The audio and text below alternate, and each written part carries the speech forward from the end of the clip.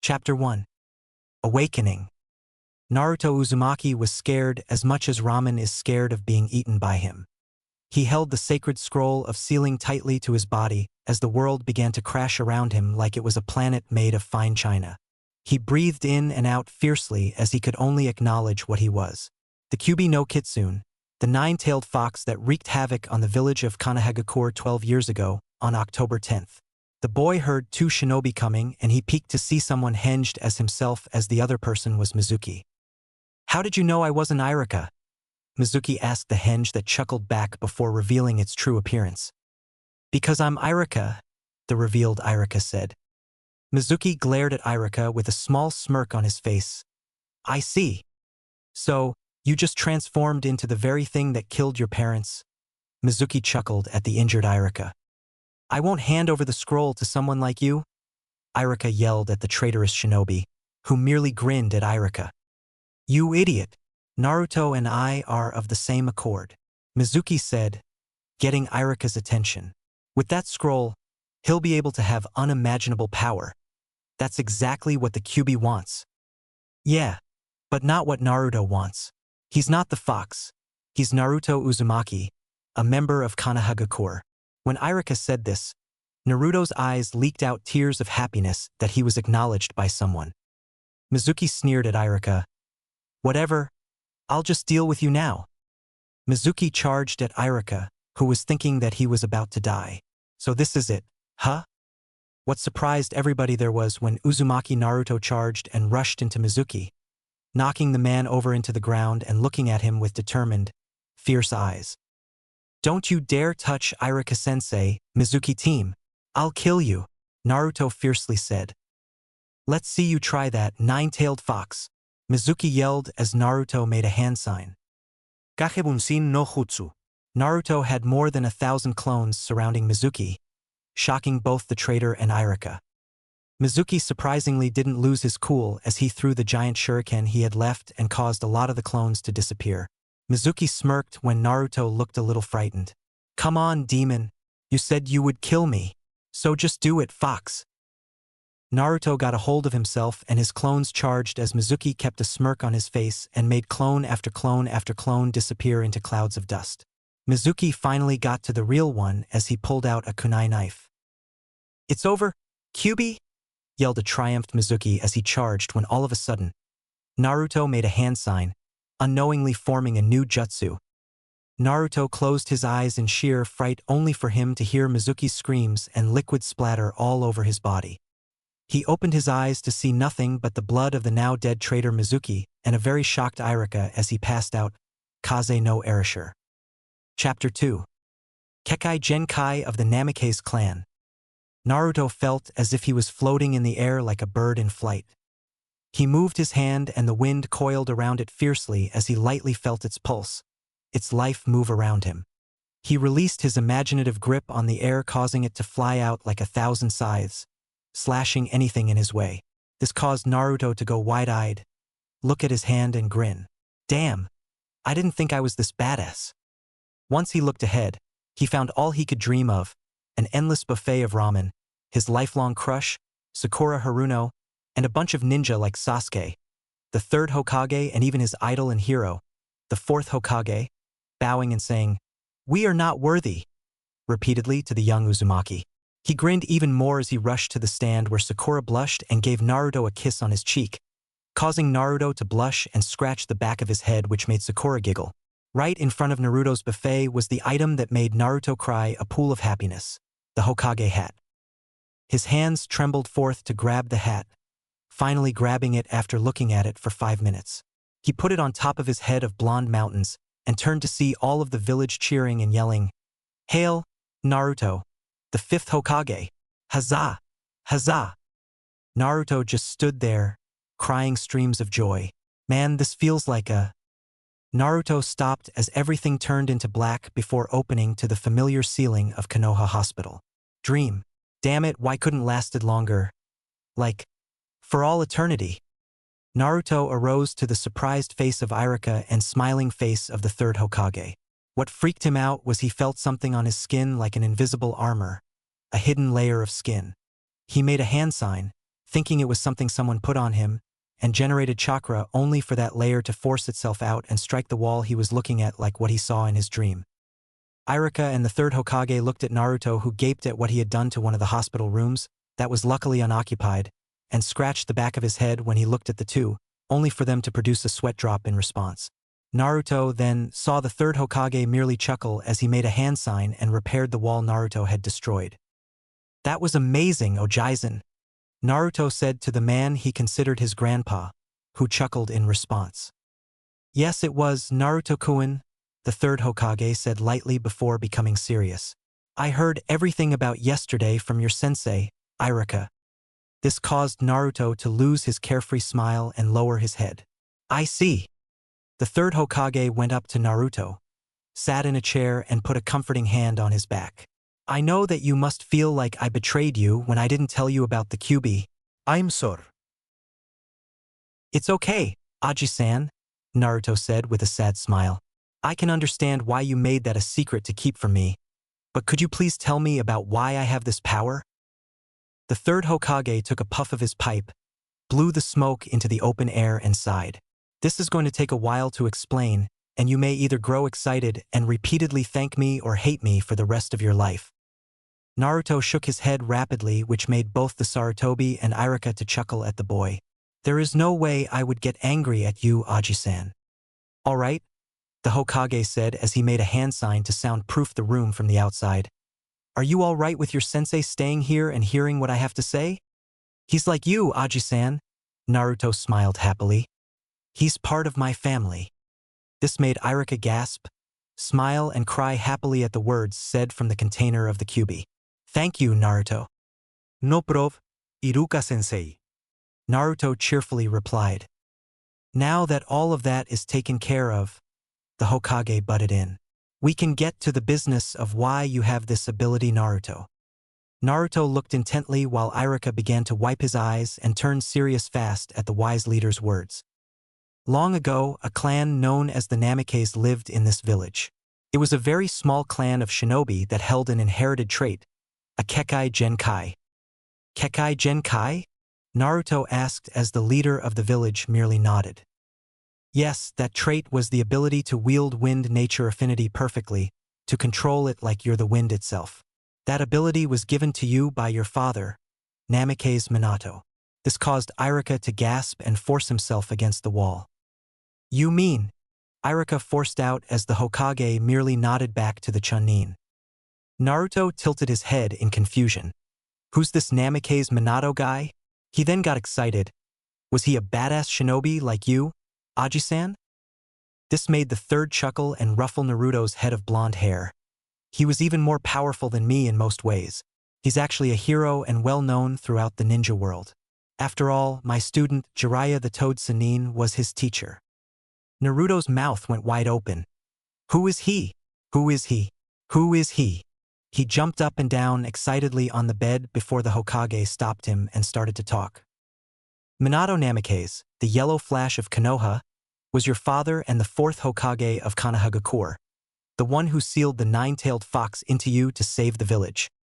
Naruto stood still, frozen as ice, until tears of sadness and happiness mixed together and he ran toward the door, opening it. "Naruto," Irika yelled at his student as the third Hokage sighed, smoking his pipe. "Let him be, Irika," the third Hokage said sorrowfully. "He's just trying to cope with the idea of the fourth being his father." "But what if he tells someone accidentally that he's the son of the fourth?" Irika yelled at the older man. "I'm pretty sure that Naruto, at least, knows better than to tell this to anybody that isn't trustworthy." The elderly Hokage spoke as he looked out the window. "I just hope he figures out how to cope with all this. I know eventually, no, pretty soon, Naruto will be back to his old self again." Triple X. Naruto Uzumaki was running from reality. He couldn't believe that his hero was the one who put this fate upon him, that it was his very hero, his very father that had cursed him to this miserable life in the village hidden in the leaves. That the fourth was the one that caused all the villagers to worship him and condemn his son, not caring about what happened to the vessel that held the Kyuubi at bay. The wind became an unstable hurricane around Naruto, causing everybody to run and call the ANBU that the QB was coming. The QB was coming. The wind calmed down once Naruto sat on a bench near the park. Tears kept falling as he sniffled and wiped his eyes, trying to cope with the information he had just learned about himself. Why did my own father give me this life? Naruto thought bitterly as someone started to see him and approached him. Yo, said the shinobi as Naruto wiped his eyes and looked at who was there. The shinobi had silverfish, white hair that tilted and a headband covered his left eye. A thin layer of fabric covered his chin and mouth, though you could see by his eye turned in a U shape that he was smiling at the Jinchuriki of the Nine Tails. You're Uzumaki Naruto? Correct? How do you know my name? Naruto croaked out. I am Hatake Kakashi, but you can call me Kakashi-sensei, the man told Naruto, confusing him. Sensei? Sorry, but Irika is my sensei. Naruto replied to the shinobi. So, they haven't told you yet, Kakashi said as he looked at the boy and noticed how he was able to use his sensei's Kekai Genkai. So, he's Minato's son like I thought after all. I can't wait to tell him all I can about my times with him. Maybe we'll grow close like I did with his father. Since you were able to use the Kage Bunshin no Jutsu, or Shadow Clone Jutsu, Irika allowed you to pass and I was chosen as your Jonin sensei for you, Uchiha Sasuke and Haruno Sakura. Naruto didn't react as he was still thinking about his father. So, you found out about Minato-sensei? Kakashi said more than asked. Minato-sensei? Asked Naruto as Kakashi nodded. Your father was my sensei, Kakashi said as Naruto nodded sadly. I understand that you hated your father for what he did to you, but I believed he believed in you to learn to master the Kyuubi, tame its powers. I know Sensei well enough to know he doesn't do stuff without reason. He is my hero, he saved the village, and he was my favorite Hokage, Naruto said. No, Kakashi said, which shocked Naruto. Both you and the fourth saved Konohagakure from the Kyuubi. Without you, the fourth wouldn't have been able to seal the Kyuubi. You are just as much as a hero as he was that day. Naruto had tears of happiness in his eyes as he hugged his new sensei. Thank you, Kaka-sensei. Kakashi rubbed Naruto's head affectionately. No prob, Naruto. You might want to go back to the Hokage to listen to everything. Naruto nodded his head. All right. He rushed to the hospital he came from and waved goodbye, ready to learn everything about his family. XXX. So, you came back, Naruto-kun? The third asked when he heard the door open and Naruto said, Yes. Do you want to know about your mother, Uzumaki Kushina, as well? Naruto's eyes bulged and excitedly said, Yeah, believe it. The Hokage chuckled at the boy. Your mother came from the village of Yuzushiogakure, a village that was an ally to Konohagakure as the Senju and the Uzumaki were distant relatives. Uzumakis were also known for their incredible sealing abilities and their longevity, their long lives. She was very cheerful and bright and thought ramen was a gift from Kami, so personality-wise she was just like you. You also have the same face. Can I have a picture of her? Naruto asked, to which the Sarutobi handed the boy a picture of a very beautiful woman with violet eyes and long red hair which made Naruto blush. Beautiful, Naruto whispered in stunned silence as he asked if he could keep the picture, to which the third nodded. Irika left his headband and told me that you'll be able to take your picture up at the tower since you are a genin. Yeah, I met Kaka-sensei on the way here, Naruto said cheerfully. You will report to the academy to see him tomorrow like the other students, because they don't even know their T's yet. Naruto nodded at the Hokage's words as he followed him, putting the headband up safely and smiling, looking forward to his adventures up ahead on his road to becoming the Kaze no Erasure. Kaze no Erasure. Chapter 3.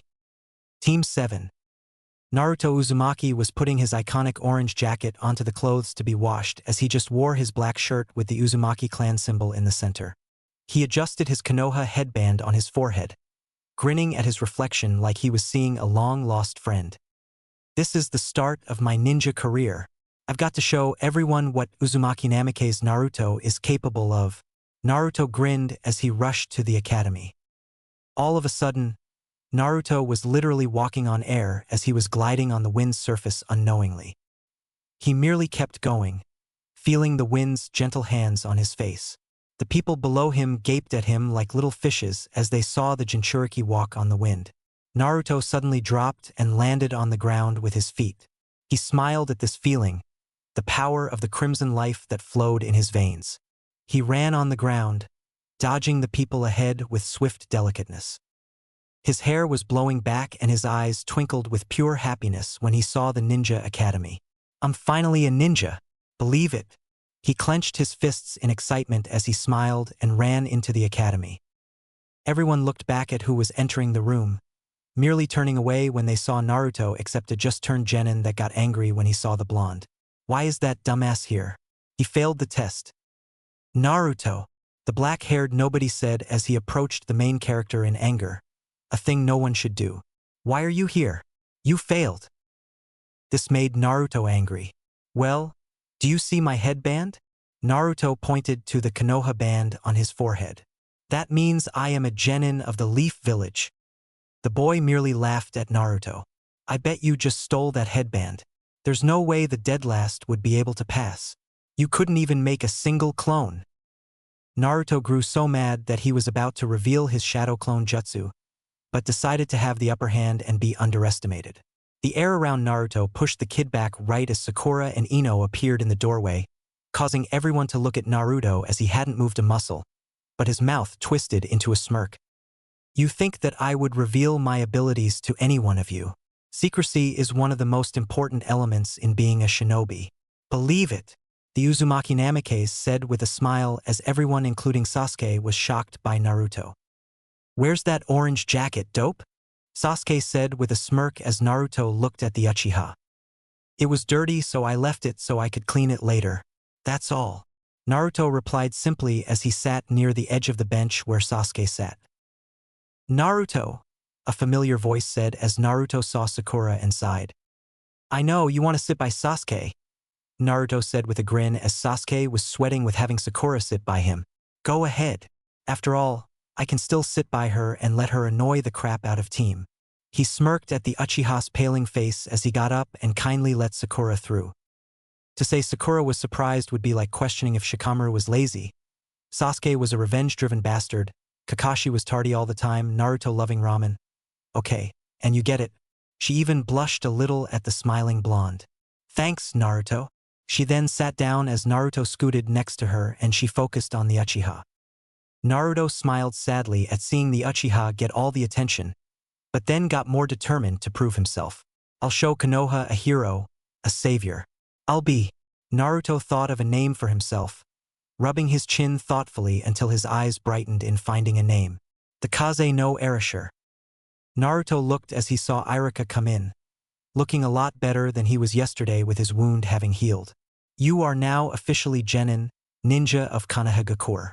You'll now be divided into teams of 3 and be assigned a Jonin sensei." Naruto didn't pay attention until he heard, "Team 7 will have Haruno Sakura." Sakura perked up at this, hoping that Sasuke would be with her. "Uchiha Sasuke." Sakura cheered while Sasuke had sweat bullets running down his body. And lastly, Uzumaki Namikaze Naruto. Then, Iruka looked to see many confused genin and a glaring Naruto. "Shit." Iruka's sweat dropped when he noticed his mistake. "I said, Uzumaki Namikaze, didn't I?" That's when he noticed Sakura's hand raise. "What is it, Sakura? Why did you add the 4th's last name on the end of Naruto's name when you called him off? Sensei? I thought Naruto was just an Uzumaki. Whoever they are." "Shit. Shit. Dog fucking shit," Iruka thought as he had sweat coming all over his body, shaking. "Well, Sakura, when I thought of Naruto, his last name meaning whirlpool made me think of the 4th's name meaning wind and wave." Sakura still looked suspicious, but nodded and everyone thought it was just a mishap. Iruka let a silent breath of relief that no one noticed. That was close. "All right, Team 8 will consist of Aburame Shino, Hyuga Hinata and Inuzuka Kiba. Next, Team 10 will be Akamichi Choji, Nara Shikamaru and Ino Yamanaka." Iruka then named a bunch of names that Naruto didn't pay any attention to until the last team came about. "You'll see your sensei later, so take a break for now. XXX. Naruto decided to meet up with the Hokage before going back to the academy. Naruto knocked on the door to hear the old man said come in. The third looked happier seeing that it was Naruto who came in. So, Naruto, what's up? Nothing much, Aji-san, other than Irika almost spilling out my heritage to the whole class. But the only one that really concentrated on it was Sakura-chan. I see, the Hokage said as he looked at Naruto seriously. If you want to tell your teammates, it's fine with me. But what about my father's enemies coming after me? Naruto asked, scared of what will happen to him. Then, I'll protect you from those enemies. You'll only tell those who you can trust completely. Naruto nodded at the third's words. Plus you have Hatake Kakashi as your sensei, the copycat ninja, one of our strongest ninja in the village. Yeah. Plus I have my Kage Bunshin and Wind, so I'll be able to kick ass. Naruto exclaimed as he ran out of the office. See ya, Aji-san. The third Hokage chuckled as Naruto left. I'm sure you'll be able to too, Naruto. Triple X. Naruto rushed to the academy, wind rushing around him as he moved. People had bug eyes when they saw a yellow blur move through the door, wind rushing around him. The blur stopped, showing it was Naruto, scratching the back of his head. Hey guys! Naruto then went up and sat in one of the benches in the classroom with everyone talking and chatting to each other. All of a sudden, Uchiha Sasuke approached Naruto and stared at him with intense coal eyes. What is it, Sasuke team? Naruto asked as Sasuke grabbed Naruto by the collar, getting Naruto up out of his seat and everyone there to pay attention. Sasuke was getting angry at this power Naruto had been displaying recently. He wanted to show Naruto that he was better. He was the Uchiha. Whatever power it would never beat his. Naruto was a clanless dope, though Irika's slip at Naruto's name earlier made him curious as he kept seeing the Yondaime, the fourth, in Naruto now. That just fueled the Uchiha's fire, made his anger even worse. Sasuke then smirked at the dead last. Fight me! Those words caused everyone to stop and look at the two, the genius and the idiot, the bright sun and the dark night. Naruto was shocked, wondering why Sasuke, arrogant Sasuke, would want to face him, the dope of the whole class. The only thing he could think of that would cause the bastard to even look his way is his newfound Kekai Genkai, his wind abilities. That's when Naruto's eyes widened in recognition. Sasuke was worried he would surpass him, that Naruto had something that the Uchiha thought was dangerous, that it could defeat him.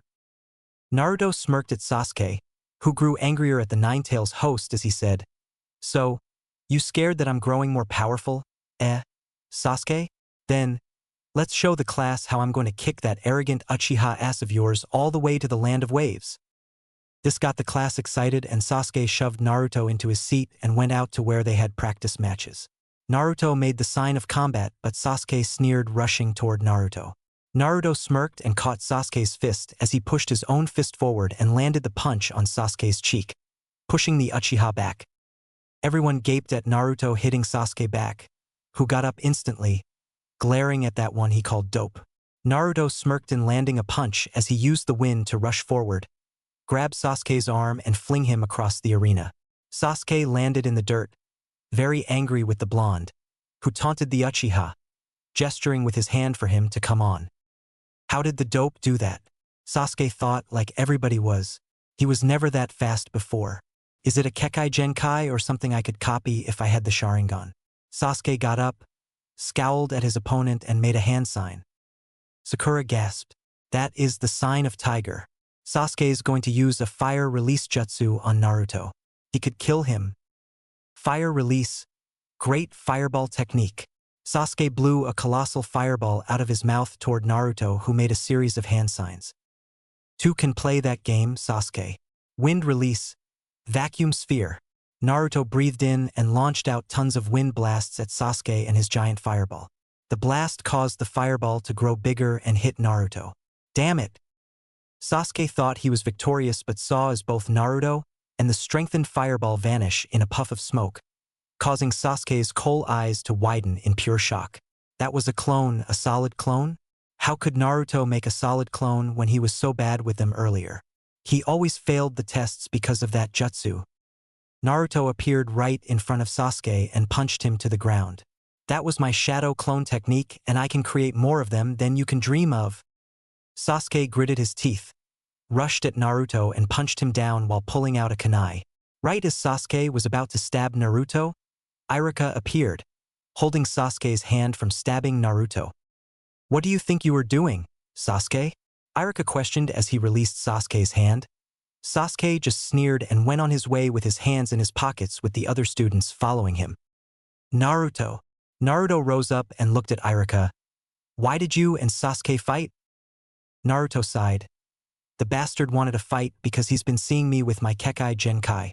It started as a Taijutsu spar, but then Sasuke all of a sudden used his fireball jutsu thing and I just used a wind jutsu to counter, but that failed miserably." Iruka didn't pry on as Naruto went back into the academy. Naruto must have used his wind to speed himself up, which caused Sasuke to resort to using his fireball. He was so caught up in not losing to Naruto. Both are excellent in Taijutsu for just graduating out of the academy, so Naruto must have intimidated Sasuke to using ninjutsu. Iruka, then, went inside and saw as everyone but Team 7, 8 and 10 had left. Soon enough, Sarutobi Asuma came in, smoking his cigarette, with his spiky, coal-black hair. "Team 10, come with me." Shikamaru sighed. Ino moaned at having to be with these guys while Choji just went on his way, munching on chips. After they left, Yuhi Kurenai appeared and called for Team 8. Kiba was excited and blushed when he saw that their sensei was a beautiful kunoichi. Shino was Shino and Hinata just silently left the room after looking at Naruto for a second. This left an irritated Sasuke, a thinking Sakura and a bored Naruto. Only 30 minutes later they did see Hatake Kakashi in the flesh as he just told them he thought they were a bunch of boring students just standing there like idiots and to meet him on the roof. "Good luck, guys," Iruka said to them. "Thanks, Iruka-sensei," Sakura and Naruto said as they rushed to the rooftop, wondering what their life would be like as a ninja. XXX. Kakashi looked bored as he just finished meeting his students. Secretly he hoped they would pass, but he didn't know if they would be able to work together.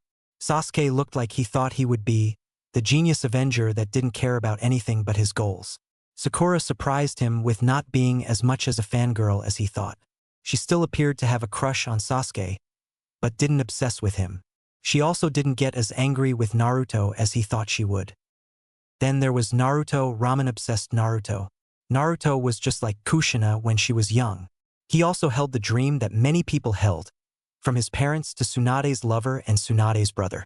The dream of becoming Hokage, the dream of being acknowledged by the village was what all of those people shared. Naruto also did something that was very hard for him to do. He told Sakura, Sasuke and Kakashi about holding Kyuubi, and that his parents were the fourth Hokage, Namikaze Minato, and the red hot-blooded habanero, Uzumaki Kushina. Naruto even showed them a picture of Kushina and Minato together in what must have been where they lived. This caused Sasuke to acknowledge Naruto more, and the same went for Sakura. They actually understood what Naruto went through. Sasuke more than anyone. Naruto cried tears of pure happiness when he told them, telling them, "Thank you," repeatedly causing Sasuke and Sakura to smile sadly at him. Kakashi went on his way, making sure to go to the gravestone before he set off to the testing area tomorrow, as he did that every single day. XXX. Uzumaki Naruto was happy. His team had acknowledged him more, accepted him more, even when he told them his past. He was rushing toward the testing area, actually running 10 minutes late. When he arrived, he was greeted to Sasuke and Sakura but no Kakashi-sensei. A few minutes later, Kakashi appeared, got yelled at for being late, sweat dropped and explained the test about retrieving bells. As soon as the test started, Sakura and Sasuke hid themselves while Naruto chose to stay out in the open. Naruto smirked as he had caught Kakashi with a clone and had him on the ropes with his Kekai Genkai only for Kakashi to use a fireball on him. This caused Naruto to smirk and generate a whirlwind around his fist like an endless vacuum. Wind release, whirlwind vacuum. The fire was actually sucked and combined together to make a tornado of fire with the way stronger wind technique. Naruto's hands started to burn, so he released the fire tornado to a completely shocked Kakashi, while Sasuke and Sakura went to grabbing the bells. Sasuke blew a fireball on the other side of Kakashi as the Jonin went underground and pulled Sasuke down with his earth release. Double suicide decapitation technique. Naruto and Sakura helped pull him out only for the alarm to ring. Sakura was sent to the stump for not doing anything and Naruto was about to give her food. But she declined only for her stomach to betray her by growling. Sasuke, then, fed her to her delight only for Kakashi to come out of nowhere like a bat out of hell for him to tell them they passed. This caused Team 7 to cheer in delight, Naruto to free Sakura with a kunai from the stump and them to go on their way. Official ninja of the village hidden in the leaves. Kaze no Erasure. Chapter 4. The Village That Used to Be. Naruto had the look of a shinobi, calm, cool and thoughtful. The determined look in his eye was fierce and untamed like a giant fire. Sakura zoomed in, hiding behind the tree near Naruto, eyes sharp like kunai knives. Sasuke held his usual look, but he was more focused than usual. Kakashi was a little ways away from the trio as he held a little mouthpiece.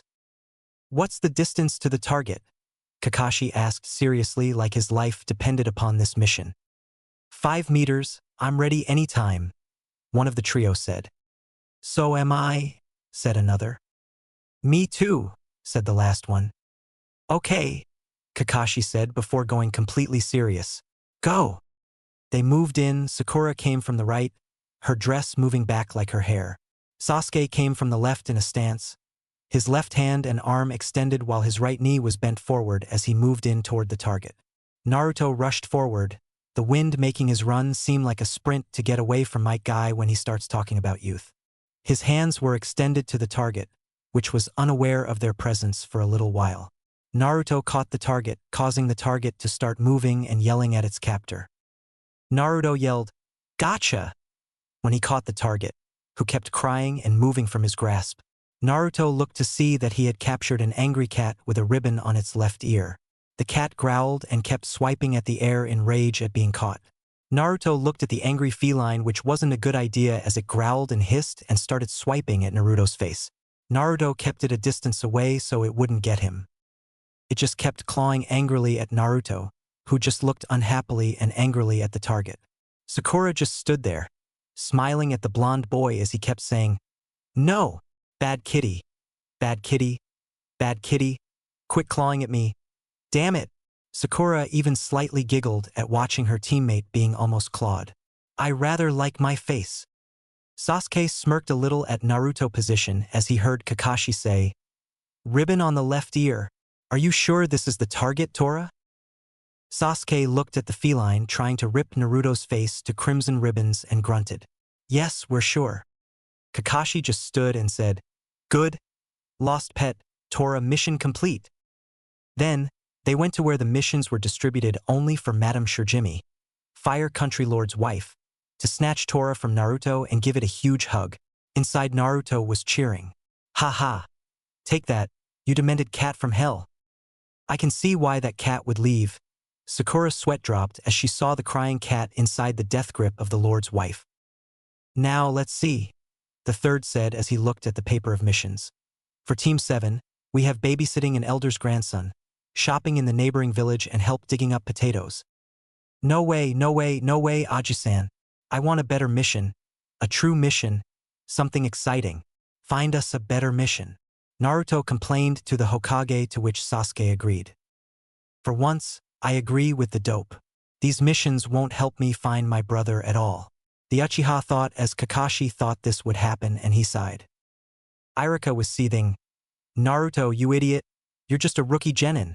You have to work yourself up to the bigger and better missions." But, we keep getting the crappiest ones. I mean, that cat almost tore my whole fucking face off. Naruto kept complaining to his former teacher. "Be quiet, you." Kakashi bopped Naruto on the head while the Hokage sighed and explained how missions were set up for ninja. Genin got all of the D-rank missions and lower C-rank missions as well. Chunin got the higher C-rank missions and all of the B-rank missions. Jonin got all of the A-ranks while S-ranks were left for only the most elite of the Jonin and ANBU. S-ranks were really very rare to see though, so the third didn't focus on them very much. Naruto, being Naruto, was just discussing openly what he will have to eat later, a miso ramen, pissing the Hokage off. "Listen!" yelled the Hokage as Naruto grew pissed himself. "I'm not that troublemaking brat I was in the academy," Naruto proclaimed to everyone there. "I just want a real mission. The third and Irika merely smiled at what Naruto said. Okay, the Hokage said, shocking everyone there. I will give you guys a C-rank mission to protect a certain individual since you want one so much. Yay! The blonde Uzumaki Namikaze cheered as he got really excited. Who will we protect? A beautiful princess like Sakura-chan? A feudal lord? This caused Sakura to blush and hit Naruto upside the head. Not as hard as she used to though. Baka! The third smiled from his pipe. Calm down, here he comes. Come on in. The door opened and the air was full of sake as an old man came in, chugging the bottle of sake, glasses on his nose. A backpack was on his back and a piece of rope was tied to his forehead. His head had gray hair and a mustache graced his face. He looked down at Team 7 and took another swig of his alcohol. So these brats are going to protect me? These are just a bunch of super brats. How can they be ninja? There's a small blonde brat with a stupid look on his face. Naruto grew very angry at the client. Then there's that girl with the pink hair. Is that even natural? Sakura began to crack her knuckles. Lastly, there's a boy with the hairstyle of a duck's but with a depressingly, what do they call it nowadays, emo look. This made Sasuke scowl angrily at their client. The client looked at Kakashi, who was keeping his students from tearing the old man apart. Do you really think they'll do the job? You don't have to worry. After all, I'm an elite Jonin ninja. You'll be fine, Kakashi said as they walked to the gate, the three genin glaring at the client. I am the super expert bridge builder, Tazuna. I expect you to provide me with super protection until I get back to my country and complete the bridge.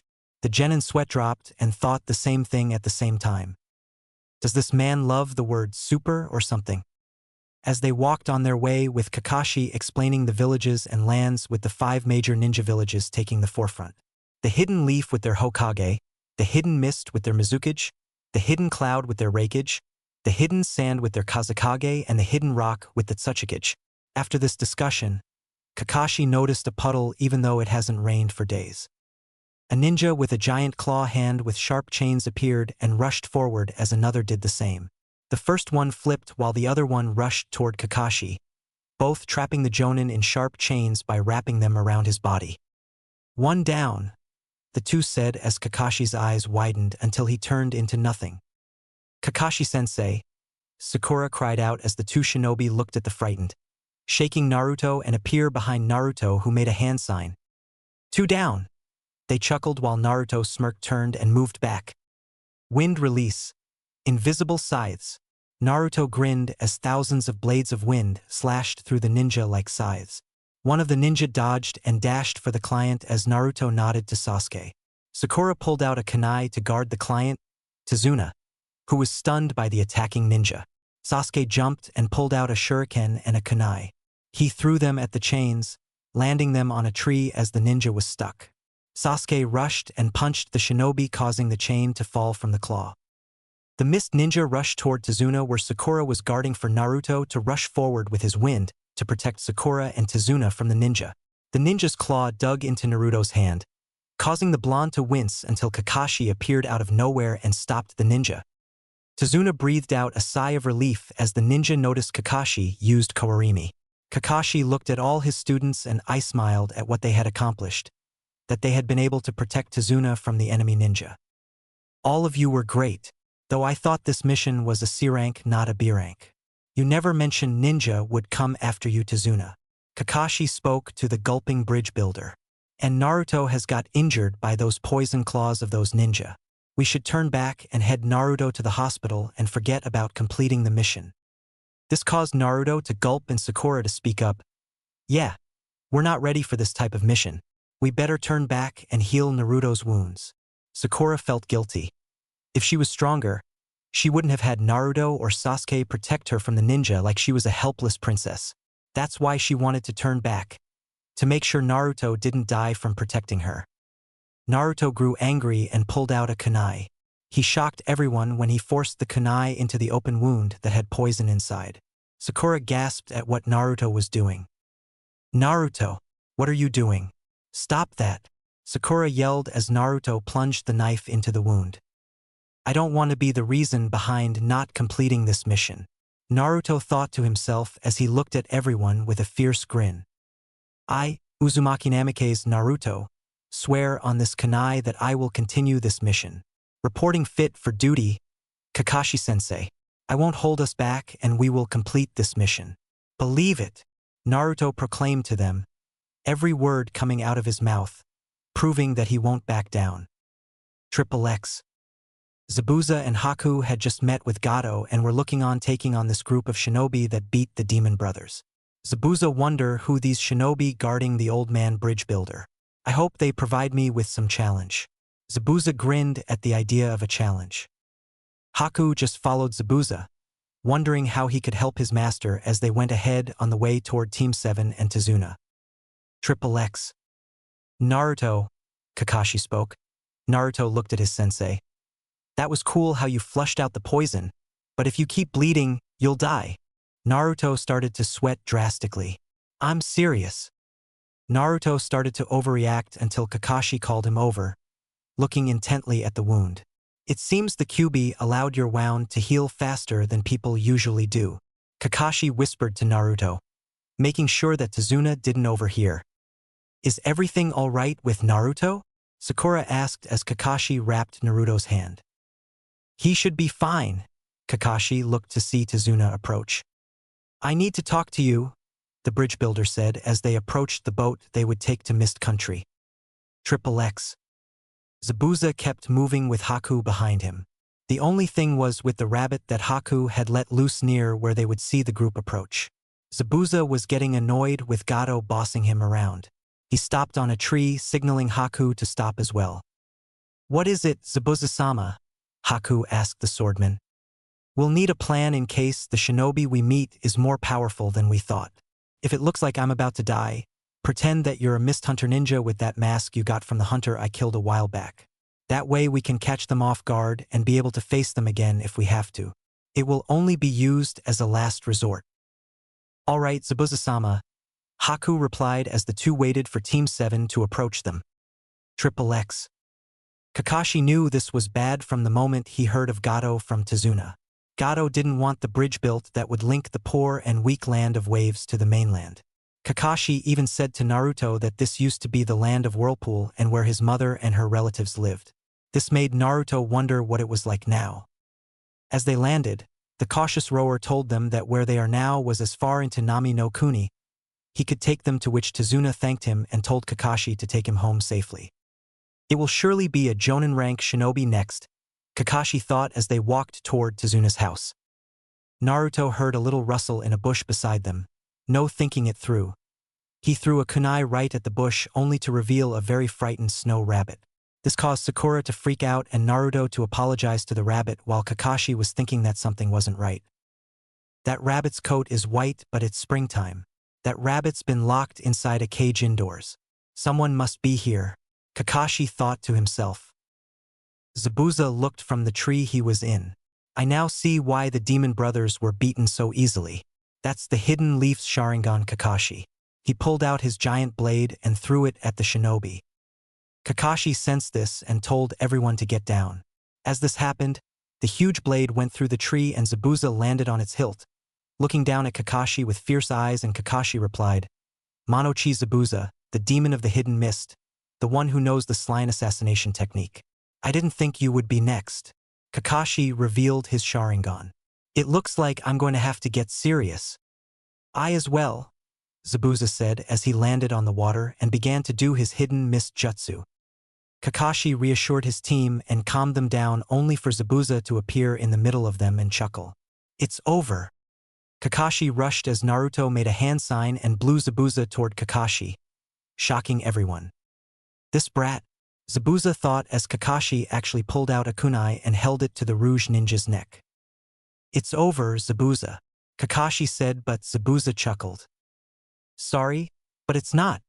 Zabuza spoke as he held a kunai to Kakashi's neck, showing that the other was a water clone.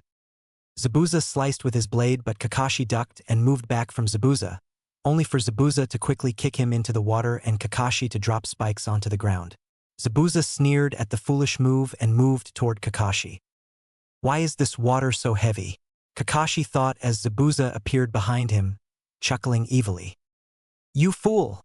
Zabuza made hand signs and trapped Kakashi in a water prison.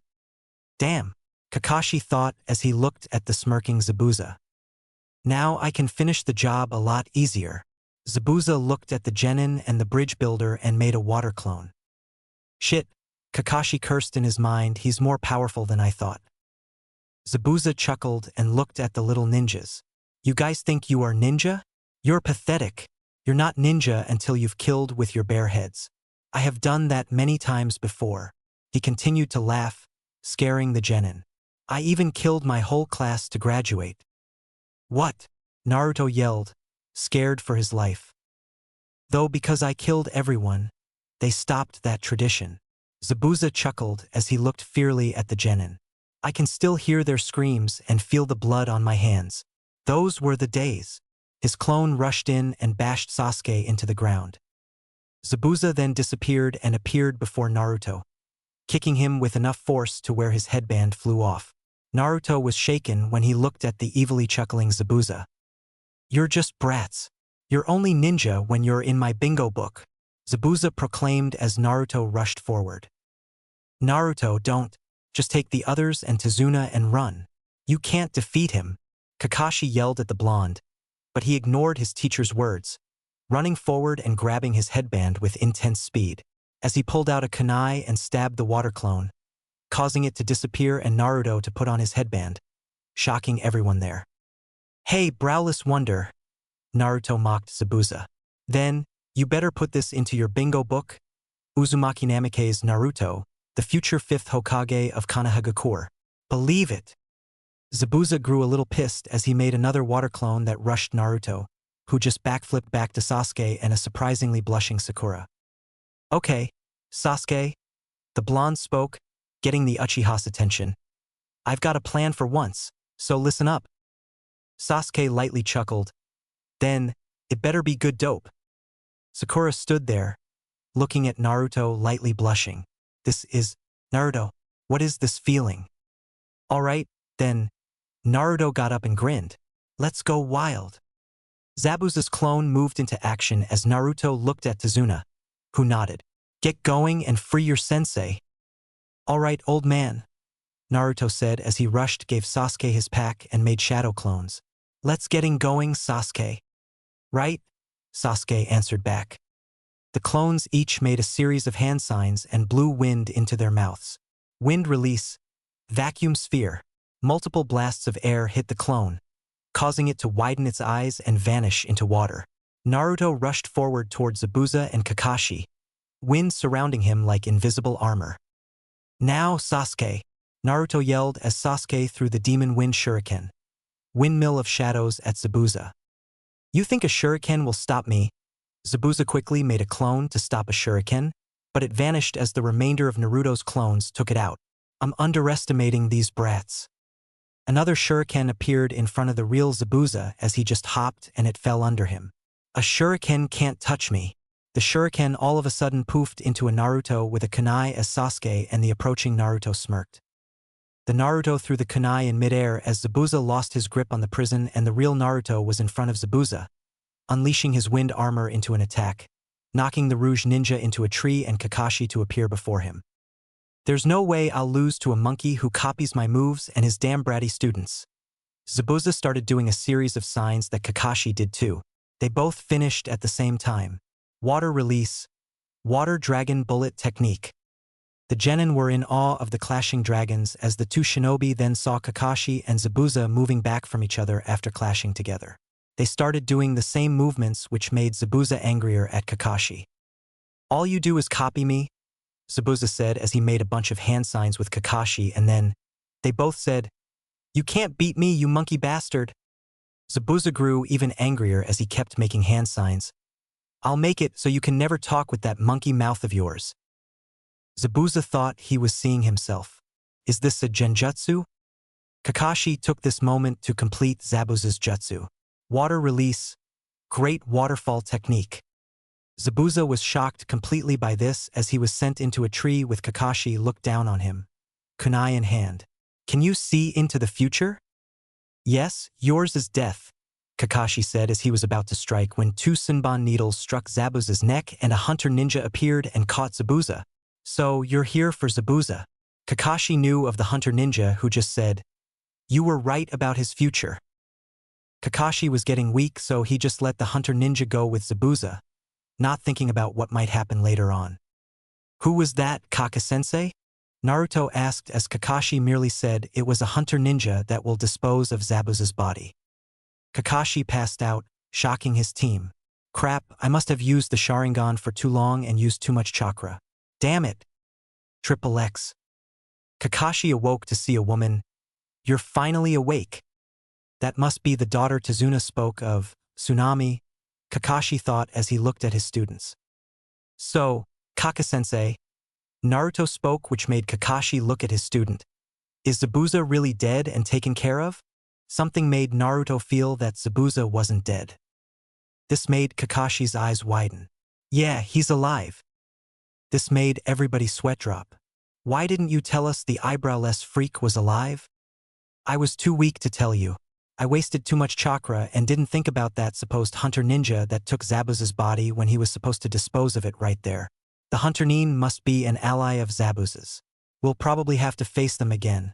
So while protecting Tazuna, we'll be training to become stronger." Kakashi-sensei." Kakashi looked at the one who spoke to see it was Naruto again. "Can I see the remains of Uzushiogakure before we train?" Naruto's eyes held desperation to see where his mother used to live. "All right." Kakashi smiled at his student as he got up on his crutches that he had to get used to walking on for a while. "We'll go right now with you, Naruto." Naruto cheered as the team got ready to see the fallen village. Triple X. "Here's Uzushiogakure," Kakashi said as they saw an area of fallen pillars with the Uzumaki clan symbol on them in an area of water. It was destroyed because of the threat they held with their superior Fuinjutsu during the war. Naruto kneeled near the water, looking at the steep hills in the countryside. "Naruto, could you guys?" Naruto asked in his voice, sounding weak and on the verges of collapsing. "Please give me a moment?" "Sure." Kakashi smiled as he pushed Sakura and Sasuke forward away from Naruto. Sakura looked back toward Naruto for a moment, and her heart felt heavy when she saw droplets of water land onto the ground.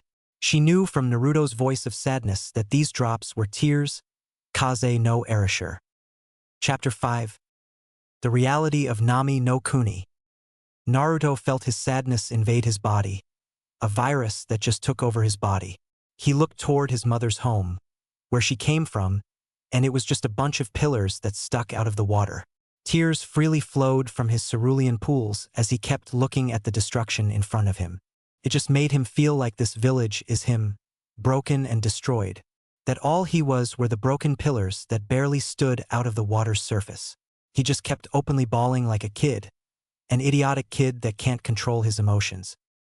Sakura and Sasuke could hear Naruto's saddening cries as they could see his back, weak and bent. Kakashi showed no emotion, but inside, he felt a deep sadness from Naruto and what he had been through. The village he lived in hated and despises him for the most part. He was the class clown and dead last of his academy graduating class, and he had no family left. All he had were stories others told him about them and the picture that the Hokage gave him. Other than that, he knew nothing of them except those things and of the Uzumaki clan, a clan that was known for sealing techniques. Naruto found out that after Uzushiogakure was destroyed that many Uzumaki went and hid in many other villages in the shinobi world. He hoped to see one that might know about his mother or just tell him more about the clan from someone that knew exactly how they were. The tears were waterfalls, continually flowing down onto the ground until Naruto felt supporting hands on his back. Naruto looked to see his team behind him, smiling sadly at him. "Naruto, we will be your family," Sakura said lightly to the boy. "We will support each other and make sure everything is all right. We will be your family." Sasuke smiled at Naruto for once. "Dope. I know what it feels like to have nothing. No family just like you. Not only did you have no family, but no support otherwise. While I choose to be alone, you weren't given that choice. You were alone from the start, and I'm just noticing how much we have in common. I think that eventually we will be like brothers. No, we are brothers." Naruto started to look at them and smile as he got up and looked at them. "Thanks, guys." Kakashi, I smiled at the team as Naruto cheerfully said, "Now, let's get to that training." This caused everyone to laugh and move ahead, toward the future. Triple X. So, what will our training be, Kaka-sensei? Naruto asked his teacher excitedly. A chakra control exercise. Kakashi spoke as he generated chakra to his feet and started walking up a tree. He found a branch as he looked down at his students and I smiled. "You'll be climbing trees like I did." "Awesome." Naruto cheered and was about to try it, but Kakashi stopped him. "I have to explain. This exercise requires you to focus your chakra to the bottom of your feet, a stable amount, and walk up the tree. Too much will cause the tree to crack and too little will cause you to not even get on the tree. But you guys will learn better when you actually try it." Kakashi threw them each a kunai as it landed in front of each of them. "Just try it out." Naruto chuckled as he picked up the kunai. "I can do this in my sleep." Kakashi had an almost dead look to him. "Whatever you say, great Naruto-sama." Naruto and the others rushed the trees. Surprising Kakashi was that Sasuke was the first to fall of the tree as he put too much chakra on the tree, causing it to start to break. He took the kunai and made a cut as he landed on the ground safely. Naruto got at least 1/4 of the way before making a slash on the tree's body, lost his grip on the tree. He feared he was going to fall and hit the ground hard, but he opened his eyes to see he was floating in midair. He dropped safely to the ground, surprised at what happened. Sakura was already zooming through the tree, expertly reaching to the top. She looked down from the top of a tree, resting on the tree branch. Smiling and playfully sticking out her tongue in accomplishment, she looked at her teammates and teacher. "This is pretty easy." Naruto looked up and saw his crush on top of the tree. "Wow, Sakura-chan, that's awesome." Sasuke just looked down at the ground in failure. Kakashi just said, "The Uchiha and the 4th Hokage's legacy are not as strong as I thought they would be." "Kakashi-sensei," Sakura yelled at her teacher at taunting her teammates. Naruto and Sasuke looked at each other and nodded as they got off the ground. They focused on their chakra and ran up the tree while Sakura came down from hers, walking swiftly down the trunk. Naruto didn't get at all much further up than before, falling to the ground after marking the tree. Sasuke got quite a bit farther, closer to Naruto, and he marked the tree before falling. Naruto grew frustrated and looked at the exhausted Sakura that was resting under the tree she went up. He approached her, causing Kakashi to look at his student. "Sakura?" Naruto spoke as he looked around and then got closer to Sakura. "Can you help me do this?" Sakura was amazed. Naruto was actually asking for her help. She blushed a little and grinned, sticking her tongue out a little. She was better at something than the others after all. "Okay, Naruto, I'll help you out." Naruto lit up and focused on as Sakura spoke to him and Kakashi looked on. "I wonder how much you'll grow, Naruto. It'll be a treat to see what you become." Unknowing to them, a little boy was watching them. "It's all useless. Why even try?" Then the boy went back to Tezuna's house, not understanding why these ninjas thought they could do anything. Triple X. Tezuna was about to head out and build the bridge when he saw 3 people enter the house. Triple X.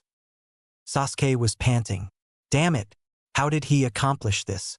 Sasuke went up the tree, slashed the bark and dropped to the ground before repeating the process. Triple X. So, where's the pretty boy at? Tezuna asked Kakashi, Sakura and the grinning Naruto. He's out training on the trees out back. Kakashi explained as he put his hand on the heads of Sakura and Naruto. These 2 have already passed the training and will be protecting you now while I rest, Tezuna. Really? Said the surprised bridge builder as he looked at the smiling duo, scratching the back of their heads. I thought pretty boy would have already beaten these 2 easily. Naruto grew a tick mark and yelled, I'm better than Sasuke. Believe it. Sakura lightly punched Naruto's head and told him to quiet down. All right, whatever you say, Tezuna said as he exited the house. Let's get going. Right? The 2 exclaimed seriously as they walked with the bridge builder. Triple X. Sasuke kept going up the tree, slashing the bark and cursing. I can't believe that Naruto beat me to the top. If I can't even beat the dead last, what does it make me? I'll never be able to defeat my brother. Although Naruto has had his struggles, the village will not even give him a glance. His parents are dead and he has been alone almost all of his life. He also has been housing the demon fox inside his body against his will and has a Kekai Genkai from the fourth himself. Sasuke shook his head and growled at himself. Forget about Naruto. Just focus on the tree, focus on the tree. Sasuke concentrated and, then, ran up the tree, finally reaching really close to the top, before marking his place and landing back on the ground. I'm getting close. Triple X. Haku undid the bun holder. Let his hair drifted a little over his shoulders as he held a basket to collect herbs to help Zabuza become cured. His sleeveless pink kimono fluttered a little with the wind. The way he looked, he could probably be mistaken for a young lady. He picked at the herbs in the forest and then a bird perched on his shoulder. Little did Haku know, someone knew that he was there and that person watched him like a bird, a crow attentive and fierce. Triple X. This is boring, Naruto complained as he pouted at having to do this job. I could be doing training right now, but I'm stuck guarding the old man. I want something exciting to happen. Naruto, Sakura scolded her teammate. Don't ask for anything like that. She glared at the blonde. You never know what might happen. All I know is that if something's going to happen, it better be amazing, fucking intense, and it better come fucking soon. Naruto yelled as the bridge builder Tazuna grew angry at the brat. You have a big mouth, you know, brat. I'd rather pretty boy be here than you. At least all he'll say is a grunt and ignore me.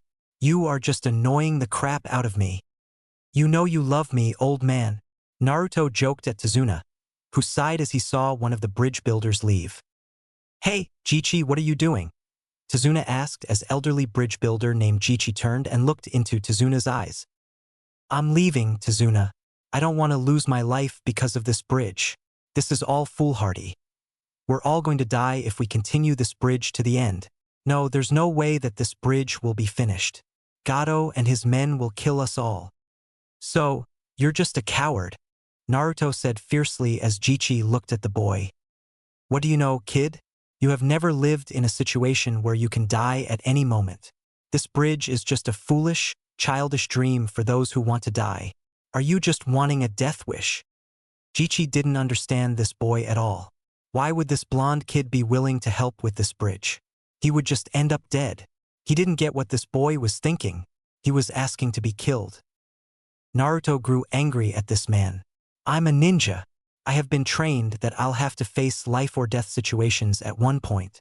This bridge isn't a childish dream. This bridge is for your country. For your people. This is for your wife, your brothers and sisters, your sons and daughters, and the future generation of Nami no Kuni. This is your chance to take a stand and kick Gato right in the ass. If you risk your life, you'll be honored and your family will be proud of what you accomplished. Why can't you see that this is more than just the dream of an old bridge builder? This is the dream of Nami no Kuni and I'll support this dream. I will make this dream a reality and I will not die here. I won't die until I become the leader of my village. Not until I become Hokage. If you leave now, leaving your fellow people out to die for the sake of their village, then go ahead. That just means that you're worse than scum to me. Everyone looked at Naruto with wide eyes. This boy had yelled out to this deserter just how much this bridge meant to their people. Sakura was even surprised by Naruto's speech. She had never seen Naruto speak like this. Sure, he would say he'd be Hokage and all that, but she could sense feelings and passion behind Naruto's words now. Determination flowed through everyone to complete this bridge. The bridge that would lead them to their dream, a better nation, and a better future. Even Jichi was shocked at this boy and his speech. It almost made him change his mind and support the bridge. But it still didn't. The guy walked away from them like a coward and Tazuna just yelled at him. Don't come back tomorrow. You're done. Now, Jichi looked at the incomplete bridge. He sighed. He didn't have a job, but at least he had a life. Everyone else thought differently. To them, Jichi lost everything, even his dignity. It's noon. It's time to call it a day for now, Tazuna said as he rubbed Naruto's hair. You're less of a brat than I thought. Naruto and Tazuna smile at each other as Sakura joined them, smiling as they went into town. Triple X. Haku was slightly stunned when a kunai knife was thrown right in front of him, landing by his feet. A familiar shinobi dropped from a tree with the Uchiha symbol on his back. The boy stared at Haku intensely as Haku remembered him to be with that group of ninja that Zabuza faced in the woods. That symbol on his back is of the famous Uchiha clan, but I heard from Zabuza that it was dead. All of its members slaughtered by the Rouge Ninja Uchiha Itachi. This boy doesn't wield the Sharingan though, so I don't know if he's just faking it and putting on a show to intimidate people. I heard from that blonde kid that his name was Sasuke. I didn't catch the blonde's name though, Haku thought as Sasuke was glaring daggers at the boy. What are you doing here way out into the woods? Sasuke stood with his arms across his chest. Haku just smiled and said, I was picking herbs to heal my master.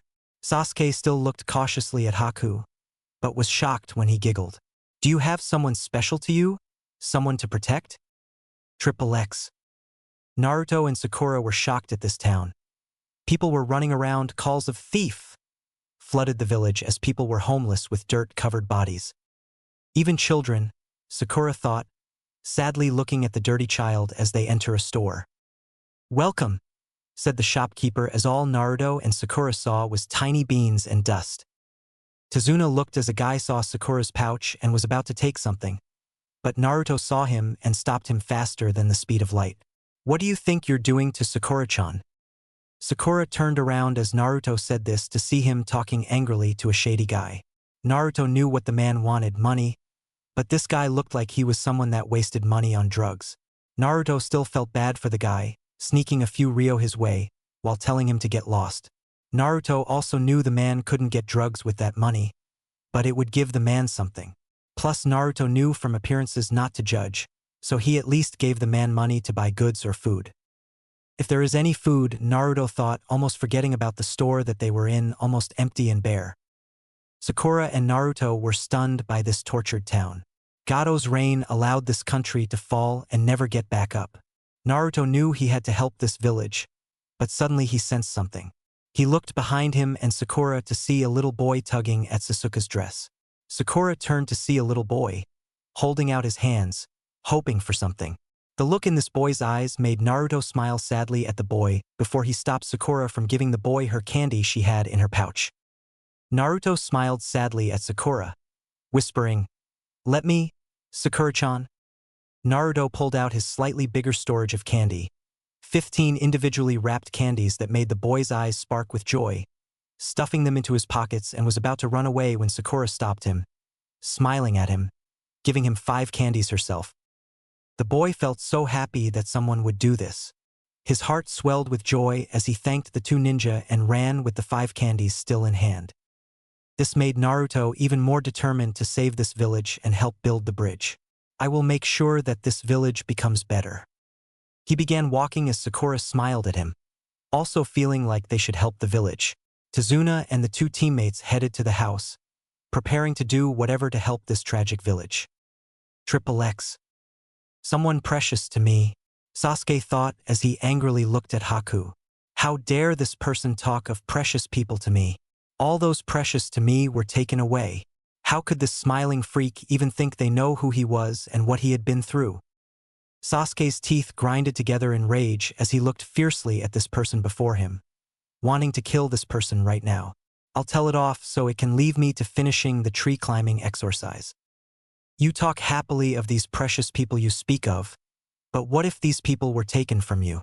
Those close to you taken by the one you trusted so much, but that person backstabbed you and killed all of those you loved and became your goal. You are just mocking me.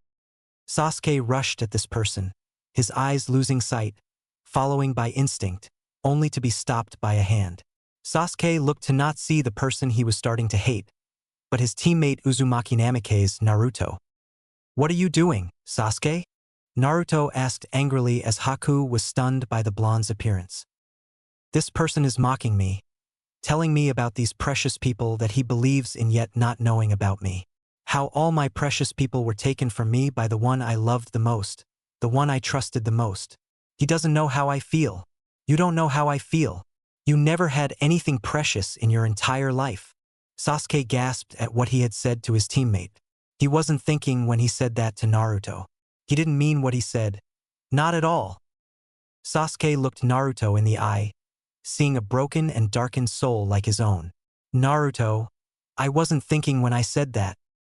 No, Naruto said coldly at his teammate, scaring Sasuke slightly when he looked into Naruto's maelstrom eyes.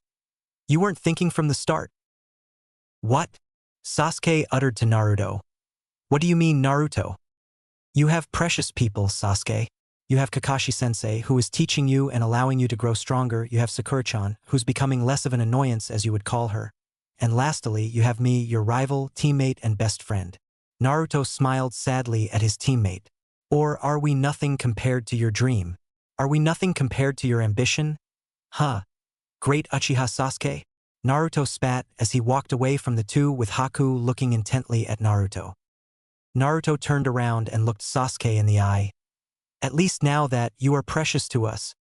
Naruto went off, leaving Haku and Sasuke in the forest, wanting to let out some steam before heading back to Tezuna's house. Haku was stunned by the boy who was walking away, but smiled as he went on his way. Naruto, he will grow stronger, definitely. Triple X.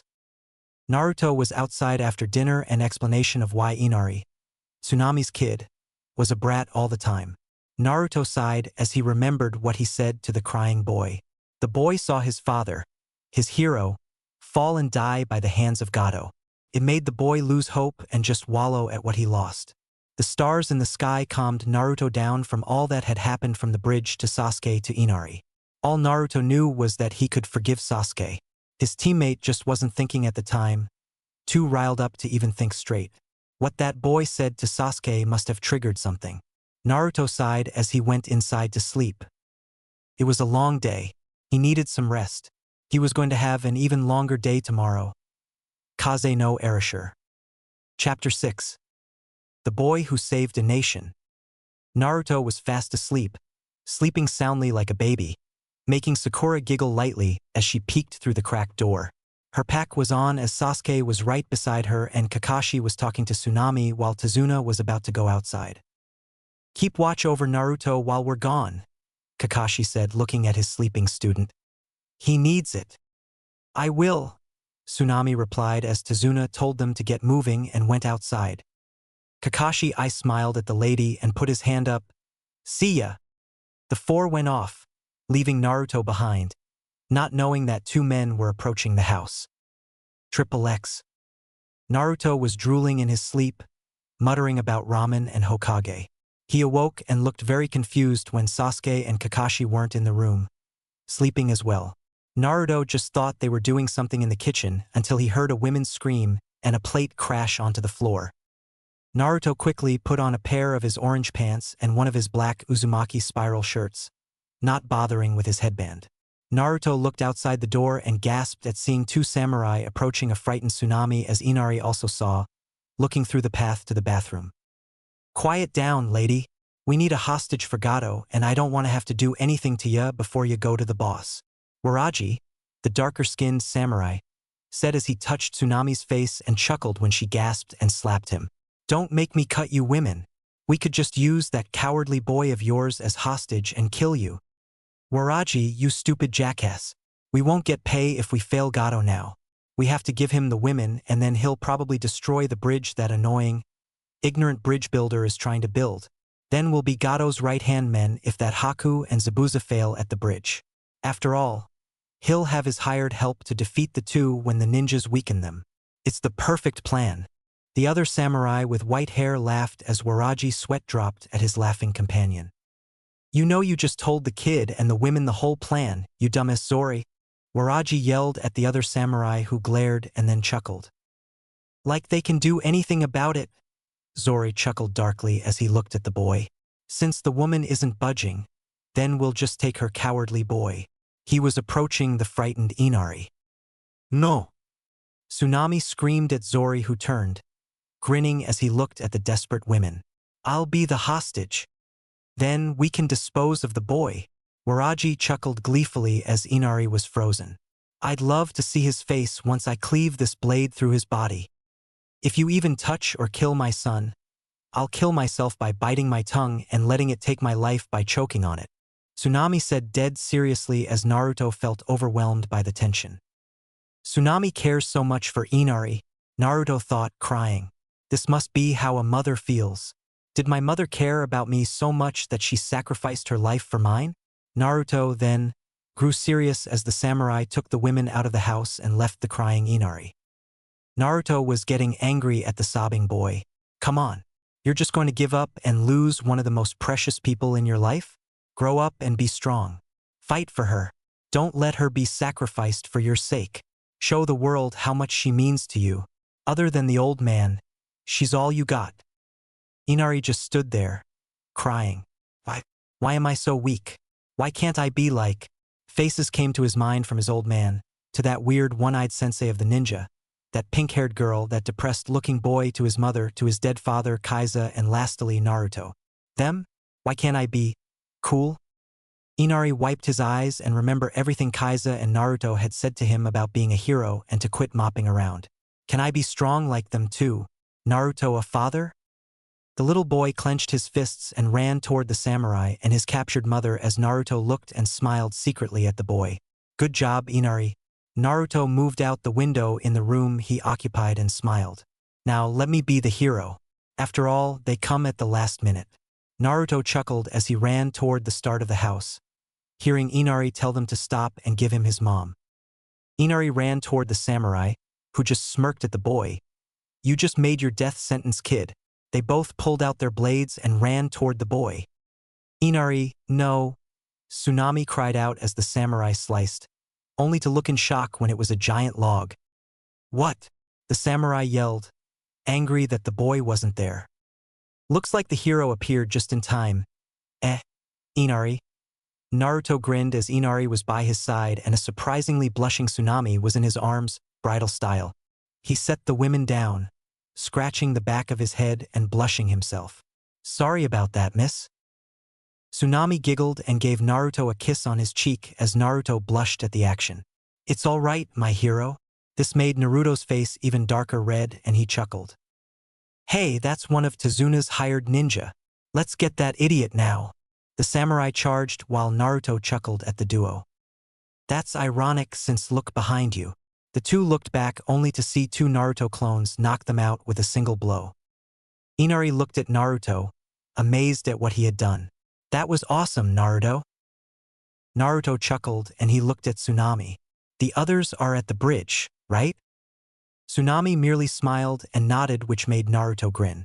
All right, a hero's job is never done, right? He ran forward only to stop. Inari. Yeah, Naruto? Inari asked, wiping the happy tears from his face. Dang it, I'm crying. Naruto looked back, his hands behind his back, and smiled at the boy. It's all right to cry if you're happy. You're getting strong, Inari. I'm sorry, but I've got to go. See ya, you too.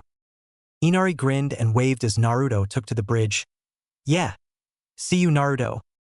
Triple X. Sasuke was exhausted, huffing his breath as he looked at the crystal mirrors before him. Damn it. I can't break or even burn these ice mirrors. Sasuke's body was a voodoo doll, needles sticking out of his body in all sorts of places. He looked fiercely at Haku and made a series of hand signs. Fire release. Dragon flame technique. Sasuke breathed in and unleashed a fury of flames that actually slightly melted the ice more than his earlier fireball. But it still barely seemed to phase the demonic ice mirrors. He cursed at himself, angry at not being able to defeat this ninja. It seems that this is all you're capable of, Haku said as he pulled out some more needles and threw them at the Uchiha. Now die! Right as the needles approached Sasuke, he moved swiftly past them, his eyes now crimson red with 2 comma marks around the pupil in each eye. His face held a look of shock at what he was able to do. I must have gained it. Sasuke smirked at his luck as his eyes pulsated. I have the Sharingan. How does he hold the Sharingan? Haku gasped internally before he widened his eyes in realization. He is a part of the Uchiha clan and he holds the Sharingan. But how is this boy alive when that man that was named Itachi was heard to have slaughtered the whole clan? It was genocide, a holocaust. Now, you'll face the true power of the Uchiha, Sasuke said, smirking at what he accomplished. Triple X. I wonder, Sabuza said out loud in the mist with his eyes closed. Where is that loud blonde brat that ranted on how he would be the next Hokage? Kakashi merely stood there at ease, planning on using his ninja dogs to track down Zabuza since his blood was on the blade. He put the scroll on the ground and I smiled. He'll be here soon enough, knowing him. He'll probably laugh and say something like, "The hero comes in at the last moment." Kakashi chuckled and then glared in the direction of where he heard Zabuza, his Sharingan eye rotating like an extremely fast Ferris wheel. "Too bad he won't see me kill your arrogant ass. I have more than just Sharingan up my sleeve." Zabuza chuckled. "Then, let's see it, Hatake." "I'll show you gladly," Kakashi said fiercely as a group of dogs were summoned, traveling under the ground of the bridge. Summoning, Earth Release, Tracking Fang Technique. "I don't see anything, Kakashi." Zabuza laughed darkly. "Now you die along with that Uchiha you have as a student." Kakashi smirked when he heard distant barking and Zabuza sounding surprised. Kakashi looked forward to see Zabuza, stuck where he was because of a horde of dogs held him there. "I used my blood on your blade to track you underground with my summoning technique, and the mist is clearing up, so I think it's time to say this again. Your future is death." "Stop, you hokey fortune teller," Zabuza yelled in rage. "Your predictions will never come true." Kakashi glared at Zabuza. "I'll make sure you die by this, my own creation." The Sharingan shinobi made hand signs before lightning starting to crackle on his palm. "Lightning blade." Zabuza's eyes widened at the technique. "Holy crap, the chakra's visible." "Like I've said, Zabuza," Kakashi said, before rushing toward him, "your future is no more." Triple X. Sasuke was no longer smirking as he looked fiercely at his opponent before falling to his knee. "Damn it, it can't end here." "It ends here," Haku said as he threw the needles right at the wounded Uchiha. Triple X. Kakashi was still rushing at Zabuza, his hand full of lightning, pulled back and about to be pushed forward. "I will not die here. Damn it." Zabuza cursed in his mind as he saw the copy ninja approach, sending all his hate at him through glaring, sewer water eyes. Triple X. Sasuke had his eyes closed but never felt the needle reach him. Instead, he felt someone in front of him. He opened his eyes and looked slightly down to see his blonde-haired teammate, grinning while Haku had his own needles stabbed into his hand. "Very skilled, you are, Naruto," Haku said behind his mask. "Naruto?" Sasuke asked as he saw his teammate's trademark grin. "The hero, Kaze no Erasure, has arrived," Naruto said cheerfully, looking at Haku. Sasuke smirked at him. "So, you got up, dope?" "Shut up, team." Naruto smiled at Sasuke when he said this as Sasuke did the same back. Naruto looked at Haku. "Let's end this guy, so we can help Kakashi-sensei with Zabuza." "What do you have in mind?" Sasuke whispered as Naruto merely smiled. "Just use a fire release jutsu on me." Triple X. Sakura could see something as the fog was clearing up. Either Kakashi or Zabuza was running at the other with a very powerful ninjutsu. "I hope Sasuke is alright and I wonder if Naruto is here yet. I just want them all to be safe." Sakura heard a loud cry and her eyes widened. "What happened?" Triple X. "Dope. Have you lost your mind? How long were you asleep?" Sasuke yelled at him. Naruto turned serious, his arm extended as he did a hand sign with one hand. "Just do it, Sasuke." Sasuke made the hand signs and blew his dragon flame technique right on Naruto's arm. The fire was sucked into a whirlwind, a vortex of wind as Sasuke remembered this from the bell test. Wind-fire release hybrid. Inferno of Hell technique. Naruto released the jutsu at a completely shocked Haku as it burned the mirrors into water. "We did it, dope," Sasuke said as Naruto dashed with his wind and reeled back his fist with wind surrounding it. Naruto hit Haku, causing him to fall back to the railing of the bridge, his mask broken into shards. "We did it." Sasuke's eyes widened in horror as the water on the ground turned into a bunch of Haku clones that surprised even Naruto. "Move it, dope." But it was too late for his teammate, who had thousands of needles, stabbed onto his body. Sasuke was frozen. Eyes were wide in pure shock as he chuckled in denial of what his eyes were showing him. even if he had his Sharingan active at the moment. He could hear his heart rate increase for the first time in what felt like forever. It felt unnatural and horrific as he saw his teammate's body fall to the ground in slow motion. "You're not dead, right, dope?" He continued to chuckle madly in denial. No answer. "Stop with the pranks, Naruto. If you do, I'll buy you a life supply of ramen. I mean a life supply." Still no reply. Sasuke's eyes changed to his coal eyes, still filled with sadness and verged on spilling a flood of tears. He saw the life of Naruto flow out of his shell in a sad crimson color. This made Sasuke shake in fear and madness. "Say something, dope." Still nothing. "Say something, damn it. You should know that he is dead, Uchiha Sasuke," Haku said as he looked at Naruto's body. His face now known as the one who told him in the forest if he had someone precious to him. He was a great shinobi, trying to protect this nation. His precious people even when he was scorned from the place he called home. He died a death worthy of a shinobi. Sasuke's fists clenched to reality and he scowled in anger at the ground. Tension filled the air around them as Haku couldn't hear Sasuke mutter angrily, "Shut up! What did you say?" Haku asked as all the air around him seemed to blow toward him in rage. "Shut up! You don't even know or understand us," Sasuke yelled in anger, tears still not spilling from his eyes. "You don't understand what he went through." With those words, Sasuke charged on a rampage as Haku suddenly widened his eyes and made a hand sign. "Sorry, but there's something I must do, Sasuke." Right as Sasuke was about to punch the daylights out of Haku, he disappeared. Sasuke quickly established himself on the ground, not falling over, before turning and seeing Naruto's body. He slowly and sadly approached his teammate. When he was over his teammate, his tears finally fell little by little onto the blonde's face. He fell onto his knees, his body shaking uncontrollably like he was back at the Uchiha estate, seeing Itachi kill his family again. This pain was the same pain he felt back then as he lifted his head into the air. "Irah!" Sasuke yelled sadly and angrily into the open air, his emotions running wild as his tears flooded down his face.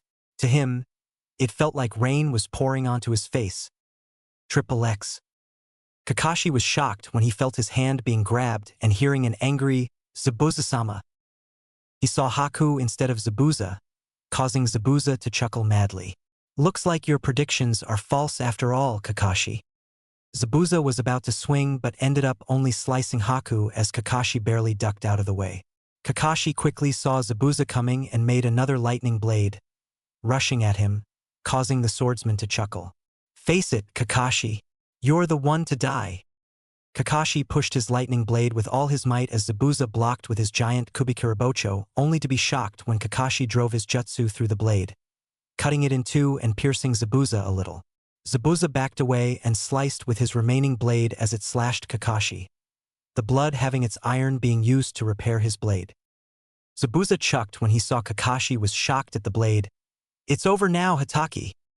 Kakashi took kunais and stabbed Zabuza before he could even swing his blade, causing both his arms to become inactive. "Damn it, Kakashi." "No, now it'll be over."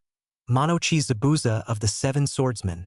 Right as Kakashi was about to finish him off, they both were shocked to hear clapping on the other end of the bridge. Triple X. Sakura was worried, hearing a voice that sounded like Sasuke. She gasped as she thought, what if he's dead? Sakura looked at Tazuna with a worried look as the bridge builder sighed. "We'll go together if you want to check it out. That way you're still technically okay since you're with me, guarding me." Sakura smiled and thanked him, running toward her teammates, dragging Tazuna along for the ride. Triple X. "I can't believe the demon of the hidden mist had fallen so far down," Gato said, looking at Zabuza smugly. "To be defeated by mere ninja. I expected better of you." He kicked Haku's corpse and smirked.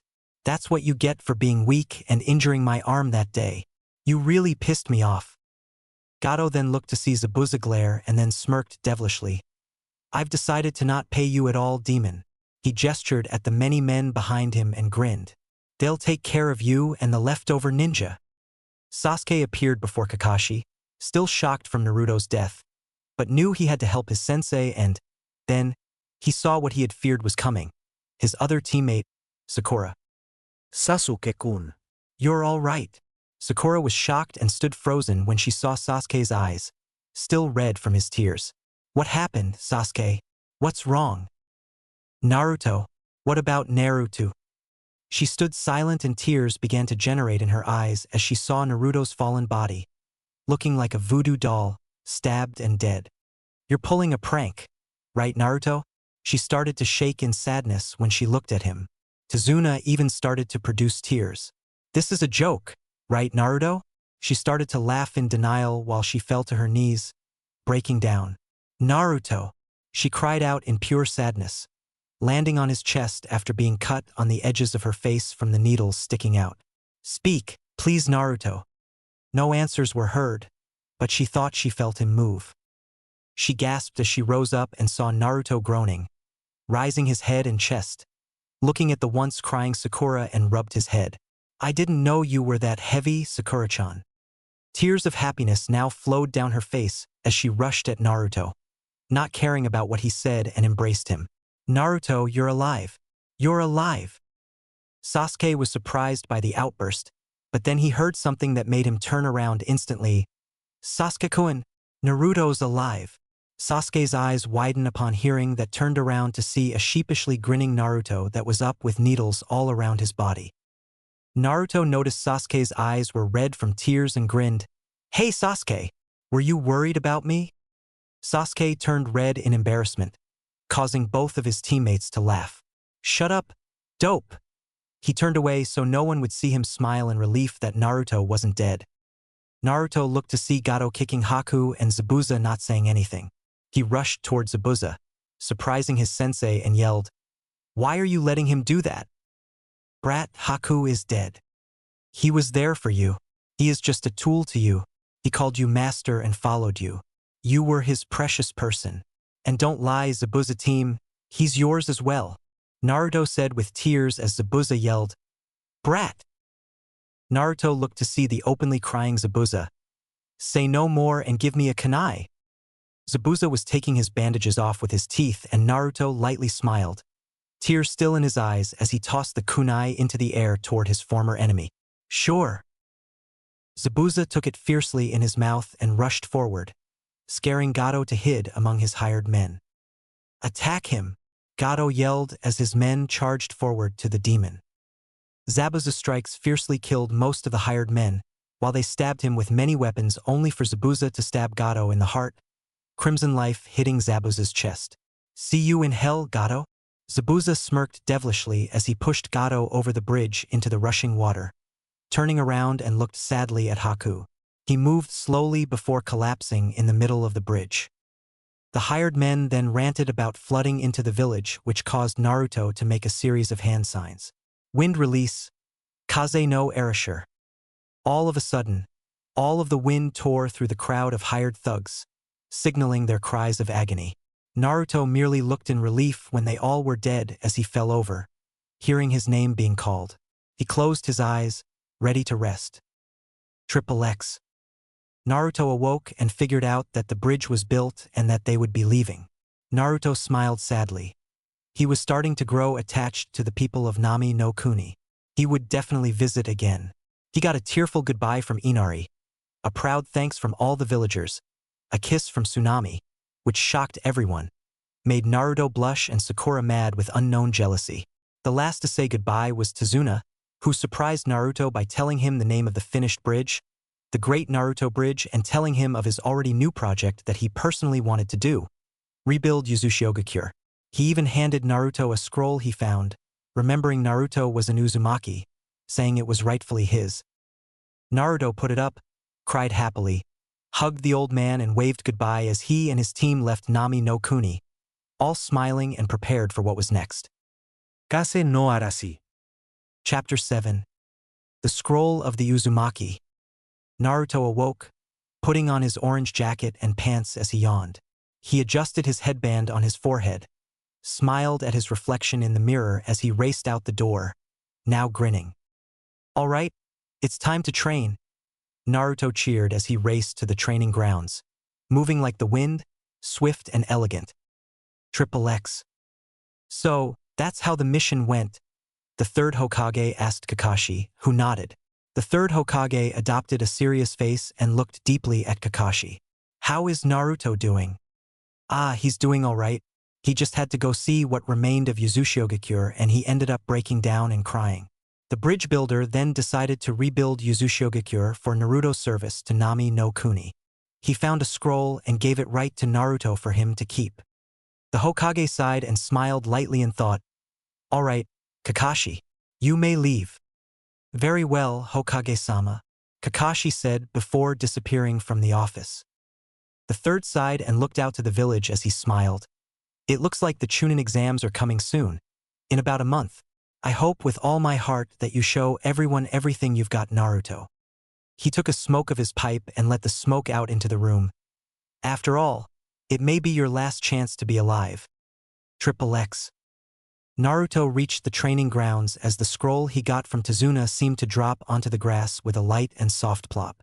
Naruto looked and his eyes widened when he saw the scroll on the ground and handled the scroll. He touched it, looking at the intricate swirl patterns all along the scroll's exterior and hesitated in picking at the top of the scroll where he could open it up. The scroll may have been of little height, but it was very wide and probably full of earlier jutsu or history of the Uzumaki clan. It made Naruto grin and shake in anticipation. It just made him so excited, but he'd have to be careful. This scroll looked decently old, at least 50 or 60 years old, but still in excellent condition for a scroll of its age. He fingered the tiny corner sticking out, teasing him to rip it and look into the scroll, but Naruto knew he had to be focused, not giving in to temptation. He picked at it with curiosity and began to peel the scroll very delicately. If anyone saw Naruto doing this, they would have their jaws to the floor in shock. They wouldn't believe the hyperactive ninja of the academy was actually not eagerly opening a scroll that could contain secrets to his family or jutsu that he could learn with practice.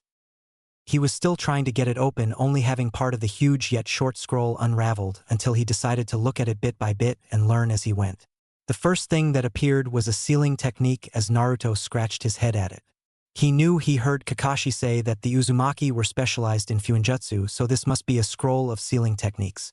This first one was the dead demon consuming seal, though as he read, he figured out that the technique couldn't be used by Jinchuriki. The scroll never said why though, which confused Naruto. He wouldn't try that jutsu, so he moved the scroll's flap over to see what was next. The next thing was actually a jutsu called Shuriken Shadow Clone Technique. Naruto read the description of the technique, his eyes widening at the fact that the third Hokage made this technique. Then, why was a scroll from Uzushiogakure holding it and its abilities? Naruto thought, but remember that Uzushiogakure was an ally of Konohagakure, so sharing jutsu and scrolls could have happened often. Though knowing the third, why would he just give away everything about a jutsu he invented and mastered, even if it was to an ally? After all, an ally could have easily turned into an enemy at the flick of a wrist. Nevertheless, Naruto shrugged his shoulders and decided to practice the jutsu as he made the hand signs in order. Ram to rat, rat to bird, bird to boar, and from boar to tiger. He then threw a shuriken only for nothing to happen at all. This made Naruto angry and frustrated. He then decided to throw the shuriken and do the hand signs afterward. Naruto snatched a single throwing star from his shuriken hoister and threw it toward a set of trees. Naruto flipped through the hand signs, ram to tiger, before staring intently at the shuriken that he threw. Shuriken Shadow Clone Technique. With the exceedingly large amount of chakra took into the technique like he always did, he had thousands of shuriken appear beside the one, stabbing the entire forest of trees. The shuriken continued to bite at the trees, which made Naruto widen his eyes in surprise and grin in triumph at completing a jutsu. After all, that's what everyone does when they accomplish a jutsu. Well, what happened next to Naruto didn't always happen to those who completed a jutsu. He fell to the ground, exhausted and huffing out air. He still had a goofy smile on his face as he clenched a fist with the hand he held in front of his face. He decided to relax and look through the scroll to see what other jutsu he could learn after recovering his chakra from that last one. Next was another seal in the shape of a spiral that looked interesting, but Naruto couldn't understand it at all. He would have to ask Kakashi or the third if they know any masters of fuinjutsu or even a little on seals to tell him about these seals. More seals kept popping up in the hefty scroll, frustrating the blonde genin that he couldn't learn these seals. Some of them looked like paper seals that could be attached to kunai knives or even shuriken, while others looked complicated and made Naruto's brain throb at the complex symbols. Maybe if Naruto learned about seals, he could learn more about the seal on his stomach that contained the Kyuubi in order to use its powers to his advantage.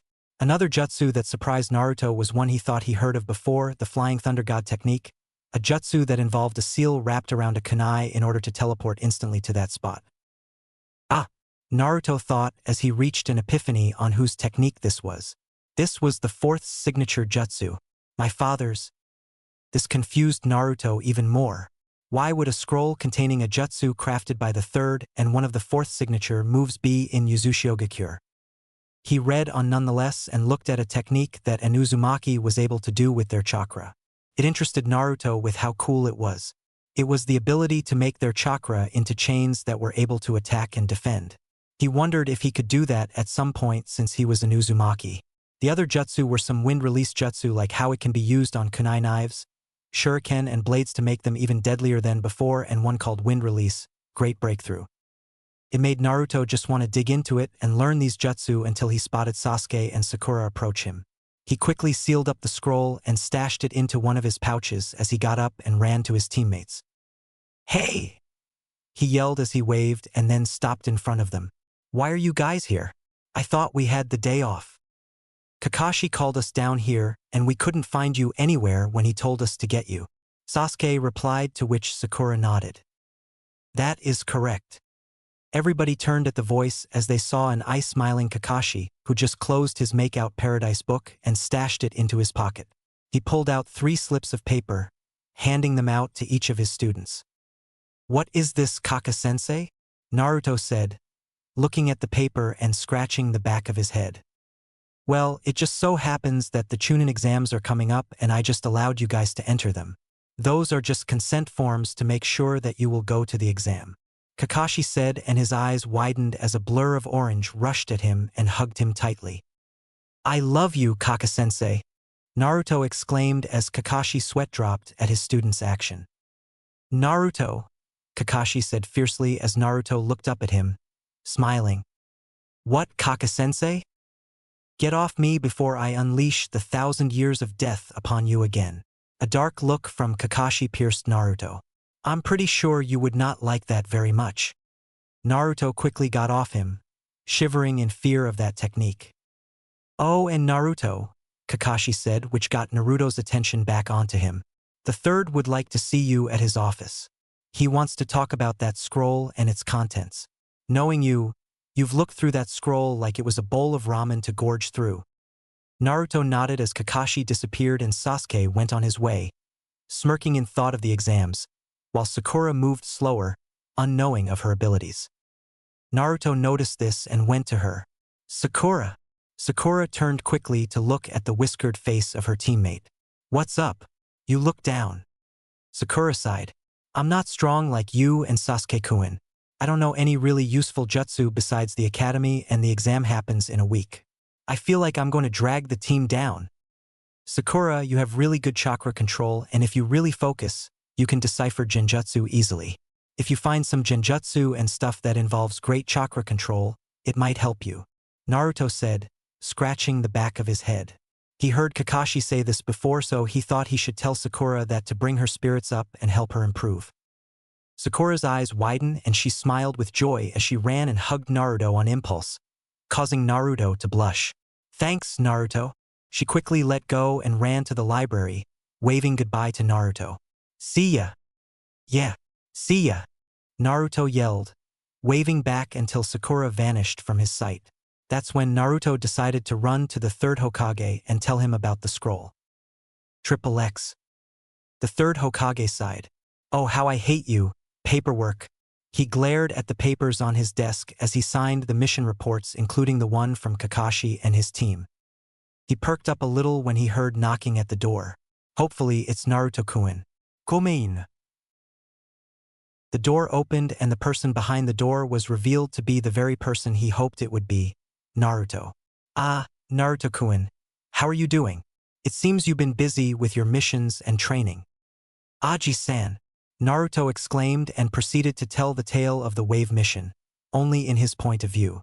That meant plenty of Sasuke being weak and worshipping Naruto, Sakura exclaiming how cool Naruto was on the mission and proceeding to make out with the boy, and Kakashi claiming sadly that he no longer had anything to teach him. He also claimed that all of Nami no Kuni bowed and worshipped him like he was Kami himself.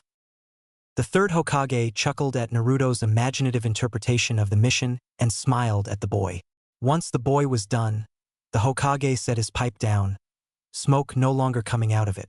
So, Naruto, tell me of this scroll you acquired that was in the remains of Uzushiogakure. Naruto pulled the wide scroll from his back pouch and set it in front of the elderly Hokage. On the desk that held the paperwork the Hokage had just completed, to the Hokage's joy. The Hokage took the flap in the scroll and began unraveling the scroll, looking at the jutsu and secrets it held on its insides. The first one was the seal used by the fourth Hokage to seal part of the kyuubi inside himself. The third knew and could use the technique since the fourth told him how to do it and talked of the Shinigami, the death god that only the user and the person being sealed can see. The third knew the technique would be a last resort to any shinobi, but it was a great technique to catch one off guard and seal away even the most powerful of enemies. It would cost your life as well though. The technique wasn't well known at all, so it wouldn't be anticipated at all. He flipped to the next page of the scroll and looked at the next technique only for his eyes to widen in shock. Shuriken Shadow Clone Technique. The Sarutobi thought in shock that his jutsu was in an Uzumaki scroll. How could this be inside this scroll? Unless he decided to look only to see different seals like a spiral seal, a bunch of ones that could be attached to ninja weapons, and he continued to look. He was once again shocked when another jutsu reared its head at the Hokage. It was the Flying Thunder God technique, one of the fourth signature jutsus up there with the Rasengan. There was also information on the chakra chains that Kushina used and a detailed description of an attack a Biju, a tailed beat, could do. The one attack the Rasengan was modeled after the tailed beast bomb. The third then saw some more Fuinjutsu like the 4-symbol seal that was on Naruto, the reverse 4-symbol sealing technique, the 8-trigram sealing style, and the 5-element seal. He knew that Orochimaru knew of the 5-element seal just as Jiraiya knew the seal and how to unseal it. He wondered if Naruto would excel in Fuinjutsu like Jiraiya, Minato, Kushina, and most of the member-s of the Uzumaki clan had. The Sarutobi himself knew quite a bit about Fuinjutsu, not as much as Jiraiya or Minato granted, but he could definitely figure out and create different seals and how they reacted. He knew he would have to have somebody help Naruto with seals since it looked like the boy was interested in everything in this scroll. It was like it was the will of his parents to learn everything from this scroll. Sarutobi Hiruzen looked and even saw the concept of this Rasen Shuriken Jutsu, modeled after the Rasengan Minato created in that it now held a wind release property. There was also the smaller wind release Rasengan right beside the Rasen Shuriken.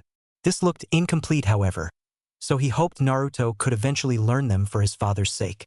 He looked at Naruto, who was sitting and actually snoring and sleeping, making the Hokage chuckle. He must have been working on the Shuriken Shadow Clone technique and used too much chakra for the technique. He knew the boy couldn't do Fuinjutsu yet, so the most logical thing was that the boy practiced that jutsu. The third continued to look at the scroll, wondering about what else it could contain. He found the space-time barrier and contract seal Minato could use. It seemed the scroll mostly held techniques of Naruto's parents and some Fuinjutsu the Uzumaki used. Then, he saw a familiar name on the last page, the man who recorded the jutsu in the scroll. His eyes widened when he saw the name was Namikaze Minato. He remembered the trip the fourth and Kushina took to Nami no Kuni and how the fourth felt like he dropped a scroll or something. It was luck that Naruto had brought this scroll here and that another village didn't discover the secrets of the yellow flash. The third looked at the picture of the fourth, looking seriously back at him. He sighed, rolled the scroll up until it was sealed closed and walked toward Naruto as he gentle put his hand onto Naruto's shoulder. "Naruto, wake up," he said as he gently shook the genin up and gave him the scroll. When he opened his eyes, "You figure out everything about the scroll?" Naruto asked as the Hokage smiled kindly and nodded, rubbing Naruto's hair with his hand. Naruto put the scroll into his back pouch as he got up and looked at the smiling Hokage. "Aji-san, do you know someone who knows Fuinjutsu? Do you? I really want to know how to craft those seals, since they may be my family's only remaining scroll of jutsu other than what's buried beneath the pillars." The third knew exactly who could teach Naruto before the Chunin exams and help afterward as well. He just needed to find him, which wouldn't be hard if he was in the village. I have somebody in mind, Naruto-kun, but while I find him, go to waterway right by the hot springs on the edge of the village and do the water surface walking practice. He wrote notes of what to do on a piece of paper. Here are the details of the exercise. To channel a constant stream of chakra out of your feet and uses repellent force to walk across the water's surface. It is harder than the tree walking exercise, but you may be able to master it quicker since your chakra control has excelled. Naruto smiled at the praise and rubbed the back of his head, chuckling as he was embarrassed a little. All right, Aji-san. See you later. Naruto rushed out the door and ran to the waterway where he could practice as the third chuckled and put on his hat. He wore a new serious expression. Time to go find that perverted student of mine. XXX. Naruto was wet, completely wet. The water soaked his jacket, pants and shirt as he decided to take them off. Luckily, he decided to take his pouches off before doing the exercise on the water. He decided to do it again, this time finally being able to master the water walking technique right after he tried it a few times. He whopped and hollered in achievement before he kept on doing it to the point where he could do it automatically without channeling chakra. As Naruto was trying this, a perverted chuckle could be heard a while away, coming from a tall man with long spiky white hair flowing down his back. His forehead protected said oil as it was horned. The third approached the man, sighing at what the man was doing. So, how have you been, Jiraiya? The third asked, smoking his pipe as the man rose to his feet and looked behind him to see his former sensei. Sarutobi-sensei, Jiraiya said with a surprised voice. I didn't think you would search me out here in the village. Is something up that you wanted to talk about? It's about Naruto. When these words flowed out of the old Hokage's mouth, Jiraiya grew a serious look. What happened? He has unlocked the Namikaze bloodline and has found a scroll that Minato wrote in the remains of Uzushigakure. Jiraiya was shocked at what he heard from his sensei's mouth. When did Naruto go to the remains of Uzushigakure? He was on a C-rank to A-rank mission in Nami no Kuni. It was an escort mission that Naruto and his team went on to guard this bridge builder. It turned out that Gato wasn't wanting the bridge to be built and sent enemy ninja to kill Tazuna and stop the building of the bridge. The Great Naruto Bridge is what it is called now. One such ninja was Momochi Zabuza of the Hidden Mist. This made Jiraiya's eyes widen a bit. Naruto's team was able to defeat Zabuza and his accomplice Haku, who was of the Yuki clan. Who is Naruto's team and sensei? Jiraiya asked, wondering who was able to defeat an elite shinobi like the demon of the Hidden Mist. His sensei is Hatake Kakashi and his teammates are Uchiha Sasuke and Haruno Sakura. They're a lot like Kakashi's and your teams. Jiraiya's eyes widened at this. It's as if fate loves to tear people apart. Jiraiya chuckled sadly. After all, both of those teams were tore apart. Kakashi's was torn by the death of Uchiha Obito, while Jiraiya's was torn by the defection of Orochimaru. It seems this team got along better when Naruto revealed about the Kyuubi and his heritage. Jiraiya was shocked when his sensei told him this. He knows. Sarutobi only nodded as Jiraiya sighed. Does he know anything about me teaching Minato and being his godfather? The Hokage shook his head. I thought it would be best for you to come and tell him yourself. Jiraiya looked at his sensei in thanks. Thank you, sensei. Where is he now? He's actually training not far from here. It seems he was more of Minato's genius than I thought. He just doesn't know how to control his chakra as well as most shinobi do. If he masters chakra control and learns to control the Kyuubi's chakra like Minato wished, then he could become the strongest shinobi that ever lived. Jiraiya walked toward Naruto's location. He better be since the Akatsuki could move at any moment. Is Orochimaru still with them? Sarutobi asked, wondering of his former student. No, it seems he's on the move. Jiraiya spoke to his sensei, turned, looked out toward Naruto's location. I think it has to do with the Chunin exams approaching in a week. That must mean he's after something and I might teach Naruto some things before the exam. You only have a week though, the third said to his student. I can teach him before the third phase of the exams. That's a month of training.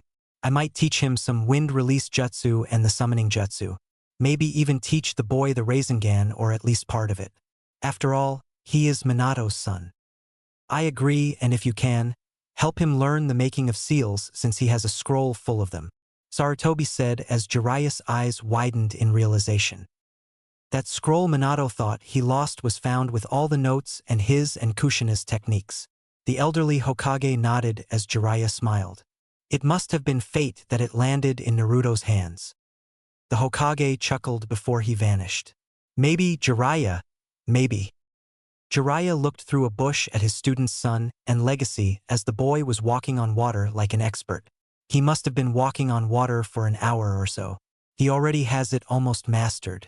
Though that is still a basic in ninja training compared to elemental training, but thanks to his bloodline, he already has an adept mastery for wind release jutsu.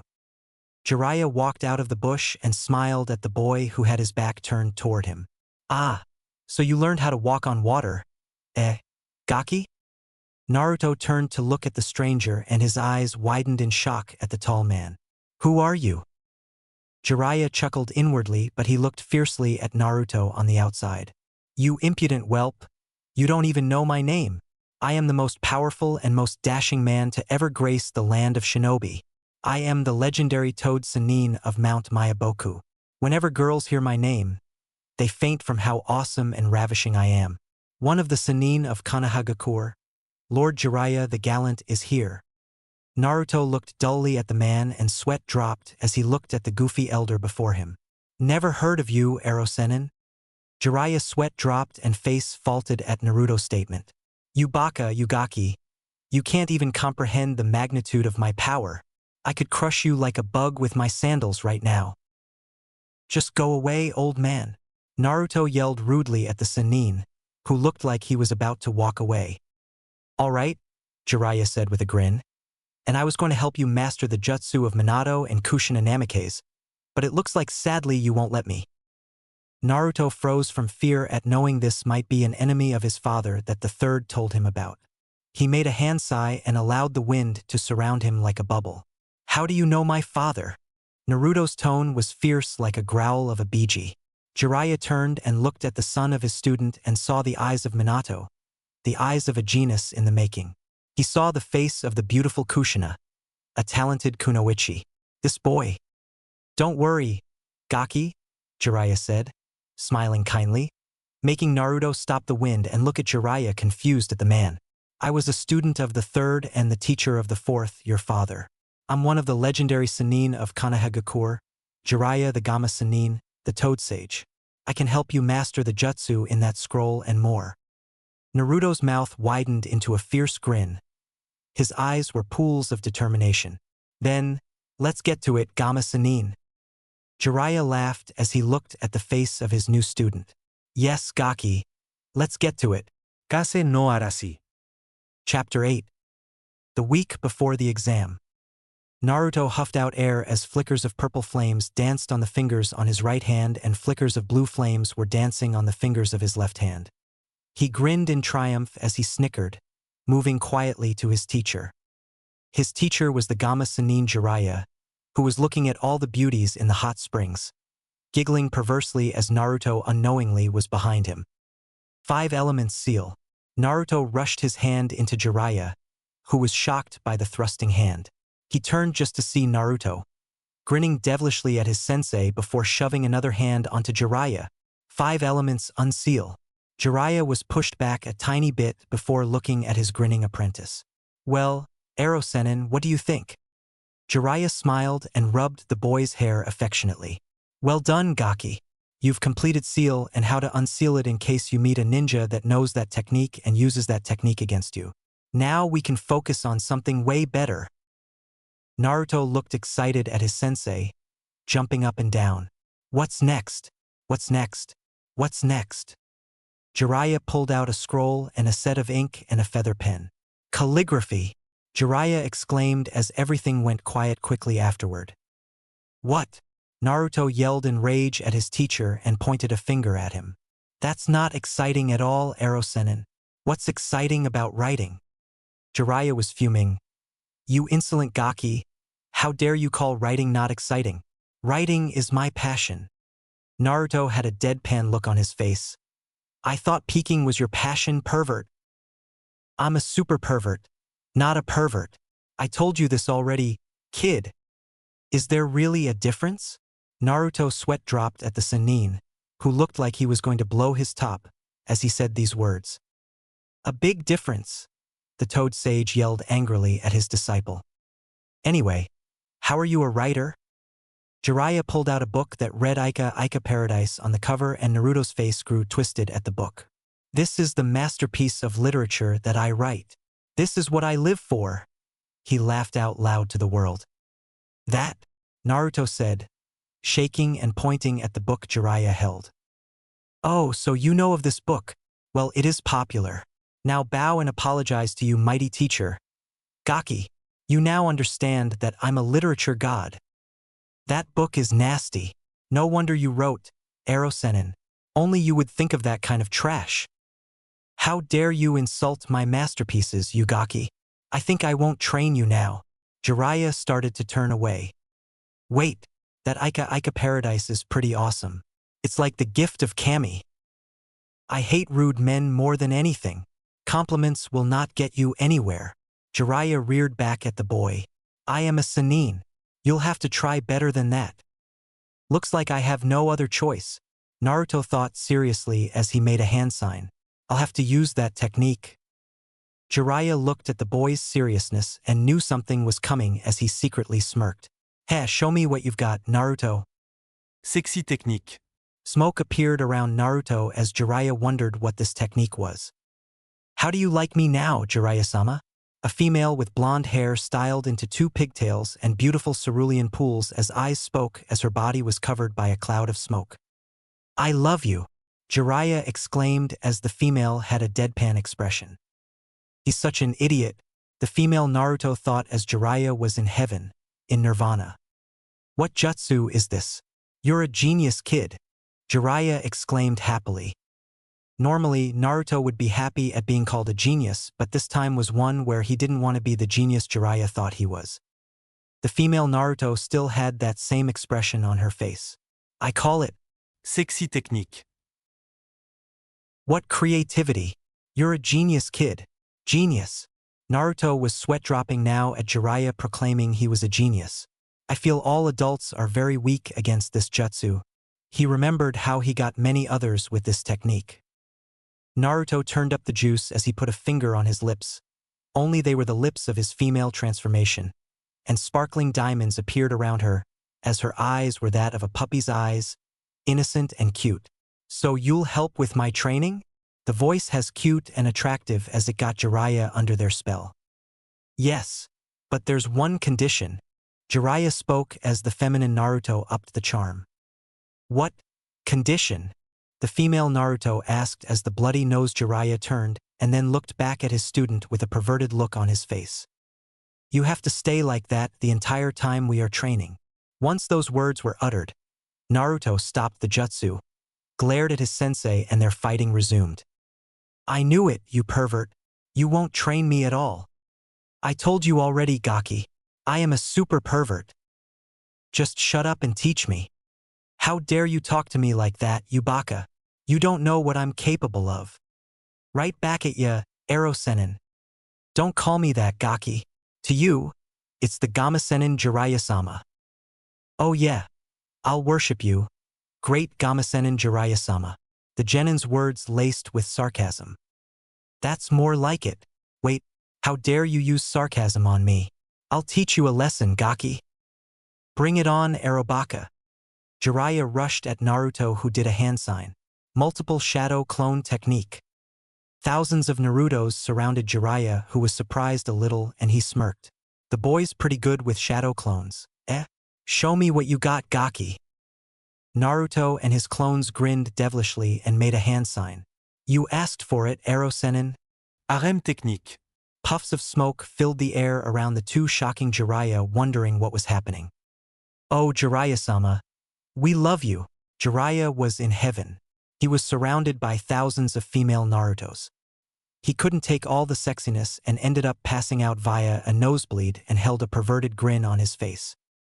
All the clones vanished to reveal a male Naruto glaring at his teacher. That's what you get, Arrow Senin. Triple X. I wonder what the village of Kanahagakure is like. A sand kunoichi with 4 blonde pigtails thought as she held a giant fan on her back. The boy beside her had a weird cat ear hood over his head as face paint covered his face, and a cylinder-like shape was wrapped in wrapping that were like bandages. He had a grin on his face. Iwai Temari. Remember the mission. The blonde kunoichi then remembered. Right, Kankuro is right. I can't forget about the mission. If any of you forget the mission, spoke a redhead with a gourd on his back, I'll kill you. The two shivered. Gaara's creepy. All right. Their sensei Baki spoke, as his turban blocked the left part of his face. Let's get going. Right, Baki-sensei. Kankuro and Temari replied as they raced toward Kanahagakure, home to the Chunin exams. Triple X. A man appeared with snake-like eyes and long black hair. He suddenly looked at the genin before him. Kinyuta Dosu, who had bandages around his head except his left eye and an amplifier on his right arm, was in the lead, his snake-like scarf blowing in the wind. Abumi Zaku was next with his smirk in place, his spiky black hair being held in the air. Lastly, Tsuchi Kin, a kunoichi with long black hair that flowed in the breeze, her eyes coals like Sasuke's. The snake man chuckled darkly. Time to go. All right, Lord Orochimaru, the three said in unison as they ran toward Kanahagakure. Orochimaru chuckled even more. Let's see if you're ready for me. Uchiha Sasuke-kun, Sarutobi-sensei. The four rushed forward, leaving the village of Odogakure in the dust. Triple X.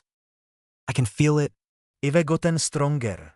Sakura thought, huffing and smiling at what she had done. By looking at books at the library, she found out with intense chakra control, the legendary Sannin Tsunade was able to focus chakra into her hands in order to produce monster strength. She also used chakra control to use medical ninjutsu. What Sakura had done was pounded a tree down with a few blows. It wasn't as strong as Tsunade's strength, but it definitely rivaled Might Guy, the best taijutsu expert in Kanahagakure. Sakura also used the books to learn medical ninjutsu and found it to come easy to her, enabling her to heal weak wounds and cuts easily. She sat on the grassy ground and relaxed as her body felt weak from all the chakra she used. Wait till you see what I can do. Sasuke-kun, Naruto. Triple X. Sasuke flashed through hand signs, fire release, great fireball technique. The giant fireball flew above the water until it vanished into small embers and Sasuke huffed out his breath, losing his Sharingan from the amount of chakra he used training.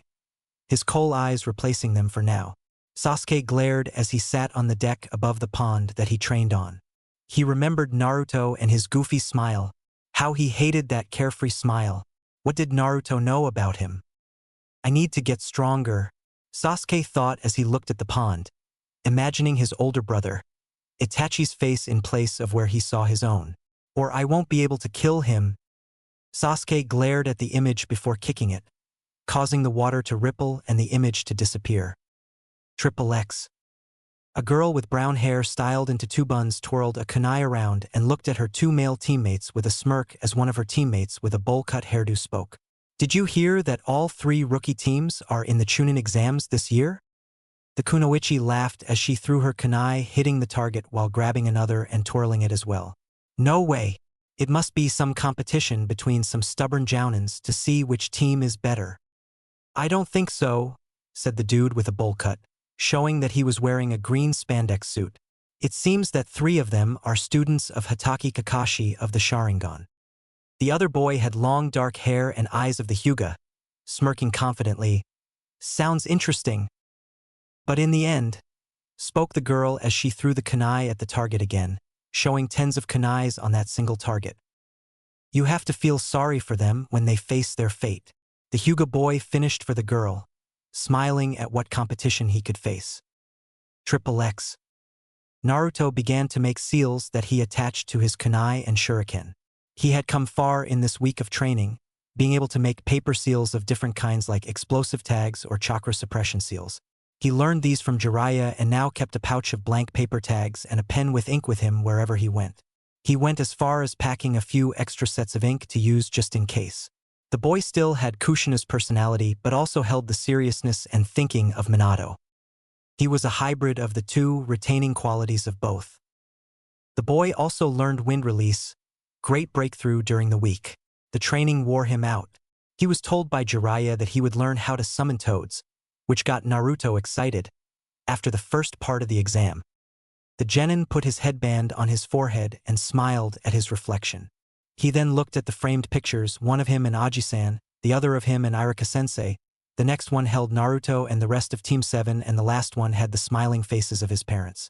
He smiled back at them. "I'll make you proud. Tu-san. Ka-san."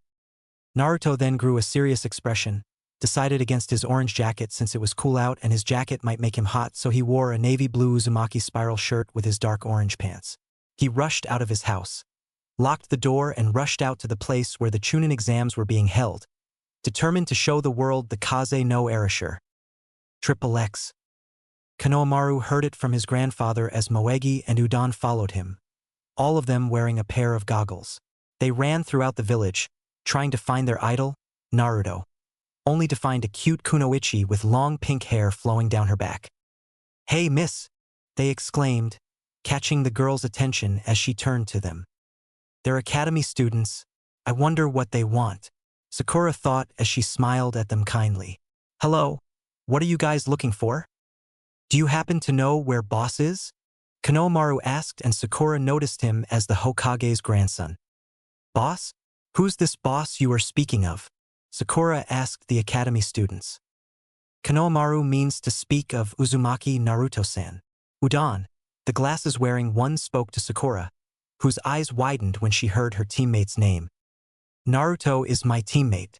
Today is actually the day of the Chunin exams, so he should be coming this way soon or he might be up ahead."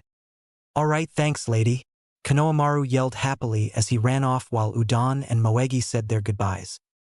Sakura waved goodbye and smiled at them, and in thought, "I wonder how Sasuke-kun and Naruto will react when they see my skills. Then, Sasuke-kun might want a date with me." She, after all, still crushed on Sasuke. She then heard a familiar voice scream and knew that it was Konohamaru. She put chakra into her feet and dashed in that direction to see two sand shinobi, one holding Konohamaru by his scarf. "I hate little kids like you," Kankuro growled at the boy that ran into him.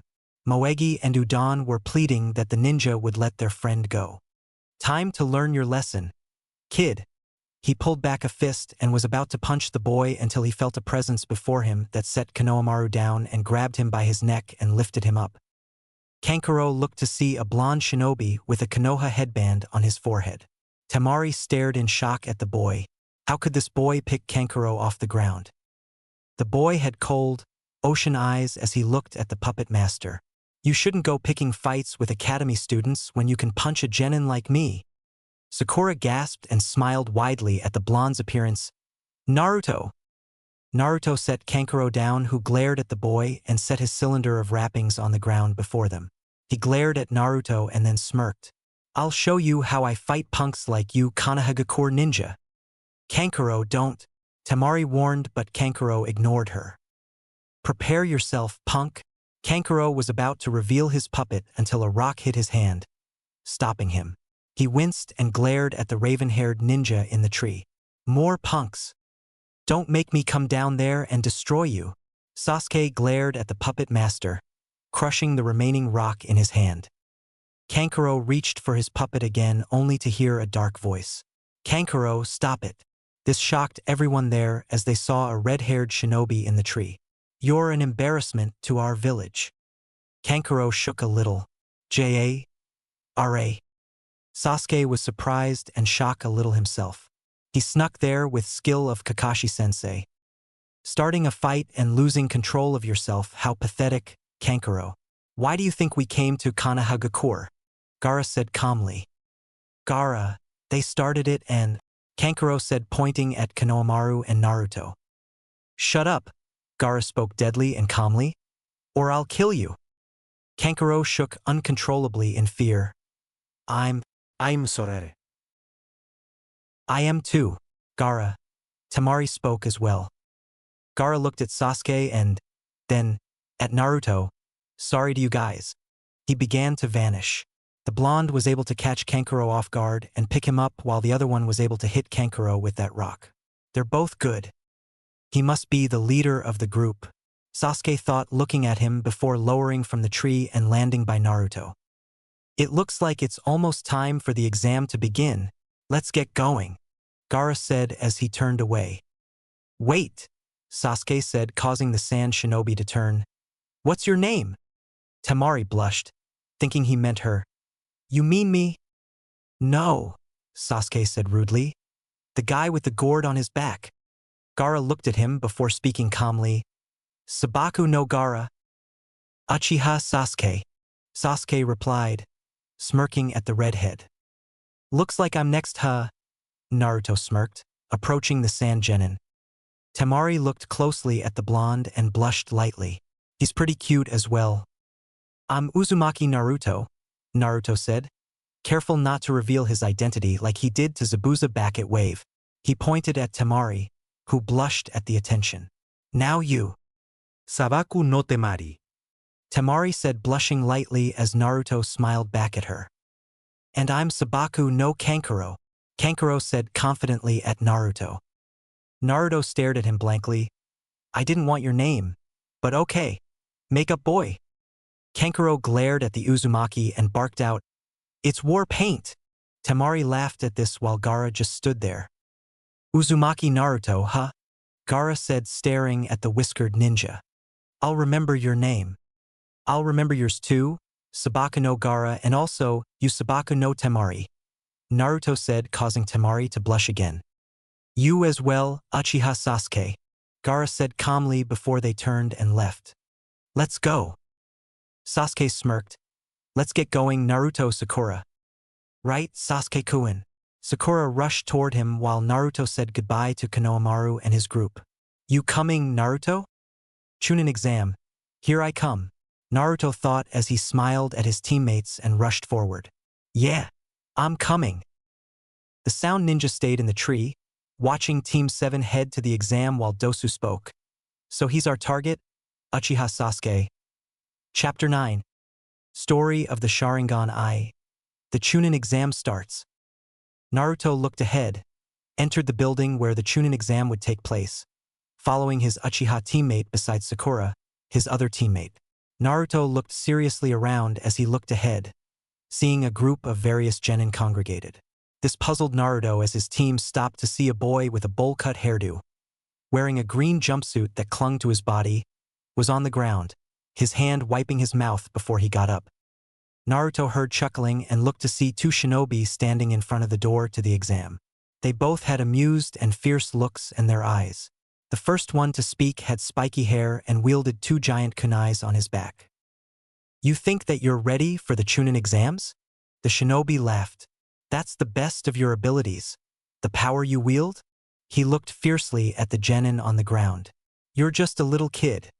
Not even worth anyone's time. Indeed.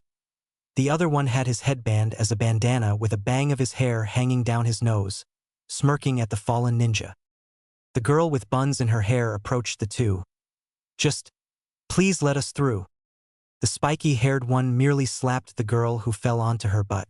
One of the Konoha ninja spoke out fiercely in a mutter, horrible. What was that? The spiky-haired genin said, looking at the Konoha shinobi, who shook in fear. The genin smirked. The other one looked at the spiky-haired one as he continued to speak. Listen, this is out of kindness. This is our kindness that we are showing. He looked seriously at everyone as he spoke, yet he still held a fierce smile. This exam isn't a picnic, it isn't easy at all. Even we have failed it 3 times straight. Some got through the exam and quit being shinobi, some die during these tests, we've seen it all. Chunins often become leaders of groups of military. The failure of a mission, the death of a comrade, it all weighs on your shoulders as a Chunin. He looked seriously at them all without a single smile, freaking people out. That is a leader's responsibility, yet you kids think you can pass. It makes me laugh. He, then, adopted a fierce grin which shook people that couldn't stand the way he looked at them. We're just thinning out those who will fail anyway. Nothing's wrong about that. I agree. But I'm not weak. Everyone turned to the source of the voice to see a smirking Uchiha Sasuke next to calm Uzumaki Namikaze Naruto and attentive Haruno Sakura. You'll let us through since we can see through your genjutsu. We're going to the 3rd floor. Everybody was looking at Sasuke. What's this guy talking about? I don't know, don't ask me. Heh! The spiky-haired guy laughed as he looked fiercely at the Uchiha. So, you noticed the genjutsu, the other one said as Sasuke smirked at him. Of course, all of my team noticed it, but first was Sakura, right? This got Sakura's attention as she looked at Sasuke. After all, your analytical abilities and knowledge of genjutsu is most improved of our team. Sakura smiled as she looked at the 2 genin blocking the way that was to the exam. At least everyone thought it was. Thanks, Sasuke-kun. Sasuke. I don't know anything about genjutsu, Naruto said out loud, scratching the back of his head, making everyone face fall to the ground. You dope. I was telling that to everyone so they wouldn't think we were easy pickings. Don't you understand? Sasuke yelled at his teammate who nodded and blushed a little in embarrassment, hearing people laugh at him. Oh well, just let us through, since we are on the 2nd floor, Sakura said as Naruto nodded, trying to seem smart when he already blew it. The sign that said 301 changed to 201 instantly as the spiky-haired dude smirked and sent a kick Sasuke's way. Can you see through this though? Sasuke sent up a kick only for the down genin to get up and block both of their kicks, his eyes fierce. He let go of both of their legs as Sasuke looked at the boy's arm. He stopped my kick with just his hand. How was he able to do it? Sakura was shocked. He's fast and he was able to see both kicks, go between them and block them from connecting. He's a lot stronger than he looked earlier on the ground. Naruto looked at the guy with big eyebrows that looked like full-grown caterpillars on his face and his bowl-cut hairdo. He's a lot stronger than he looks. Bushy brows. The Hyuga teammate of the boy sighed in irritation. What happened to the plan? You're the one that said we should draw attention to ourselves and you just did it right now. The boy looked at Sakura and blushed lightly, unknown to her. Well, his 2 teammates caught this and sighed at what their teammate had done and for what reason. Sasuke looked at the boy and the girl teammate and was shocked a little. What happened to their injuries from those ninja? The boy with the bowl cut approached Sakura, who caught the attention of the boy. My name is Rock Lee and you're Haruno Sakura, correct? She nodded and that's when the boy winked, put his hand into a thumbs-up sign, and smiled brightly, a sheen coming off his set of teeth as if it was to blind everybody. Will you go out with me? I'll protect you with my life. Sakura had a deadpanned look on her face when looking at him, but recovered enough to say, no thanks. Naruto acknowledged the look of disappointment on Rock Lee's face as he put a hand on his shoulder and smiled when the boy looked up at him. Don't worry, I've tried to get her to go out with me and I've seen her turn down people worse than she did you. Mainly to me, he said sadly, though he hadn't really asked Sakura out as much as he usually did. He was more focused on the scroll and his family. He began to see Sakura walk towards Sasuke, her hair waving around with her movements. He smiled sadly at her back and Rock Lee focused on him, recognizing the whisker marks on the boy's face. Ah, you must be Uzumaki Naruto, Lee said, surprising Naruto as he looked towards Sasuke. Which means he's Uchiha Sasuke. Makes sense since you're with Sakura-chan. How did you know? Naruto asked as the boy smiled, teeth gleaming which freaked Naruto out a little. My sensei is the eternal rival of your sensei, Hatake Kakashi. I've heard him speak of you guys before, Lee exclaimed before Naruto nodded. It made sense. All right, see you later, bushy brows, Naruto said, waving at the ninja, who smiled and waved back. Naruto heard that this Hyuga wanted Sasuke's name and saw the bun-wearing girl blush at Sasuke as Sakura started to pull Sasuke away from them, but noticed that Naruto was not there. She looked back to see Naruto looking at the Hyuga and his girl teammate, his fists clenched. Sakura wondered what was going on as she looked at him. He looked up at Sakura, shocked to see a little concern in her eyes. He smiled a fake smile, his mask covering his face as teams started to disperse. Head toward where the exams are, Sakura-chan, Sasuke. I need to do something. This confused them as Naruto pulled out a paper tag and a pen with a container of ink. He dipped the pen into the ink and started writing symbols on the sheet before smiling sadly at the paper. Putting the ink up and seeing Sakura and Sasuke still there, staring at him. I told you guys you can go. He pulled up his shirt a little, but couldn't get it onto his chest. He sighed before looking at Sasuke and smiling. It looks like it's good that you're here. Can you put this on my chest? Sasuke sighed and approached his teammate, taking the seal and putting it onto his chest. What does this thing do and what is it? Naruto chuckled and smiled lightly at his teammate. A secret for later. Sasuke glared at the blonde before approaching the confused Sakura. Let's go, Sakura. Okay, she said, looking at Naruto before saying something to him. Come on, Naruto. Naruto looked at Sakura and smiled at her as he chuckled. Yeah, I'm coming, Sakura-chan. He ran toward his teammates as Lee followed them, caught by the Hyuga teammate of his. What are you doing, Lee? Let me test something, go on ahead, he said as he went toward Team 7. The two genin that did the genjutsu were smirking at each other. So those were Gai's and Kakashi's students, huh? Well, they passed the first unofficial test. The one with straight hair said as the spiky-haired one nodded before making a hand sign and releasing their transformation, revealing their true, older selves as they wore Chunin vests. These exams will be fun. The spiky-haired one smiled as he looked at his companion. Right, Izumo. For us especially, Kotetsu, the other one replied, smiling back. I can't wait to see the results. Triple X. You with the duck butt hairdo, Rock Lee shouted as Sasuke turned annoyed. At least I don't have a bowl cut like you. Sasuke yelled back as Rock Lee landed on the ground before them. What do you want? Fight me? Rock Lee said, putting up his hand only for Naruto to approach him. I don't want to face you, Naruto. All I want to do is face Sasuke.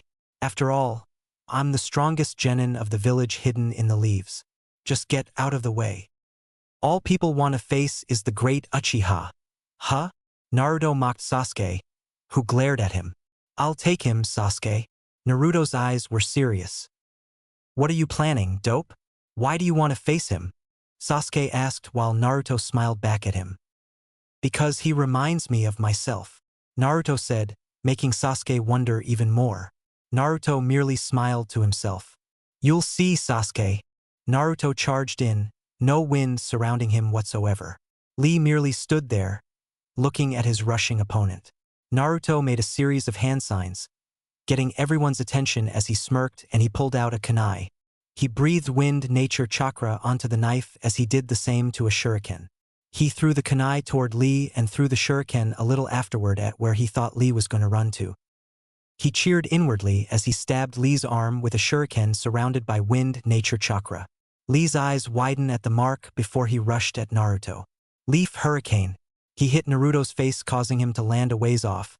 Standing up while Lee was shocked the boy got up so fast. Good thing I sparred a little with Erosenin before the exam. My speed and taijutsu increased quite a bit, even if they could be a lot better. And bushy brows is exactly what type of shinobi I thought he was. A pure taijutsu user that increased his speed with training in order to strike people down a lot easier and catch people off guard. Sasuke team might have trouble facing him since the Sharingan would be able to copy his moves as easily. Naruto thought as he decided to let Sasuke and Lee duke it out. Lee just wants to test his abilities against a genius and doesn't care about me. They're underestimating me completely. Naruto smiled as he looked at the three ninja before him. That's perfect for me. I'll show them to never underestimate me. You can have a go, Sasuke, Naruto said, smirking, getting the Uchiha's attention. I don't think I could beat him anyway. Naruto knew that was true. The only way he could beat Lee was with a little bit of Kyuubi chakra from what he heard from Jiraiya. He wanted to face you after all. Sasuke smirked and charged into battle with Lee smiling. Show me the power of your clan, Uchiha Sasuke. Sasuke smirked. You've got guts to face me when you know my clan. Sasuke and Lee starting going at it with Sasuke relying on his Sharingan and Lee on his taijutsu as Naruto sat by the wall, sighing as he looked at the wall. He already knew Sasuke would lose. It didn't take an expert to see that. Naruto could tell that this Rock Lee was not a rookie like them and had to be training all day when he got a glimpse of his rough, trained hands. Naruto looked up to see Sasuke in the air with Lee below him. Naruto smirked when Lee told Sasuke that he was using only taijutsu against him and was about to finish it with a toy windmill was thrown by a summoned turtle to stop Lee. Naruto looked curiously at the summon. Who summons turtles? He knew Jiraiya summoned frogs, Orochimaru summoned snakes, and Tsunade summoned slugs, since his sensei told him. He watched the turtle berate Lee and then found the answer. It must be Bushy Brow's sensei's summon. Sakura and Sasuke looked on with a creeped-out look as Naruto approached them from behind, standing beside Sakura. That must be Bushy Brow's teacher's summoning animal, he said out loud, getting his teammates' attention. How do you know that, Naruto? Asked the two, wondering. It's acting like a sensei to him, and I know of ninjas being able to summon creatures like the fourth summoned a frog to help seal the fox, and you know the Sannin use summonings too. I didn't see Bushy Brow summon him, so that's the only thing I can. Dear Kami, who is that? Sasuke and Sakura looked to see Might Guy and all his youthful glory. His teeth shined as Naruto's eyes widened and he shook with fright. Let's get out of here, Naruto whispered harshly, seeing the sunset, wave-crashing image of youth pop up behind the hugging and openingly crying duo, calling each other's name with passion. They quickly rushed out of there and toward the testing area, leaving the youthful duo in their passionate hug displayed to all who passed there.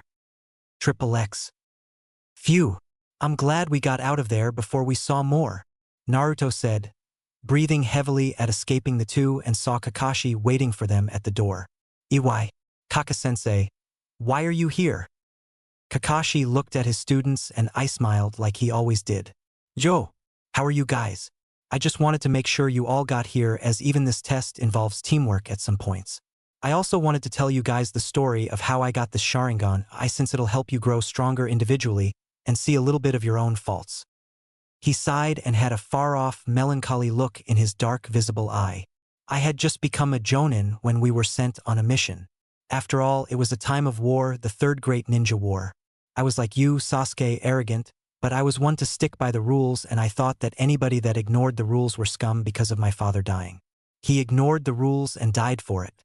No, he killed himself. This shocked the genin as Kakashi continued. My father, the White Fang of Konoha, had a choice: continue the mission and risk the lives of his comrades that would surely die, or flee and save the lives of his comrades. My father chose the latter, and the village and the companions he saved cursed him for it. Because of that mission, my father's mind and body grew weak and he took his own life because of the pain of feeling everyone was against him. That's when I decided to go by the rules and nothing else. My sensei, Namikaze Minato, Naruto's father and the fourth Hokage, told us to split after a while. He would fly solo on the front lines to this bridge that we would destroy to not allow IWA ninjas to gain supplies. I would command the group consisting of myself and my teammates, Rin and Uchiha Obito. Sasuke grew shocked at hearing his family name. Kakashi looked sadly at Naruto and Sakura. Rin was a lot like you, Sakura. This drew the Kunoichi's attention to the story more. She had amazing chakra control and was an adept healer, the support of our team as she stopped mine and Obito's fights. She even looked like you a bit, Sakura, but she had brown hair and bright brown eyes. Kakashi chuckled sadly at the memory as he looked at Naruto, who looked sadly back. Naruto could tell what Kakashi was about to say to him. Obito was just like you, Naruto. My father was too. He always put his teammates before himself, saying he would rather save his teammates than follow the rules. He even said that saying you loved so much back at the training grounds when we did the bell test. Those that break the rules and regulations are scum. But those who abandon their comrades are worse than scum. If I'm going to be called scum either way, I'd rather break the rules. And if that's not being a proper shinobi, then I'll destroy that idea. That's what he said when Rin was captured by enemy ninja when our sensei split from us. The ninja were looking for information about the village or our mission from her, but she had a strong will and never gave out information. While Obito being Obito went on his own to get Rin back, I stayed and thought about my father, Obito, Rin, and the situation. That's when I decided to think for myself and not rely on the rules to think for me. I met up with Obito as we battled these IWA ninja, and I lost my eye in battle to one of these IWA nin. Obito was able to awaken his Sharingan that he always boasted he would unlock and killed the ninja. We went on to find Rin and saved her only to be caved in by one of the IWA ninja left. I was about to run away, but a rock hit my injured eye, knocking me down.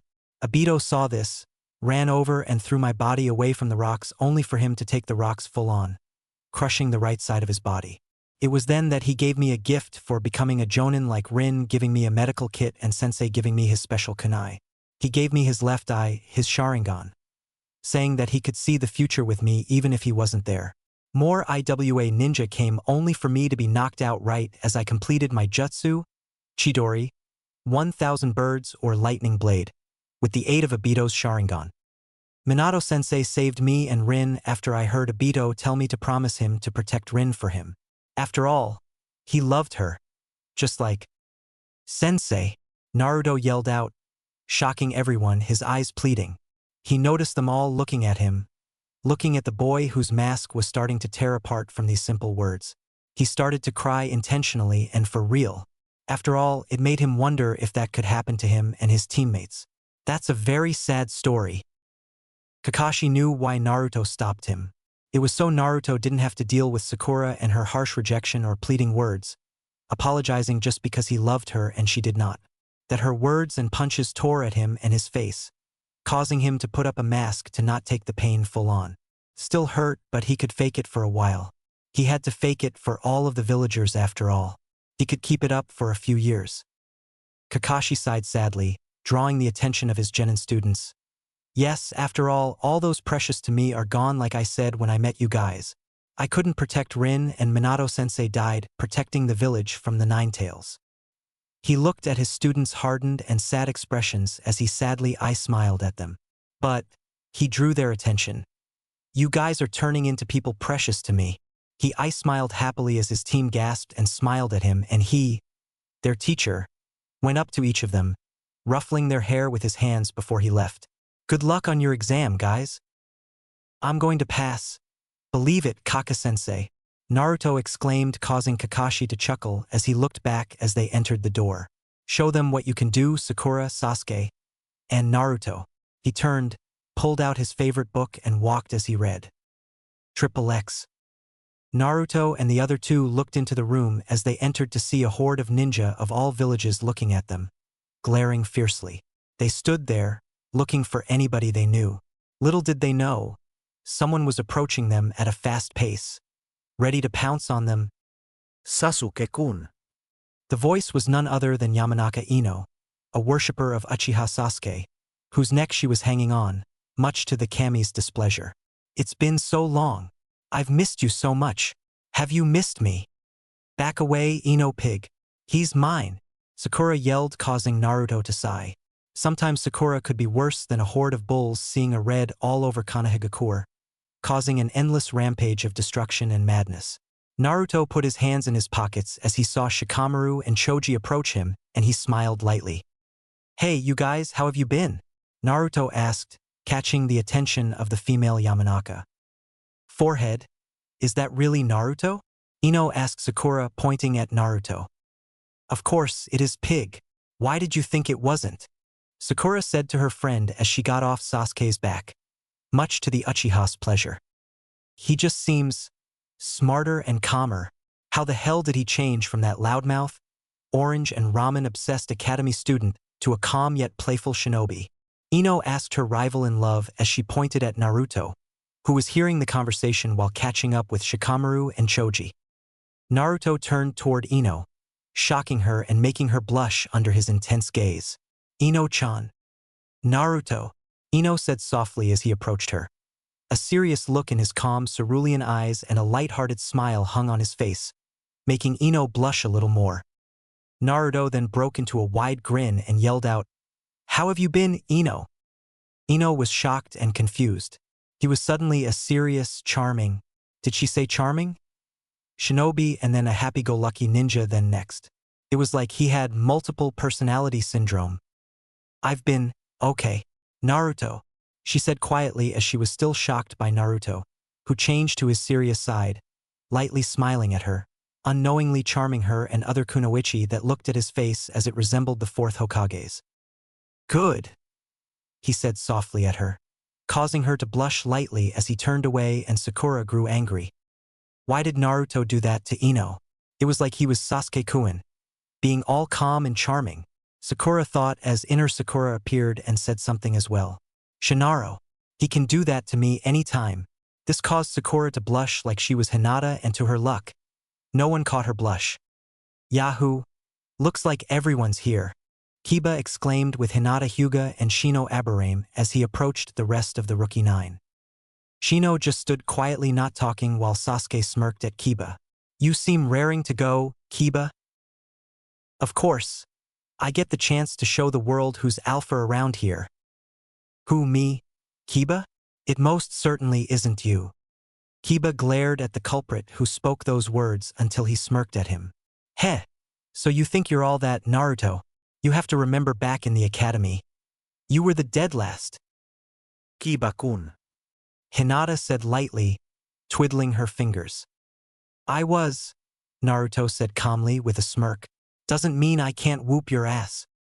Kiba glared and was about to punch Naruto until he felt Hinata tug his sleeve and tell him not to. We'll see, dope. We'll see. He snorted and turned from the rookies, setting against the wall. Naruto merely watched a ninja from Konoha approach wearing glasses. You guys might want to quiet down. Can't you see all the ninja glaring at you? They absolutely hate arrogant and annoying rookies. Sasuke eyed him cautiously. Why are you coming to us if we're so arrogant and annoying? What do you want from us? The ninja chuckled as he pulled out a deck of cards. I'm Yakushi Kabuto and I know this exam pretty well since I've failed it a few times. I also have these ninja info cards. Naruto smirked at Kabuto, looking at the cards. So, you stalk ninja so you can write down their abilities. You're such a creeper. This got most of the rookies to laugh and Sasuke to smirk. You're the kind of ninja that gets killed first, Kabuto said, eyeing Naruto. The one who jokes and irritates everyone. That's all that you are. Uzumaki Naruto. If you know info on shinobi taking the exam, tell me the skills of Sabaku no Gaara and Rock Lee, Sasuke said, calmly looking at the shinobi. You know their names. That's no fun, Kabuto said as he looked and revealed the cards, Sasuke looking at them secretively. His eyes widened when he looked at Gaara's and then gave it back to Kabuto. What else do you contain in those cards? Naruto asked. Just how many people are taking the exam, like how Otogekure, a small, unknown village, only has one team of ninja at the exam. Though most of the ninja here are from Konoha since the exam is located here. Kabuto answered Naruto. Apparently, we're from some minor village. Dosu chuckled evilly. Let's show that four-eyed freak how strong the Otonin can be so he can record that data. His two teammates nodded as they zoomed through the crowd and reached Kabuto, shocking almost everyone there. Dosu struck as Kabuto dodged the attack, smirking until his glasses broke and he puked, shocking everyone there. What kind of attack was that? Kabuto thought, feel nauseous. He must be using sound waves somehow through that thing on his arm. Quiet down, you fucking maggots. The first exam is about to begin, Ibiki Marino shouted as he appeared with a bunch of Chunin and Jonin spectators surrounding him. A written test. A man held a bunch of tests causing Naruto to freak out on the inside. A written test? You'll be given a number where you'll sit as you enter the room. Other than that, wait until everyone is seated and I will say go when we're ready to start. Ibiki said as everyone picked a number and Naruto ended up next to Hinata. Good luck, Hinata, Naruto said while Hinata lightly blushed. You too, Naruto-kun? The Hyuga girl whispered to her crush as the proctor told them to start. The test was full of people gaining the answers by their secretive means like Sharingan, Byakugan, a summon, anything at their disposal. When the 10th question came around, a lot quit in fear of being a genin forever until Naruto had to shout out his thoughts about the question and made people gain a backbone and leading the rest to pass the first exam.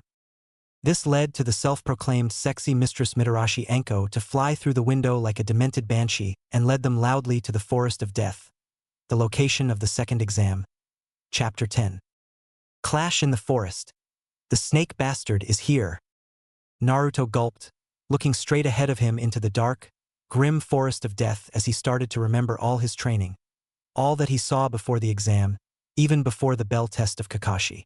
Memories slid over Naruto's eyes, reminding him of how he was able to gain his wind jutsu easier. Triple X. Naruto eyed an elderly man in the middle of the forest that had a head of slightly spiky black hair and a scar on his chin. His eyes were dark like black holes, showing the years of war and of being a shinobi he had gone through. The man made a few hand signs as he breathed in air and released it into blasts of fierce air. Naruto's eyes widened in shock as he tried the jutsu for a while and eventually got it down, releasing the blasts of fierce air like the man did. The man looked in the boy's direction, almost like he sensed his presence near, and threw a kunai covered in the man's wind chakra only for it to be caught by a shorter old man in Hokage robes. "Hiruzen," the man said to the Hokage, who threw the kunai to the ground and looked at the other older man. "Danzo," the third said softly while looking at the man. "It seems you have gotten rusty from not using your ninjutsu in such a long time. You're going to become weaker and weaker and you don't train your body in order to keep up with your skills. Even I, the Hokage, take time to keep in shape at least a little to keep this village in order." Danzo was about to say he was busy, but he just glared at the Hokage. He couldn't say that. The Sarutobi might figure out something is up and find out Danzo still had his or root, ninja forces even when the old Hokage disbanded the organization. "It's just been a while, Hiruzen," Danzo spoke in his usual calm voice as he looked at his rival with a glare. "I hear you have been privately speaking with the Yandame's legacy a lot lately, and that the boy has unlocked the Kekai Genkai of the Namikaze clan. He might even unlock things of his mother's like her special chakra." Special chakra? Naruto scrunched his nose in confusion. What was this special chakra that his Kasen had? We still don't know how well he has taken to all the news since he was just told recently. After all, he found out about his parents and the Kyuubi all in a matter of a few hours. It's a lot for a mere boy to take in at the moment, but he seems to be doing better and actually becoming more like himself again. The third smiled while Danzo scowled at him in anger. "I could teach the boy a lot more than simple academy jutsu and shadow clones. With my help, I could teach Naruto to control his Kekai Genkai to mere perfection. After all, I am a wind release chakra user. Just hand the boy over to me, Sarutobi." The Hokage scowled, the wind breathing at his ropes. "I know full well what you will turn Naruto into. An emotionless soldier at your command at every moment. I will not let the boy become the ace in your hand, Danzo. I already knew after what I had to do with all those soldiers that were under your command." Unknowingly, they were still with Danzo, supporting the tree that is Konoha as root. "It's your loss, Sarutobi. It's the boy's loss, he was much potential. And lastly, it is Konohagakure's loss of a hero that could become a legend like his very father." Danzo began to walk away as he spoke his last words fiercely. "Remember that, Hokage." Danzo spat out the word Hokage as he left. The third and Naruto went off as well, wondering what the two rivals meant when they talked. Triple X. Naruto opened his eyes when he felt something sting his cheek. Crimson life slowly drifted out of the shell he called a body as the proctor Mitarashi Anko was suddenly behind him, licking up his blood, and looked playfully into the young genin's eyes as the genin shook a little at what was happening to him. "Keep your eyes open, Gaki," Anko said, still licking his blood. "Or this delicious blood will spoil and end up all on the ground of the forest." She then felt a presence near her as she drew her kunai, her tongue going back into her mouth, only to see a grass ninja approach with the kunai the proctor threw. "I was just returning your kunai, proctor," the grass nin said sinisterly as Anko glared at the intruder that ruined her fun with the blonde Gaki, and she took the kunai. "Thanks," Anko said as she disappeared from the still, slightly shaking Naruto, and was in front of the genin. "You all know the rules, right? Your team will have a scroll in the forest for 5 days and will have to find the opposite scroll from another team and reach the tower in time with all the members of your team intact. You also have to turn in these waiver forms in case you die that you hold in your hands right now.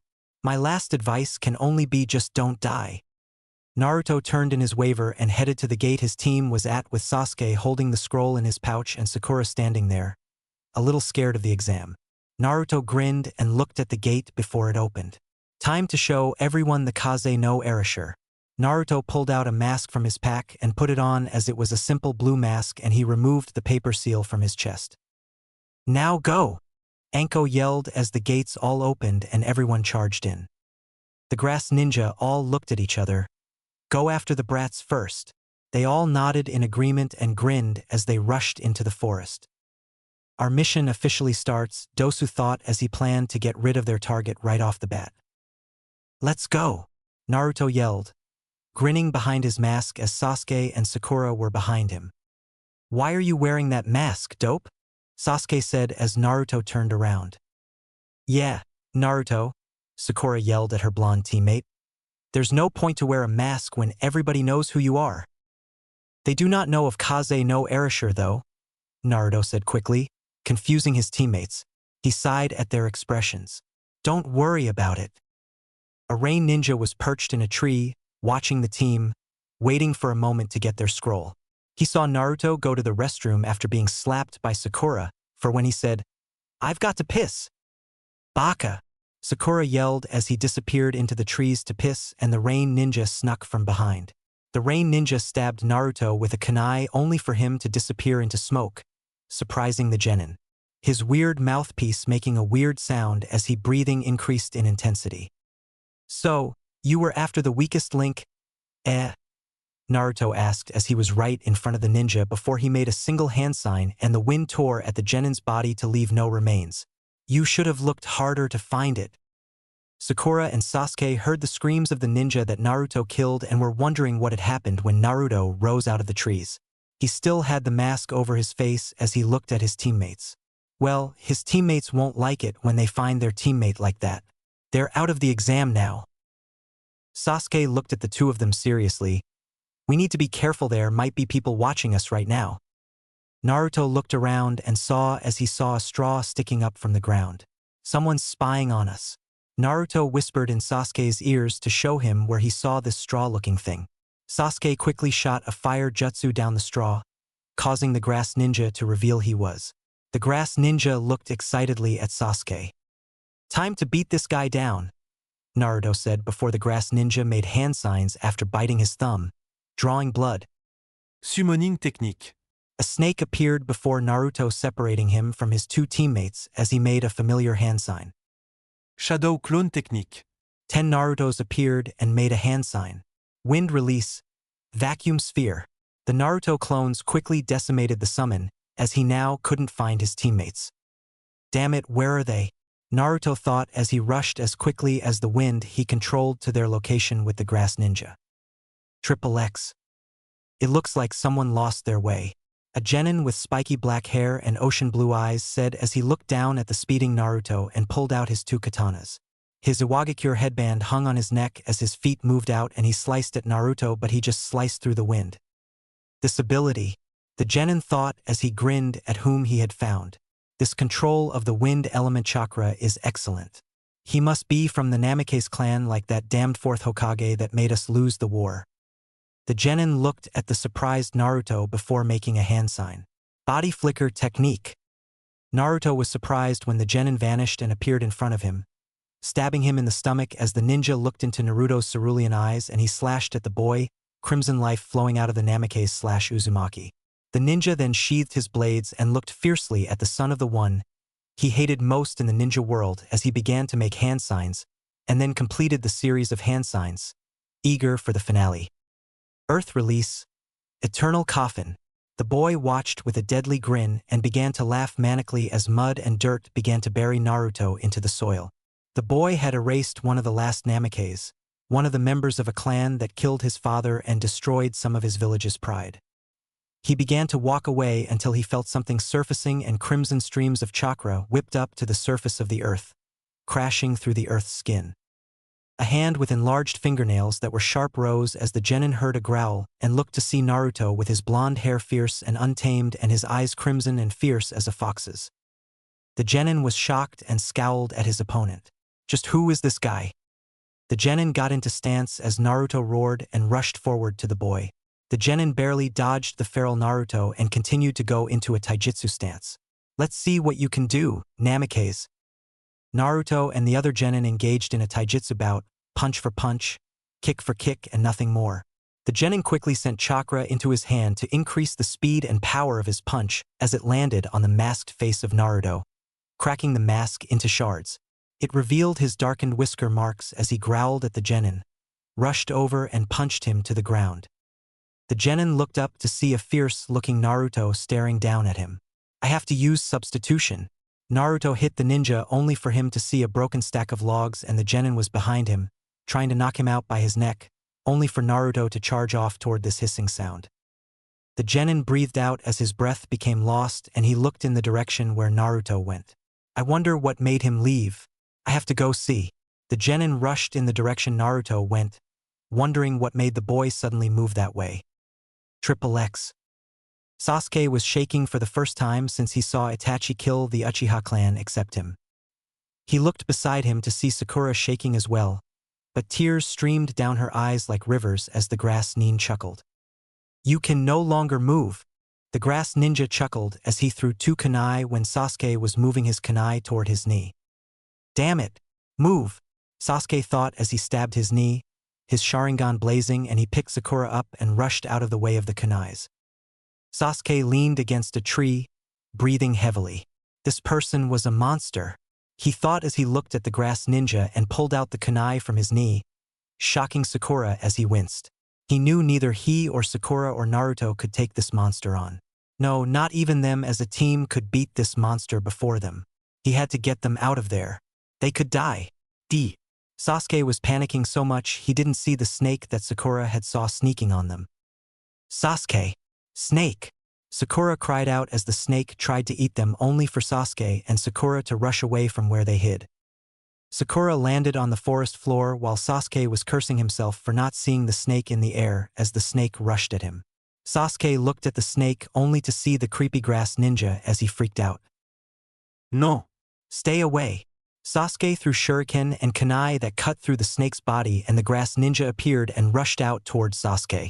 Sasuke had his eyes widened and started to freak out until a person appeared in front of him and punched the grass ninja back surprisingly. Sakura and Sasuke gasped as the person had spiky blonde hair and whisker marks on his cheeks. Naruto, they both said as Naruto held a feral grin. I guess I have to be the hero for you guys, Naruto said, still grinning as he looked down at the grass ninja. This is the end for you, you snake bastard. XXX. The genin finally caught up to Naruto and saw a creepy-looking grass ninja he noticed earlier before the second test started. The genin watched Naruto have a fierce taijutsu battle with the grass shinobi. Eventually, the grass shinobi summoned a huge snake to strike Naruto, who stopped it with his kunais. This caused the grass ninja to look a little surprised, and he used his very long tongue to grab Naruto as he saw the mysterious shinobi's fingers glow. He was about to hit Naruto when someone had come from behind while he was distracted and punched him to the ground with extreme strength. XXX. Sakura watched Naruto, putting his life on the line for her and Sasuke, calling Sasuke a scaredy cat for not doing anything while Naruto was trying to beat the crap out of the snake team as Naruto called the grass ninja. As the grass shinobi grabbed Naruto and Sakura saw Sasuke shaking, she yelled at him about what was happening and how Naruto was risking his life for them. No replies from Sasuke told Sakura that she had to go into action to get it through the Uchiha's brain. She ran up the tree that the grass nin was in and snuck behind charging chakra into her palm, making sure she would still have some left. Right as the snake ninja was about to strike Naruto, Sakura smacked him down with a highly powered fist. The grass ninja found a tree to grab onto as he fell, cursing at underestimating the teammates of his prey. He journeyed up and made a hand sign as his neck launched from his body. Fangs drawled out to strike. Naruto rushed but found out he was too late as Sasuke's shrieks could be heard throughout the forest of death. Naruto, no longer having any influence from Kyuubi whatsoever, rushed behind the grass ninja and used wind release. Great breakthrough to push the snake man away, hurting the older shinobi a little. I'm Orochimaru of the Sannin. The grass nin chuckled as he looked at the team and pulled out the scroll that Sasuke previously held in his pouch. There will be a time when you call out for my power. Come to me then, Sasuke, and then your dream will become reality. Sasuke passed out after this from the pain of the mark as Sakura comforted his passed-out body and Naruto charged at Orochimaru using the wind, shocking the Sannin before he chuckled darkly and scowled at the boy that gave him trouble today. You are your father's son, Naruto. The Hibi Sannin then disappeared, leaving a crying Sakura, a passed out, in pain Sasuke, and a worse for wear Naruto. The genin decided to meet with his team and see about all that had happened, including seeing a Namake's shinobi. The genin looked back at their situation as they went to an open place in the forest, and Naruto and Sasuke rested, hidden in the tree, while Sakura guarded them and planted traps on the open field. The genin looked at the fallen team before going on his own to meet up with his team, who were probably wondering what was taking him so long. He looked back one last time at the fallen team of shinobi before going off on his own. As that genin left, the sound ninja looked at Sakura and the two shinobi behind her. Dosu chuckled before looking at the pink-haired Kunoichi. Let's do our mission now. Kase no Arashi. Chapter 11. The sound ringing through the forest. The beginning of the clash. Mitarashi Anko was rushing through the forest of death, finding the bodies of the grass ninja outside the forest gate. With the one she was most suspicious of having their face gone was the one who gave her kunai back. She scowled as she ran, knowing that this genin was really Orochimaru. It's time that I finish him off, Anko thought as she landed on a tree branch with Orochimaru behind her. Right, Orochimaru? Impossible, the Hibi Sennin said as he unleashed his tongue at his former disciple, and Anko saw that it had wrapped around her arm. She grew a serious expression as she looked at Orochimaru. Hidden shadow snake hands. Snake struck at Orochimaru's tongue as Anko pushed him from the tree he was merged into and bashed him into a branch on the tree she was on. Orochimaru go up and rushed at her, roughly pushing her into a tree. Anko winced before whipping around Orochimaru, holding Orochimaru's hand against the tree, and stabbed both of their hands into the tree with a kunai. She made a hand sign combined with Orochimaru's hand, and he looked shocked. You're not, Orochimaru said with wide eyes. We'll die together, Anko said, smiling as she looked confidently in her former teacher's eyes. Twin snakes' mutual death technique. Sorry, but neither of us will die today, Anko-chan. A familiar chuckle flooded Anko's ears as she turned her head furiously at the maker of the sound, Orochimaru the Great Snake. That is but a shadow clone. It vanished out of existence, shocking Anko and making her eyes widen in fear. But then, they gained their fury. Why are you here? To assassinate the Hokage, Anko said furiously as Orochimaru removed the face of the dead grass ninja, showing his sinister face. I was merely giving a parting gift to a genin here in the Chunin exams, like the one I gave to you. Anko's eyes widened in realization of why he was here and what he did, while Orochimaru chuckled madly. He is an elite, an Uchiha. A beautiful body he has, perfect body for me. The boy will most likely die. He has almost no chance to live, Anko said to Orochimaru. Or he could live like you did, Anko, Orochimaru said as he vanished from Anko's sight. Don't spoil my fun, or the village of Konohagakure will be nothing more than rubble and corpses. Orochimaru's light chuckle was all Anko heard before rushing to the Hokage, going to tell him what was happening. Orochimaru was here. Triple X. Goddamn. Where is Kasuke at? A female voice yelled out into the forest, causing birds to fly from their homes into the sky overhead. He only said he wanted to check out some Konohagakure crowd and hunt for a scroll. He's probably lost. That baka. Well, it's nice to hear you care about me so, Hikari, the revealed Kisuke said with mock hurt and fake streaming tears, having a head of spiky black hair and cerulean eyes. His dual blades were in their sheaths, clothed after revealing themselves to the Namakes he faced. And I found out some good information on one of the Konohagakure ninjas, and I was going to share too. Just tell me, you irritating baka, she yelled again, her long blonde hair whipping around her like it was a whip that she held, angrily lashing at the wind. Should I? Kisuke asked himself, turning his head in thought, finger on his chin. You did insult me when I was just trying to help and see what kind of people were on the other teams. Just tell her, Kisuke. A boy with thin-framed, black glasses and slicked-back spiky black hair appeared before the two, hands in his pockets and his coal eyes staring at Kisuke's intensely. She won't stop nagging you until you do. Plus, I'm curious of what you saw that made you want to go on and see the competition. It seemed like there was only one that mainly caught your eyes. You always were observant, Washimura. Kisuk grinned at his teammate before changing into a serious face. I found a member of one of the Konoha rookie teams that has a Namikaze in it. This got both of them to gape at their teammate. I thought that the fourth was the only one left alive of that clan, Hikari said, her silver-gray eyes widening in shock. It seems that the fourth could have had a son or a daughter before he died at the hands of the nine-tailed fox. He could have also sealed the Kyuubi inside the boy like how Rashi and Han hold the four tails and five tails inside of them, Washimura said, causing Kisuk's eyes to widen in realization. That makes complete sense.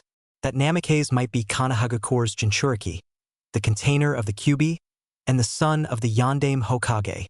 Kisuk said, though inside his thoughts he knew because he saw the boy have the clever eyes of a kitsune when he started to transform. We'll keep an eye on him later, Hikari said as she looked at her teammates. Let's get to the tower. Washimura got the earth scroll that we needed. He can watch the boy over when we do the third exam if they pass. It seems his team has that arrogant-looking Uchiha and that pink-haired civilian. I don't know their skill sets or the Jinchurikis, but they seem like a team that butts heads often. You go on to the tower, Kisuk said, racing into the direction of Team 7. I want to see something before I meet you at the tower. I'll be there, so don't worry about me dying. I won't worry even if you die, Baka, Hikari yelled at his retreating form. So get back here. Let him go, Hikari, Washimura said softly to her. Actually, I want to see this team that has interested our teammate as well. Let's go with him.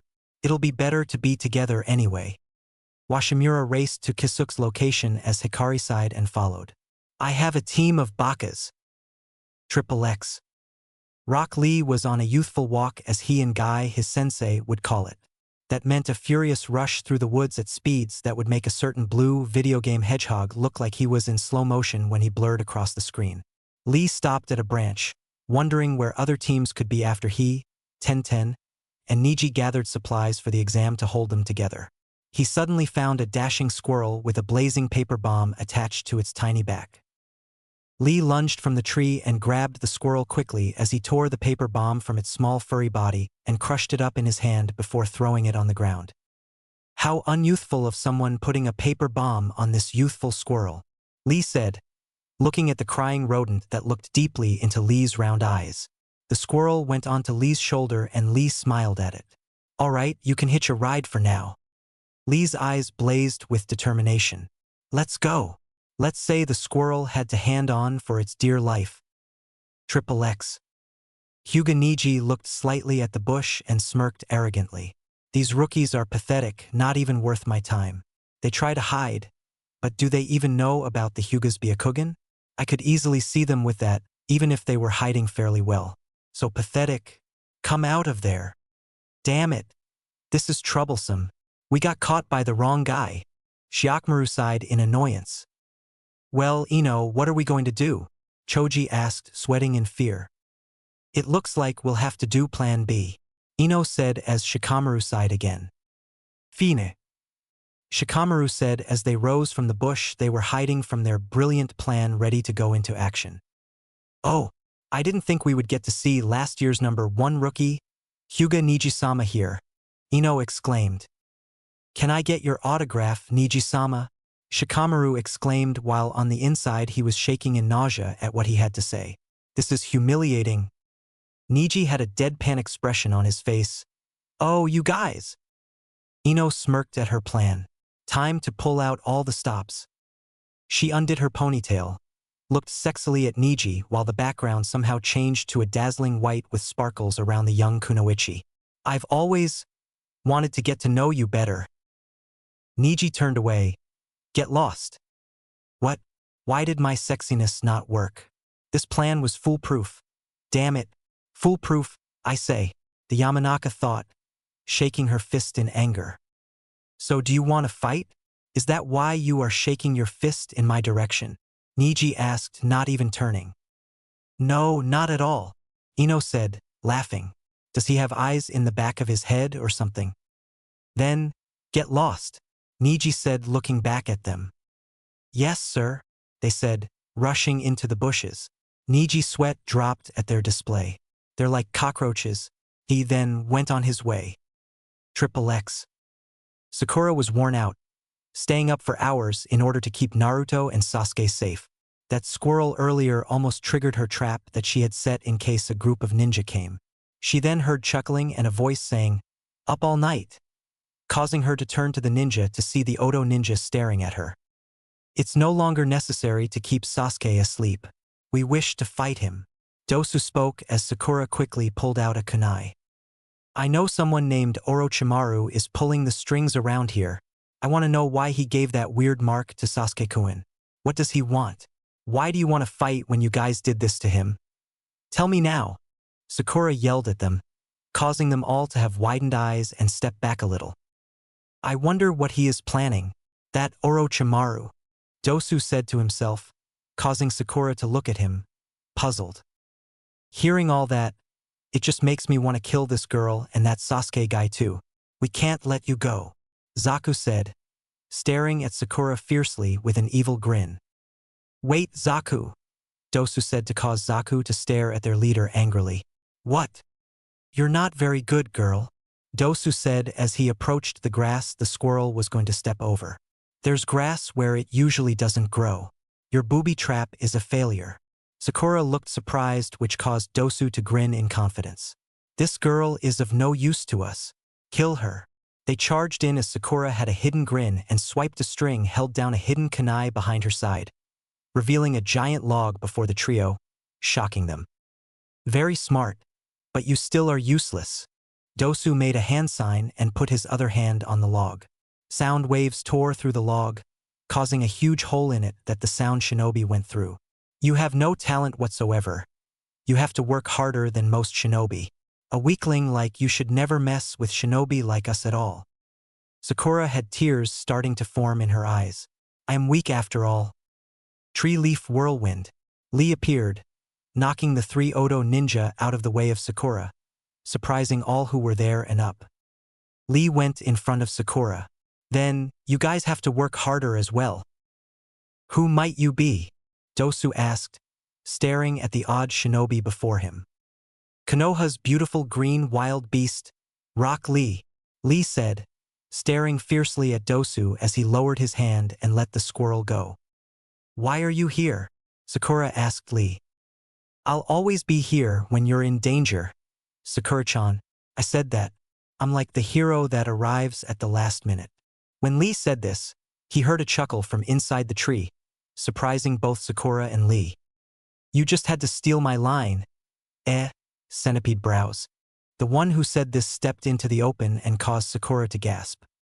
"Naruto!" Sakura exclaimed as Naruto looked at the tired Sakura and frowned. Sakura caught this. "What is it, Naruto?"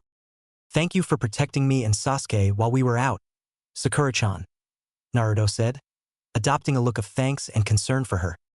"No problem, Naruto," Sakura said with a worn smile as Naruto looked at Lee and smiled. "So, you're here on our side now, Centipede brows." Naruto grinned in infectious joy as Lee smiled back. "Yeah, Naruto-kun. I'm here to help you defend Sakura-chan and even Sasuke," Lee said, holding a thumbs up. "Then, let's get started," Naruto said, grinning at Lee before looking at the sound shinobi with the fierce eyes of his father. "Time to go wild." Kase no Arashi. Chapter 12. The beginning of the end. The curse and bloodline awaken. Zaku smirked as Lee and Naruto charged into the battle. "Let me handle Blondie, Dosu. You can handle Weirdo right there." Dosu knew he meant Rock Lee. "That means useless is left to you, Kin." Kin sighed. "I would get her." She ran fast toward Sakura only for Lee to see this. Tree Leaf Hurricane. The kick landed right on Kin's cheek, causing her to fly back into a tree. "I won't let you harm Sakura-chan." Naruto looked slightly to see the grinning Dosu approaching Lee, fist coiled back. Naruto's eyes widened as he yelled, "Lee, dodge!" Lee quickly got back to paying attention as he dodged before the punch was thrown and coiled his own fist back to land a fast punch on the sound ninja. Dosu dodged the punch and was about to strike when Lee put his fist on the ground and shoved up a giant part of a tree trunk. This shocked everyone there at how strong Rock Lee was. "I know there's some trick to your attacks," I know that I can't simply dodge as I did just earlier all the time, or you'll hit me with that jutsu you used on the person wearing glasses. Lee said, rocks scattering around him from the force he used to pull the structure from the ground. At least I have Naruto to help me out of trouble if things get very ugly. After all, there's still 3 of them and 2 of us excluding Sakura-chan, who looks worse than anybody here besides Sasuke. I might have to get serious here, Lee said, staring fiercely at the Oto ninja, seeing Naruto charge into action. Triple X. Arg! We can't find any weaklings at all, yelled a frustrated Ino as Shikamaru sighed, irritated by his female devil-like teammate. I told you already, the only team that we could probably be weaker than us is Naruto's team, Shikamaru said as Ino glared at him fiercely in pure anger. Baka! Forehead Girl and Naruto are losers, but Sasuke's a genius, Ino yelled at Shikamaru. There's no way Sasuke could lose. Choji looked shocked at what he saw. Sasuke's out cold. This caused Ino to glare at him. And Sakura is fighting. This made Ino say a not very intelligent, huh, as Shikamaru sighed at his teammate. She's always so troublesome, Shikamaru thought as he looked at the sky, wanting to just see the clouds roll by. He sighed again. I probably won't be able to relax until after the exam is over. More troublesome things. Triple X. Nei-kun. Lee isn't here. He must have had trouble getting here. You know he's always on time no matter what, Tenten said to her teammate. She gasped as she thought. Could he have encountered some enemies? Niji smiled, trying to make Tenten feel more relaxed. That's unlikely. Either way, we'll go search for Lee. Tenten nodded. Yeah. The duo raced into the branches of the tree, searching for their teammate. Triple X. Sorry, Guy-sensei. It seems that it has come the time to use that. He looked at Dosu, unraveling the wrappings around his arms a little. I am protecting someone precious to me. Lee raced with speed so unknown that Dosu was frozen in shock as the boy kicked Dosu up into the air and appeared behind Dosu. He stared to wrap his bandages around the sound genin in a fast pace before he wrapped his arms around him, sending them both headfirst into the hard ground. Zaku cursed as he dodged Naruto's punch and started making hand signs. Shit, he can't protect himself at all like that. Take this. Front Lotus, Lee thought as he and Dosu collided with the hard ground, dust appearing after their collision. Zaku smiled. Looks like I made it in time. Lee looked confused as he raced back to guard Sakura. Naruto took the time to make a few hand signs and blow in air. Wind release. Vacuum sphere. He let the blasts of air loose only for Zaku to pull out both of his hands and smirk as strong slices of wind hit the blasts Naruto made, canceling them out.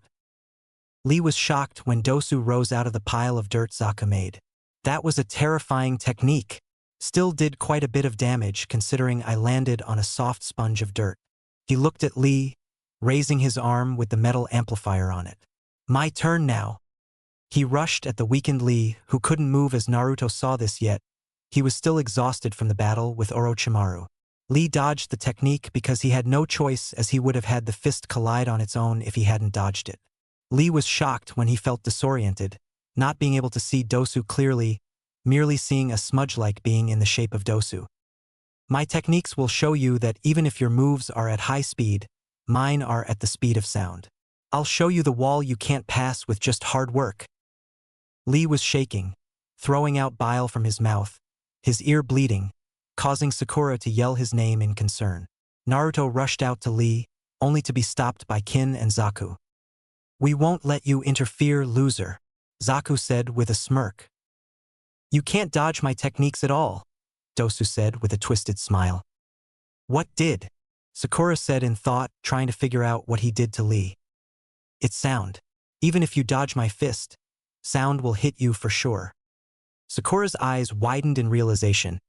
You use sound vibrations and chakra to target Lee's ear to disrupt his sense of balance. Correct, Dosu said as Zaku smirked. Taijutsu is useless against us, even your high-powered techniques. I can control air pressure to do things you can only dream of since you seem to only use exceedingly powerful taijutsu. Zaku smirked while Lee shook in anger, frustration and from the sound wave effects. Now your turn, Dosu said, racing to Sakura. Damn it, move. Damn it, Lee thought, forcing his body to move in front of Sakura, shocking everyone. Hey, where did that blonde brat go? Zaku yelled as his eyes widened at the serious-looking Naruto approaching Dosu, wind whipping fiercely around his fist. Dosu! Dosu just hit Lee, causing the ninja to scream and fall into unconsciousness as Naruto was right behind him. Say good night, you filthy son of a bitch, Naruto yelled out, his teeth forming a dam, causing a very surprised Dosu to turn and be hit down to the ground with Naruto's fist of wind. Naruto pounded the ground in defeat at what he saw when the smoke cleared around him. A bunch of shredded and torn tree stumps. Damn it, he used substitution on me. I wasn't focused at all. He saw Sakura in front of him, eyes wide at seeing Dosu, angrily approaching Naruto from behind. Naruto, she shrieked before deciding on something as she thought. I have to show them I am strong. I can't rely on Sasuke-kun, Naruto, or even Lee. I have to show them I can stand on my own feet. I can be strong. I will be strong. I am strong. Shinaro. She channeled all of her chakra into her right fist, glaring fiercely at Dosu. She also sent chakra to her feet to increase her speed, rushing past Naruto and landing the hurtful punch right into Dosu's bandaged face. Dosu was knocked back toward Kin and Zaku, shocking everyone there. As they all stared in disbelief at the smirking, huffing Kunoichi with long, pink hair and determined yet weakening emerald eyes, her fist in a stance of victory. Shinaro, bastard, she said, softly in a tone that meant she knew she did good for once. She fell into unknown arms as she felt a presence that made her shiver. It was the darkest feeling she felt since Zabuza, since that Orochimaru. She looked up, thinking she would see Sasuke, seeing his cargo shorts, only to gasp at the face she saw on the boy's face. It was a wicked face. It was the face of Orochimaru. She only thought of the demented Sannin when she saw that face, twisted dark marks all over his body, causing her life to fall into the abyss. Sasuke-kun. She said in a weak, hopeful voice, hoping for him to glare at her and tell her he didn't want a date with her and that she was useless to the team. She didn't care what he said, as long as he was Sasuke, the Sasuke she knew. Sakura, a dark voice said, looking at her with no expression whatsoever. Who did this to you? Sasuke was gone. Triple X. You always act recklessly, Kasuke, Hikari yelled at the boy ahead of her. What's so amazing about this Namikaze guy? Washimura sighed as he was in the middle of his teammates. I better summon an eagle to scout ahead. He bit his finger and went through the series of hand signs that were needed before he put his hand on a branch as an eagle screeched when it was summoned. Go ahead, Washima, and come back when you see something. Very well, Washimura. The eagle spoke as it flew ahead of him and his teammates. Washimura picked up pace as he was falling behind. He looked to see that Kasuke was going even faster than before, and he sighed in reply. Don't get too worked up, Kasuke. You won't be able to fight like that. He heard his eagle caw as it approached and told him about the many ninjas up ahead. This may get really dirty really fast. Kasuke approached the area he knew the Namikaze was at as he pulled out a kunai and stared fiercely at a group of ninjas before silently flying down to the ground and putting the kunai to one of their necks. This person screamed before Kasuke had covered their mouth. His teammates were behind him. Triple X. Ino was frightened. First, she was watching Lee and Sakura face down the Oto shinobi, and Naruto had just came out only to have an unknown shinobi grab her from behind and put a kunai to her neck. Her other teammates stared in shock only for Shikamaru to smirk in success. Shadow imitation technique. Success, Shikamaru said, freezing the unknown shinobi, his teammates watching carefully at the Nara. Shadow imitation. Eh? The unknown shinobi said as he looked at Shikamaru with piercing blue eyes. You guys must be the Ino Shikacho Trio's kids, since you look a lot like they did in the textbook we had at the academy. Shikamaru's eyes widened. Darn it, they know our techniques. They could easily defeat us right now. I have to come out with a plan quickly. I wish you shinobi no harm, and neither do my teammates. The unknown shinobi spoke in honesty. I'll even tell you my name and my teammates if you tell me yours and your teammates. Shikamaru looked at the shinobi that wore all black and still held Ino. His eyes shone with honesty just like his voice spoke full of it. Shikamaru sighed at this troublesome situation. Fine. Just release our teammate for us. That will be a problem since I just don't want to release her. The shinobi spoke seriously, shocking everyone. After all, she has the beauty of an angel, and I can't help but want to keep her in my arms. This was where everyone face faulted to the ground as the shinobi released the blushing Ino, who stood in shock at the shinobi, forgetting about Sasuke and Sakura for a moment. What is your name, Haim? The shinobi said, waggling his eyebrow, causing Ino to giggle and his female teammate to get a tick mark. Yamanaka Ino, yours? The blonde girl he once held asked as the shinobi stared at her with mesmerizing blue eyes. Bushido Kasuke, the shinobi said, his spiky hair flowing a little in the air. Nara Shikamaru, sighed the Nara, hand behind his head. Washimura, the shinobi with glasses and a cloak of black said, I have no last name to speak of. Akamichi Choji, Choji said, munching on the little chips he had left. Utsukishi Hikari, a kunoichi wearing a short skirt and a short-sleeved black shirt, said as her long hair flowed from side to side, her silver-gray eyes mesmerizing everyone there. Now, what's going on here? Kisuke said as he saw them battle. We'll take care of the sound ninja. He tossed Team 10 a scroll that they had. You can have the scroll.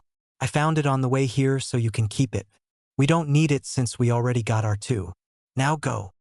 This is troublesome, but thanks. Shikamaru said as he and his teammates raced toward the tower, luckily holding the scroll they needed. Now, this is interesting, Washimura said, looking at the risen Sasuke. Marks surrounding his body. Let's see what happens next, shall we? Let's, Hikari said, looking at the battle about to be finished. Triple X. Niji stood about to say something, when Sasuke stood, an evil aura about him. I'll let the Uchiha and his teammates settle this match between them and the Sound Ninja. He looked down at the passed-out Lee. Then we'll grab Lee.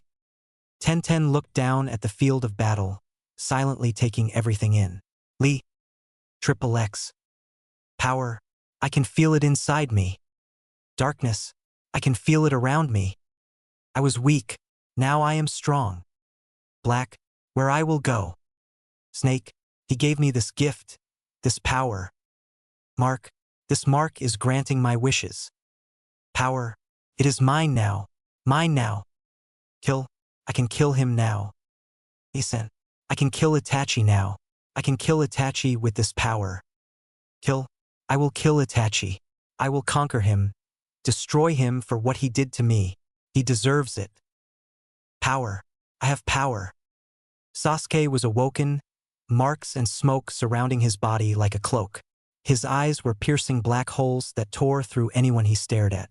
He set Sakura down and looked at Naruto, smirking at Naruto's shocked look. Dope! Naruto shook to reality, hearing Sasuke's voice. But is this really Sasuke? Naruto shook before staring at his rival, forming a fake smile. Hey, team, you up? Sasuke smirked evilly. Yes, dope, I am. He raised his hands to look at them, still smirking at the power he felt inside his shell, his body.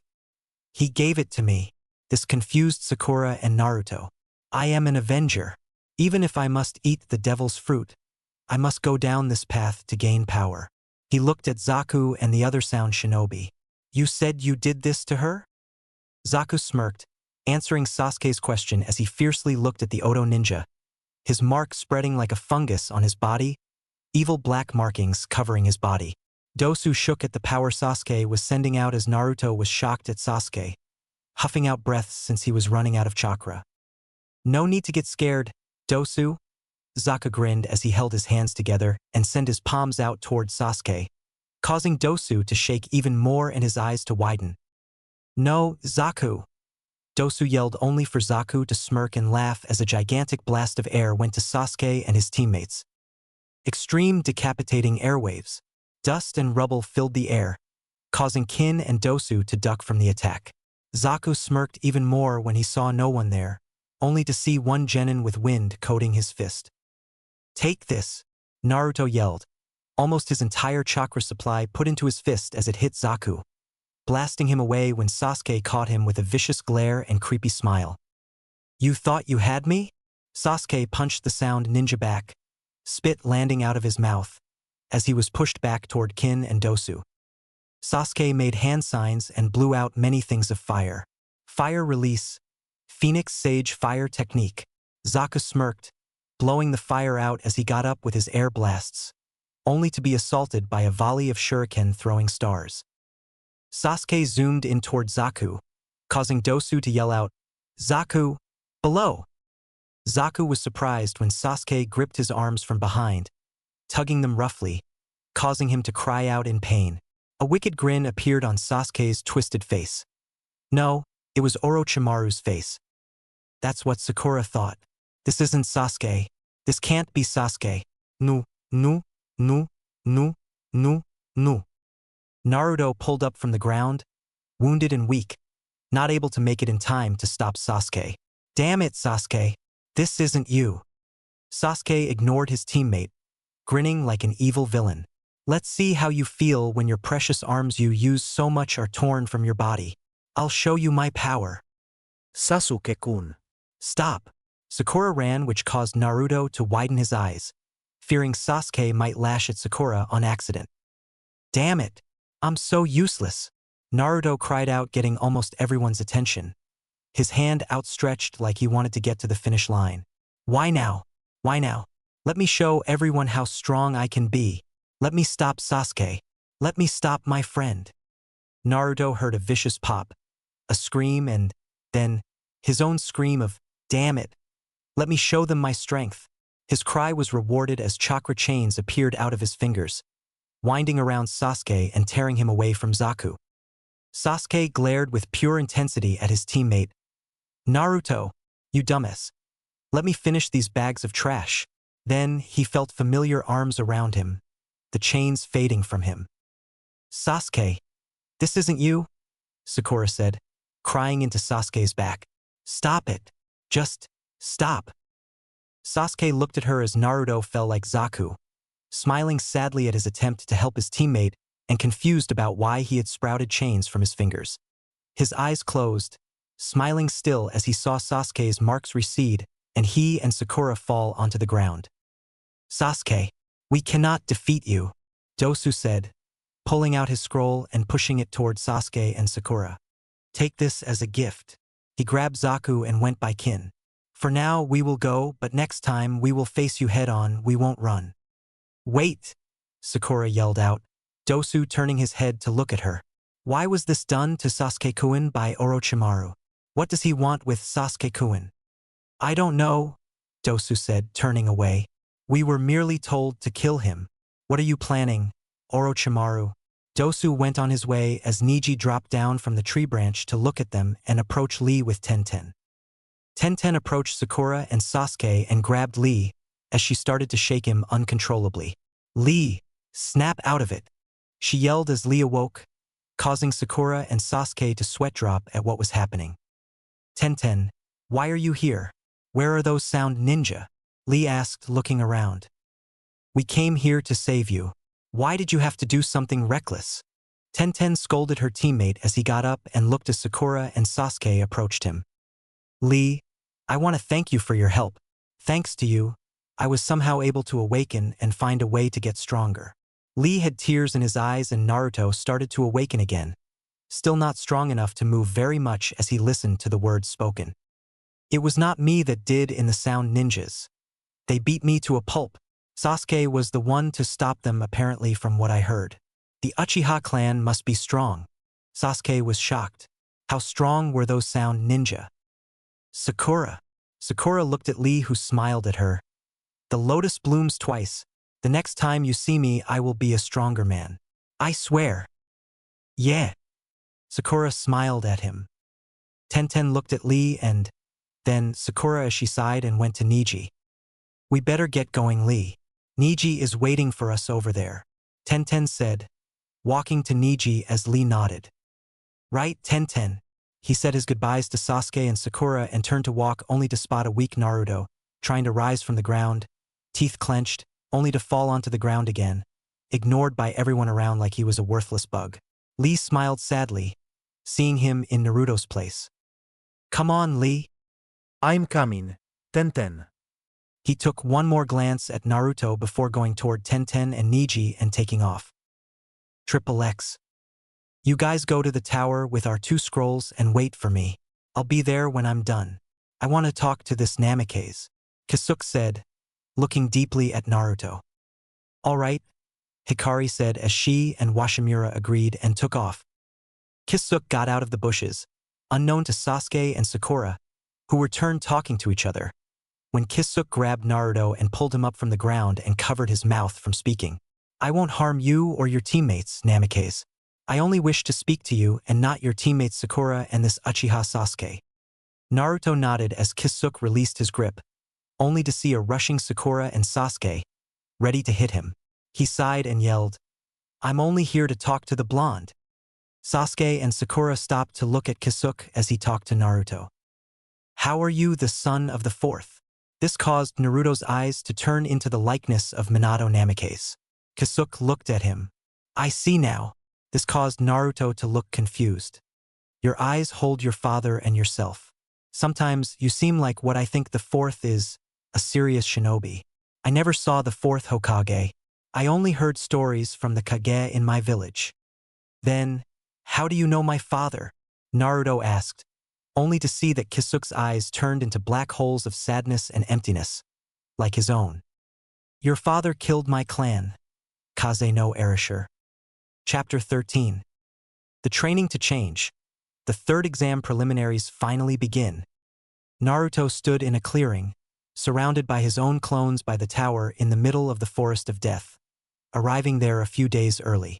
That's when Naruto decided to train after seeing how weak he still was, even if he had not used many of his shinobi tools like all the different tags and seals he crafted and held in his pouch. He also learned that he had not one, but 2 bloodlines, the mastery of wind from the Namikaze and the chakra chains from his mother.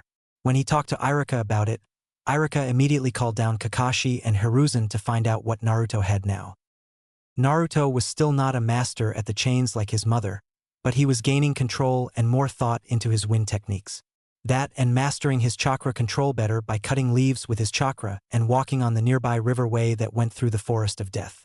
Naruto stood calmly, his eyes focused pools of serious cerulean as thousands of shuriken charged at him, and he smirked, making a hand sign. The wind became his skin, a layer that protected him from harm as the shuriken bounced and flew to the ground. Naruto cursed to himself. He still couldn't use the wind to grab the shuriken in midair and fling them back at his opponent. All he had was a slightly more powerful 8 trigrams palms revolving heaven technique since his wind could surround him completely. It was more perfect than that technique in Sabaka no Gaara's sand at being a defensive technique, though Naruto's technique took a lot of chakra, even more than his multiple shadow clone technique. If Naruto used it too much and couldn't toss the weapons used against him back, then the technique would be less useful. It could also guard him from jutsu, especially lightning release ones. Fire techniques took a lot more effort and could end up burning him when they touched the layer of wind and not get reflected back. Full body burns equals very painful. His clones popped out in a mob, rushing at Naruto. Naruto decided to try out, sprouting chains from his body, imagining the shape of the links and then forming to make the chains. Naruto closed his eyes and concentrated. Come on, send out the chains, Naruto thought before opening his eyes as an array of chains sprouted out of his body, wrapping and holding down each clone, causing them to disappear into smoke, filling the area around Naruto. Naruto felt his chakra start to get weaker from practicing his Kekai Genkais and his body getting slightly weaker from practicing taijutsu and throwing his tagged weapons, showing their abilities. Naruto decided to call it a day. After all, it would be the 3rd stage of the Chunin exam tomorrow, and he remembered what had happened before they got to the tower. When he had talked to Kisuke. Triple X. What? Naruto said, shocked. Kisuke looked at him. You shouldn't be surprised. The Ninja Academy should have taught you all the wars Konohagakure went through. Naruto remembered that. The 3rd Shinobi World War was a war that Konohagakure surprisingly won, thanks to Namikaze Minato, his nickname being Konoha's Yellow Flash after the war because of him using his Flying Thunder God technique to decimate forces to help turn the tides in the war. It was also partly thanks to Hatake Kakashi and his teammates that the Canopy Bridge was destroyed, turning the tables on the enemy as well since they couldn't carry supplies by the bridge anymore. Of course I remember, Naruto said to Kisuke. I was just shocked at hearing my father killed all of your clan. Yes, my clan, the Bushido, was a mixture of samurai and shinobi, mostly shinobi that adopted the skills of the samurai. That's why I hold these two katanas on my back. I learned samurai skills along with shinobi skills. I follow my Bushido just as much as my Nindo. My way of life is a strange one. I wasn't exactly Mr. Popular in my village and still I'm not. They don't understand my clan very well as we had our own land inside Tsuchi no Kuni before it became part of Awagakure, the land's ninja village. Our clan was very powerful yet small as my father was the one of the only survivors in the clan besides our clan's most powerful shinobi, Bushido Takashi, a friend of my father. Takashi became known as the Korwa Akuma, Black Demon. The reason was the cold fierceness he held in his eyes. The long, flowing, spiky black hair he had moved with him like a mane of a beast, and the way he struck with his swords were as if they were just claws he had on his fingers, a part of him. Once the war ended, Takashi left the village, wishing goodwill and a bright future for my father. My father would come to marry a samurai's daughter and she would give birth to me, ironically dying while bringing me into the world. My father would shortly die after that by Sasori of the Red Sand and his partner of the time, Orochimaru, on a mission he took that was an S rank. I don't remember since I was quite young at the time of his death. I was left alone and unable to survive until Inoki granted me a small house about the size of a shack to live in and provided me with a sum of money and some money left by my clan and my family. Luckily, the accounts had quite a bit of money to survive on before getting paid on ninja missions. I still hold some money in the clan accounts and even put some into savings so I could gain more money as it sat in the bank. Many of the clan's scrolls are in the library in my living room. Not very many scrolls, so there was room in the living room to put them there. Naruto was still shocked, wondering why the stranger was telling him all this when all the boy knew about Naruto was that he was the son of the fourth Hokage. Was he merely telling him all this before he killed him, showing Naruto a person just like him, alone and isolated, only for that person to kill him? An avenger taking vengeance on his clan's and father's deaths on the son of the killer of his clan and waiting to take vengeance on Orochimaru and Sasori on a later date as he told his story to show Naruto that other people were like him, like Sasuke. Aren't you going to kill me now? Naruto asked, staring at the other genin, who raised an eyebrow at what he said. Kill you? Nah, I won't kill you for vengeance on my clan. I've learned the paths of samurai and shinobi and both paths lead to death. There's no point in killing you for what your father did. No point in killing Sasori and Orochimaru for what they did. The only way I would kill any of you guys is if you threaten my village and the people that are important to me right now. I will protect the living to make sure they don't become the dead like my father and my clan, because once they are dead, they are gone forever. I've learned to appreciate the time I have with the people I hold important to me. By looking into your eyes, I can see you feel the same way. Kisuke took out his hand, reaching toward Naruto like a friend doing a gesture to his best friend and smiling a true smile at Naruto, shocking the blonde once again. It would be better to make friends than enemies. Even our villages have gotten along better over the years, but even that doesn't matter. No matter if our villages are allies or enemies or just neutral with each other like now, we will still hold a bond of people that have share a similar past and will make a better future. That's what I believe after seeing you. You hold no hatred toward me? Kisuke chuckled. No, not anymore now that I've seen what kind of person you are. At first, I blamed you for what your father did to my clan, my village, but I've learned from seeing what you are that it'll be better to be friends than become enemies and end up dead. After all, I think you hold the Kyuubi inside you and that would mean I would more likely die than me. Naruto tensed at the mention of the beast he contained. How do you know about the fox? You had Kyuubi's influence on you when I first saw you and started to face you. After all, you had eyes like a kitsune and your whisker marks began to darken, which meant something was happening to you. I also know of other Jinchuriki like Han and Rashi from my village, containers for the tailed beasts like you. There are at least 6 others than you and Han and Rashi since those 2 hold 4 tails and 3 tails. Plus I remember discussing the Kyuubi attack in our ninja academy, since it was the cause of the 4th Hokage's death. I see, Naruto said as he extended his hand to reach Kisuke's until they met and wrapped into a hug, A handshake. Naruto smiled at Kisuke, who lightly smiled back. I hope to see you in the next part of the exam. I do as well, Kisuke said, taking his hand back and turning away from Naruto. Let's do our best. Naruto smiled and jumped in joy and excitement of what the next part could be. I will do my best. Believe it. Kisuke chuckled before departing, walking back to his team, knowing he made the right decision in the end. Triple X. Naruto looked to the sky and smiled at the clear bright day as he rose his hand up as if trying to grab the sun from the sky and clenched it. I will show them how powerful I am. Wish me luck, Tusan, Kasan. He continued to smile at the sky as if it was his father and mother smiling down upon him. He stayed there, smiling for a while, until his teammate appeared from the tower. Naruto. Naruto turned to the voice, seeing Sakura calling for him. Are you almost done training? It's getting close to the next part tomorrow. You should rest for tomorrow and just come into the tower. Naruto secretly wanted to train more, but knew with it being around 4 or 5 o'clock that it would be almost time to go inside and get rested, for early the next morning would be the next part of the exam. He looked at the sky once more and then rushed inside after Sakura went back in, ready for the next part of the Chunin exam. Triple X.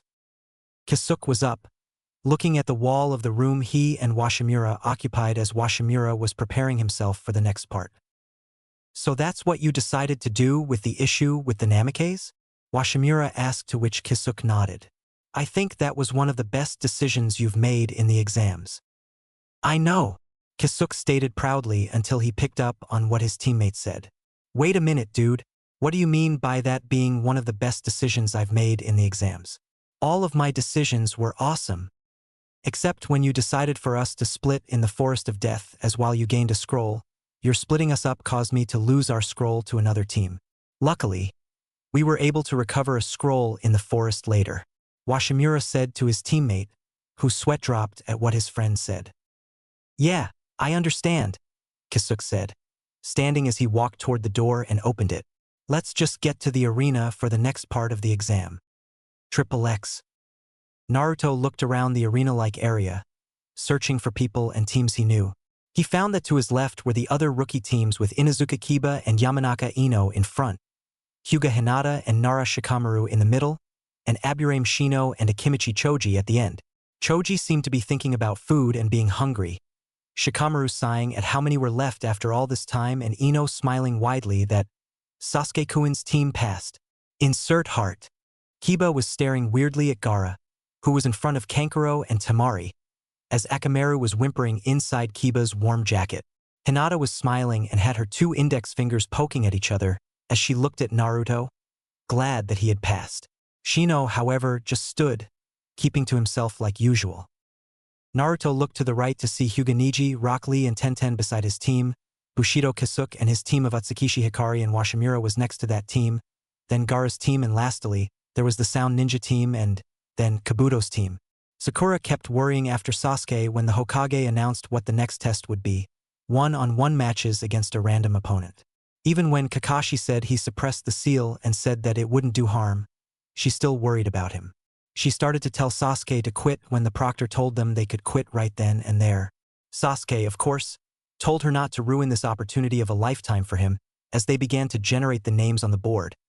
Names scrambling around until one appeared at first in big letters just saying, "Read me, read me." That name was Washimura. Washimura looked calm as he saw his name being featured on the board as he waited patiently for the other name, his opponent, to appear.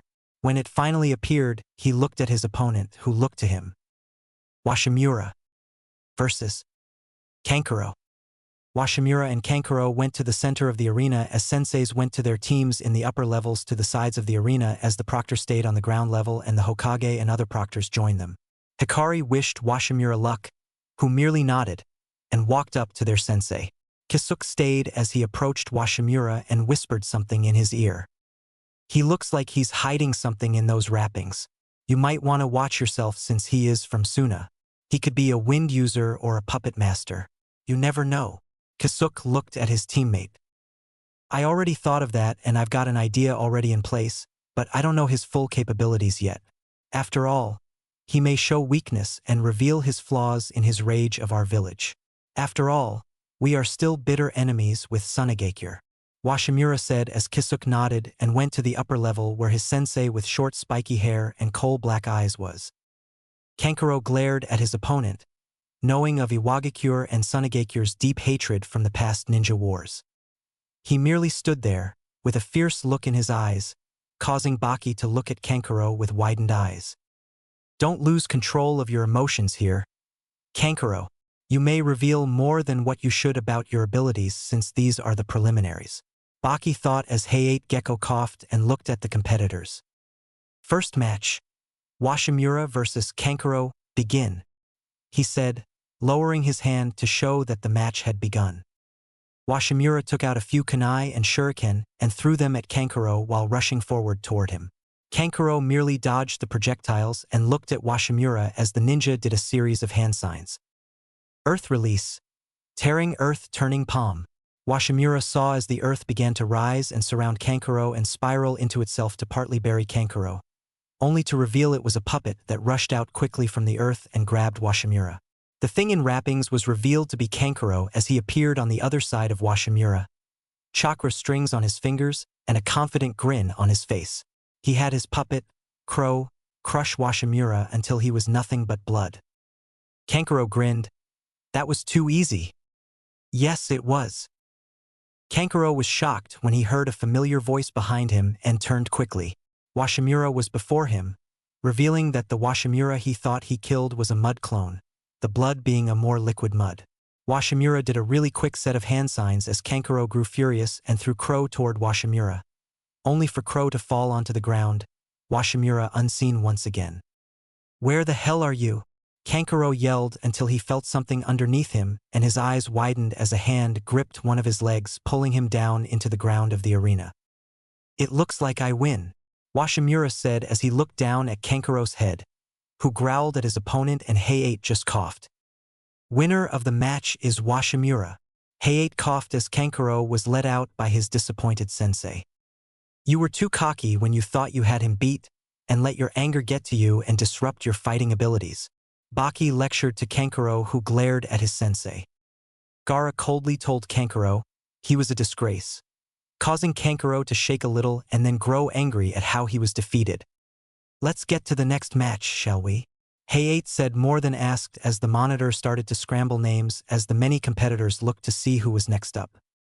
The first name was revealed to be Abumi Zaku.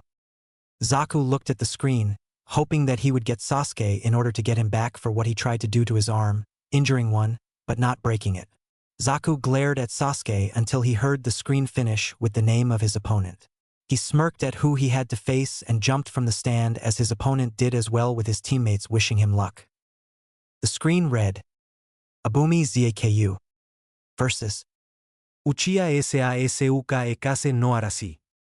Chapter 14. Clashes in the preliminaries. The fights that lead to the main event. Zaku glared at Sasuke as Hayate coughed and told them they were the next match and fight. Zaku stood there for a moment, glaring intensely at the Uchiha, who had a calm expression as he backed toward the wall and made a series of hand signs. Zaku went ahead and charged at his opponent as he was ready to blast Sasuke away like he was Team Rocket. Fire release. Great fireball technique. Sasuke blew out a giant ball of fire as Zaku merely dodged the ball rather quickly and thrust it out his palm. Air pressure about to be released as he was close to Sasuke. Decapitating airwaves. Zaku smirked as his waves of fierce air struck Sasuke into the wall, blood spitting out of his mouth as he hit impact onto the wall. Zaku smirked and even laughed as Sasuke rose up fairly quickly and rushed at him with pretty high speeds. You saw my technique in the forest and you couldn't even dodge it there. Zaku was no longer laughing as Sasuke fiercely appeared before him and kicked him up into the air roughly. He was behind Zaku in midair as the sound ninja's eyes widened in realization. You're using the same thing that eyebrowed freak used on Dosu. Eat this? Sasuke smirked as he threw a kick at Zaku's side, and then appeared above the falling Zaku to do a dropkick right into the genin's stomach. Lion's combo. Zaku spat out blood at the impact while having trouble getting up as Sasuke landed on the ground lightly and locked at the genin. Zaku got up, feeling weak and angry. as he stared at the Uchiha. You think just because you're from a famous clan and are beloved that you are strong, Uchiha Sasuke? Zaku yelled at the boy in pure rage as he remembered Orochimaru finding him when he was young. He was a mere orphan with no reason for living, scavenging and stealing to live until Orochimaru took him in. He was going to persevere and move on and become strong. He would never give up and he would win. He had power. He could destroy the Uchiha's world with his air pressure. He would destroy the Uchiha. I will not lose.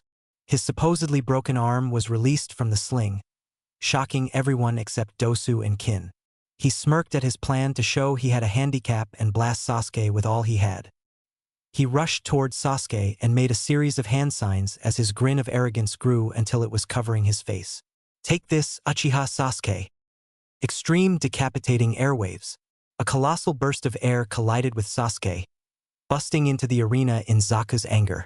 It was Zaku's anger and drive, thrusting into the boy with power and fury. He grinned when he saw nothing there and laughed. Looks like you're nothing special, Uchiha.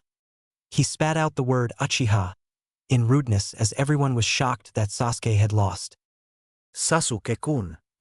Sakura yelled out, fearing he was gone forever as Naruto put a hand on her shoulder and she looked up to his face, a grin of reassurance of what was happening. Naruto. Sakura-chan, Naruto said, a grin still in place.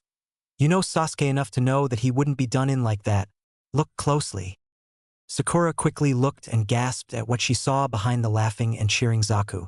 Sasuke stood behind Zaku with a smirk on his face with everyone gaping at him. Zaku, you baka. Look behind you. Kin yelled, but it was too late. Sasuke took his hand and chopped fiercely at Zaku's neck to make him pass out into unconsciousness as he fell down roughly onto the arena's floor. Sasuke looked at Hayate with a smirk. Looks like I won. Proctor?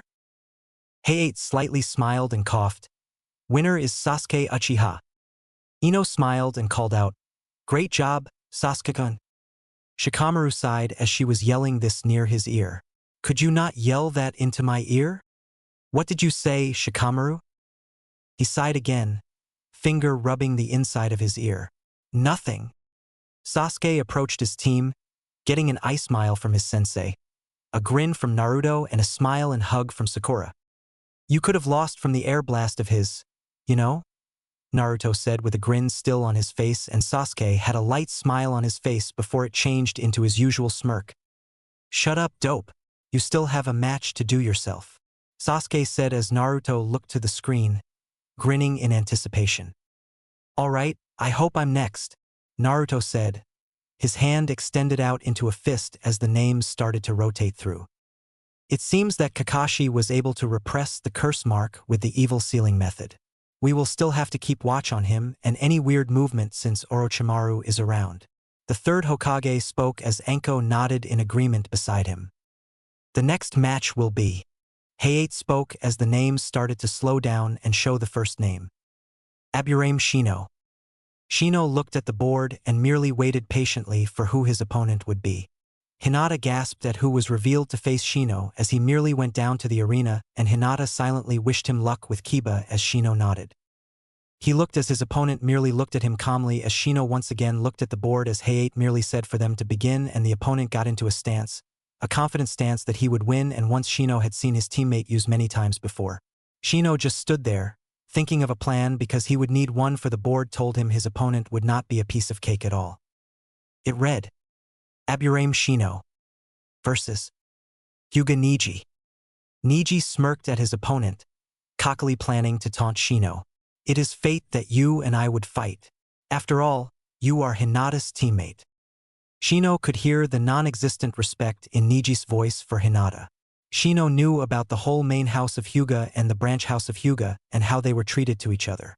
Shino merely stood and lifted his hand as he waited for Neji to strike him to release his chakra-feeding bugs. After all, Shino mainly had strategy and his clan's techniques to use, as he never had much tact for anything other than that. Neji rushed at him with intense speed, but Shino dodged the first few palm strikes until Neji surprised him by tripping Shino with an elegant movement of his foot and striked his chest with a gentle fist palm. It was revealed shortly after, though, as Neji felt his chakra being eaten and drained, that this was an insect clone as the bugs began to cover Niji's arm. Niji sent a burst of chakra out of his arm that was deadly enough to kill the overflowed bugs since they had too much chakra inside them. Shino was sideways in Niji's blind spot, after knowing where Hinata's was and sent his insects there specifically. Niji heard the insects coming and his eyes slightly widened when he figured out where Shino was targeting him. Niji grew focused as he rotated with a dome of chakra surrounding him, destroying the bugs that tried to strike him down. Niji slightly glared at Shino, who just stood there silently. I should have known that since Hinata is on your team that you would figure out my blind spot in the Byakugan. After all, you seemed like a more calculating person compared to your teammates. I figured you would be the strongest on the team. Hey! Kiba yelled out at what Niji said. Niji looked seriously at Shino as he figured that Shino wouldn't know of the 8 trigrams palm revolving heaven since Hinata didn't use this technique and would barely know of it, and decided to use another technique Hinata couldn't use and would barely speak of since Shino was in the right distance from him. 8 trigrams, 64 palms. Niji thought as he got into stance and looked calmly at Shino. Niji surprised Shino as he rushed and started to do many gentle fist strikes onto him, killing some of his chakra-feeding bugs while blocking up some of his chakra points as well. Niji ended with a strike near Shino's chest as the Aburame flew back and hit the wall, falling onto his butt lightly before rising slowly to his feet. That technique sealed some of my chakra points and killed some of my bugs, Shino thought as he breathed heavier than usual from the strikes Niji hit onto his body. I don't think I'll be able to last too many more strikes before I collapse, and my bugs would probably be repelled by that defensive jutsu he used earlier. He might be able to use it once or twice more before becoming exhausted and do more strikes to my bugs and chakra points. I can't defeat him in the shape I'm in since I knew only a little of his skills. I could barely keep distance from his speed, and his strikes were deadly, fast and precise with those eyes he holds. I just can't beat him at my abilities right now, but I gave it my best and there's always next time anyway. Sorry, Kiba, Hinata, Kurenai-sensei. It looks like I won't be able to pass. Shino stood up and looked at the collected Niji as he sighed a little. It seems you have me beat, Niji. Your strikes killed some of my bugs along with blocking some of my chakra points as well. I fear if I continue our match that I would end up losing anyway. I can see you being exhausted but still winning, while I most likely will be unconscious from all the strikes. It was a nice strategic battle overall though. Niji actually felt like Shino could potentially have beaten him if he knew exactly what Niji had as far as techniques. Shino was actually more about strategy and thinking ahead than actually fighting technique for technique. Niji actually applauded that approach since that's how he thought. You did a very nice job for a rookie to get me down this far, but you still lost like fate would have it, Niji said as he went back up to the upper stands and Hayate told everyone he was the winner. Yash! My youthful student beat his opponent. Guy cheered as everyone's sweat dropped at his actions. Let's see if your students can beat mine in passing. Kakashi. Kakashi peeked up at Guy in confusion. Huh? You say something, Guy? Guy was fuming as he turned away. Curse you, Kakashi, and your hip attitude. Shino went up to the stands as Kiba laughed a little at his teammate. Ha! At least I won't lose in this exam. I only lost because I knew I would lose anyway. I avoided what could potentially be a big injury on me to just a few of my chakra points being temporarily sealed. So don't go laughing at me when you will probably lose as well. Hey! Kiba yelled, shaking his fist at his bug-using teammate. I will win and then you'll be sorry you even said that. Then do that. Shino said calmly as looked at the screen. You are next after all. Kiba looked shocked until he looked at the screen to see his name. Inuzuka Kiba. He waited for the next name to reveal itself, and when it did, he grinned at who he had to face. Inuzuka Kiba versus Yamanaka Ino. Kiba went down from the upper floor and Ino did as well. Hayate Gecko told them to fight as Kiba quickly punched Ino to the ground. Akamaru was beside him. Ino got up and used clones to distract them before using her mind transfer technique against Kiba. She was about to raise Kiba's hand until Akamaru growled and bit the hand, causing Kiba to regain consciousness, and Ino went back to her body. Kiba hit her with passing Fong and knocked her out, making him the winner easily as he bragged to Shino. Naruto was getting impatient. Come on, let me fight already. Lee said, "Yes, let me go next." The screen began to go through names at an increasing pace before stopping at one name and then quickly revealing the other. Haruno Sakura versus Tsuchi Kin. Kin smirked and went down as Naruto, Kakashi, and Sasuke in their own ways wished Sakura luck. Kin quickly went and launched out needles, but Sakura maneuvered enough to not be caught by the needles as the bells attached ringed. Sakura quickly used chakra on her feet and focused it into her hands that were made into fists and forced the sound kunoichi into the wall, knocking her out and winning the match. The next match was beginning to start as Naruto barely focused on the board, congratulating Sakura on her win. The board then read, Tsurugi Misumi versus Tamari. Naruto just saw the sand kunoichi decimate Misumi with her fan and wind techniques, yawning at the boring matchup as he hoped with Lee that he was next up.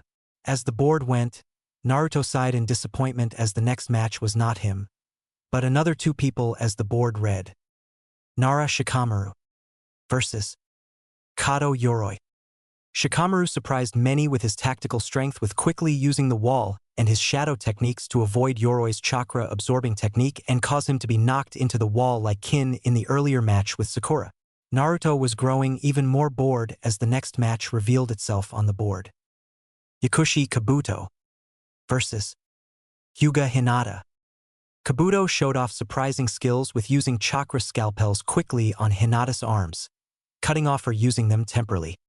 I know you Hyuga use your techniques by your hands using a taijutsu style of gentle fist, so cutting off access will lead to you losing the fight instantly. Kabuto stated as he walked away once Hayate declared him the winner and he put his glasses more up on his nose. Orochimaru, hiding as the sound ninja sensei, looked at Kabuto as he rose up the stand. Kabuto slightly looked at Orochimaru, remembering giving information to him on Naruto and Sasuke during the exam as he spied on them. He was allowed by Orochimaru to participate as long as he didn't reveal too much of his skills. The third looked at Kabuto, still wondering about the boy who was the son of a famous medical ninja that was found at Kikyo Pass. The third just got rid of the feelings of dread he got from the genin, knowing the boy could have learned them easily if he had a father that was a great medical ninja and doctor. The board began to spin around names until it stopped once again with Tenten versus Akamichi Choji. Tenten used her paper bombs and exploding tools to cause Choji to get out of his expanded form and used kunai, shuriken and other items to inflict enough damage to cause him to faint, leading her to be the winner as she used her speed from Might Guy's training to avoid the rolling ball that was Choji. Again, Naruto complained that he didn't get to fight at all yet as he looked again to finally see a fight that interested him a little, even if it wasn't him fighting. Atsukishi Hikari versus Bushido Kisuke.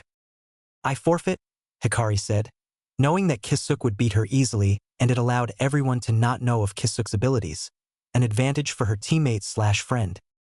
Naruto finally looked at the screen hoping that he was next since it was down to 4 people, him, Gaara, Lee, and Dosu. The first name appeared and Naruto grinned fiercely at what he saw and widened his grin when the other name appeared. Uzumaki Naruto versus Kanuta Dosu. Naruto jumped from the upper level immediately, ready to finally step into action. Dosu walked down as he looked at his opponent. Let's see what you can do, Dosu said, raising his hand with the amplifier on it as Naruto grinned at him, raising his fist up in confidence of his ability. You'll see that you'll lose, Naruto said, hearing the cheers of Sakura to whoop his ass as Hayate coughed. Match 12. Uzumaki Naruto versus Kinyuta Dosu. Begin, Hayate said, jumping out of the way as Naruto made a hand sign. Multiple shadow clone jutsu. Naruto produced 9 more of himself, causing Dosu to see 10 of the navy blue shirt wearing ninja as the clones each pulled out a kunai with a weird tag on it. Half of them threw them at Dosu only for him to rush and dodge. The clones smirked as Naruto had the 5 rush Dosu. It seems it's time to reveal a technique I secretly found in the scroll. Naruto grinned at what he had planned for the fight. Time to show no one to underestimate me. He did a few hand signs and waited as his clones surrounded the confused Dosu in the circle, throwing the kunai at him. Dosu barely dodged 2 of the kunai knives, leading to 3 of them hitting him. Dosu's eyes widened when the paper tags began to burn. Paper bombs, Dosu thought as he removed the kunais and threw them only for the paper bombs to not explode, but sent out little embers at Dosu, burning a little of Dosu's bandages.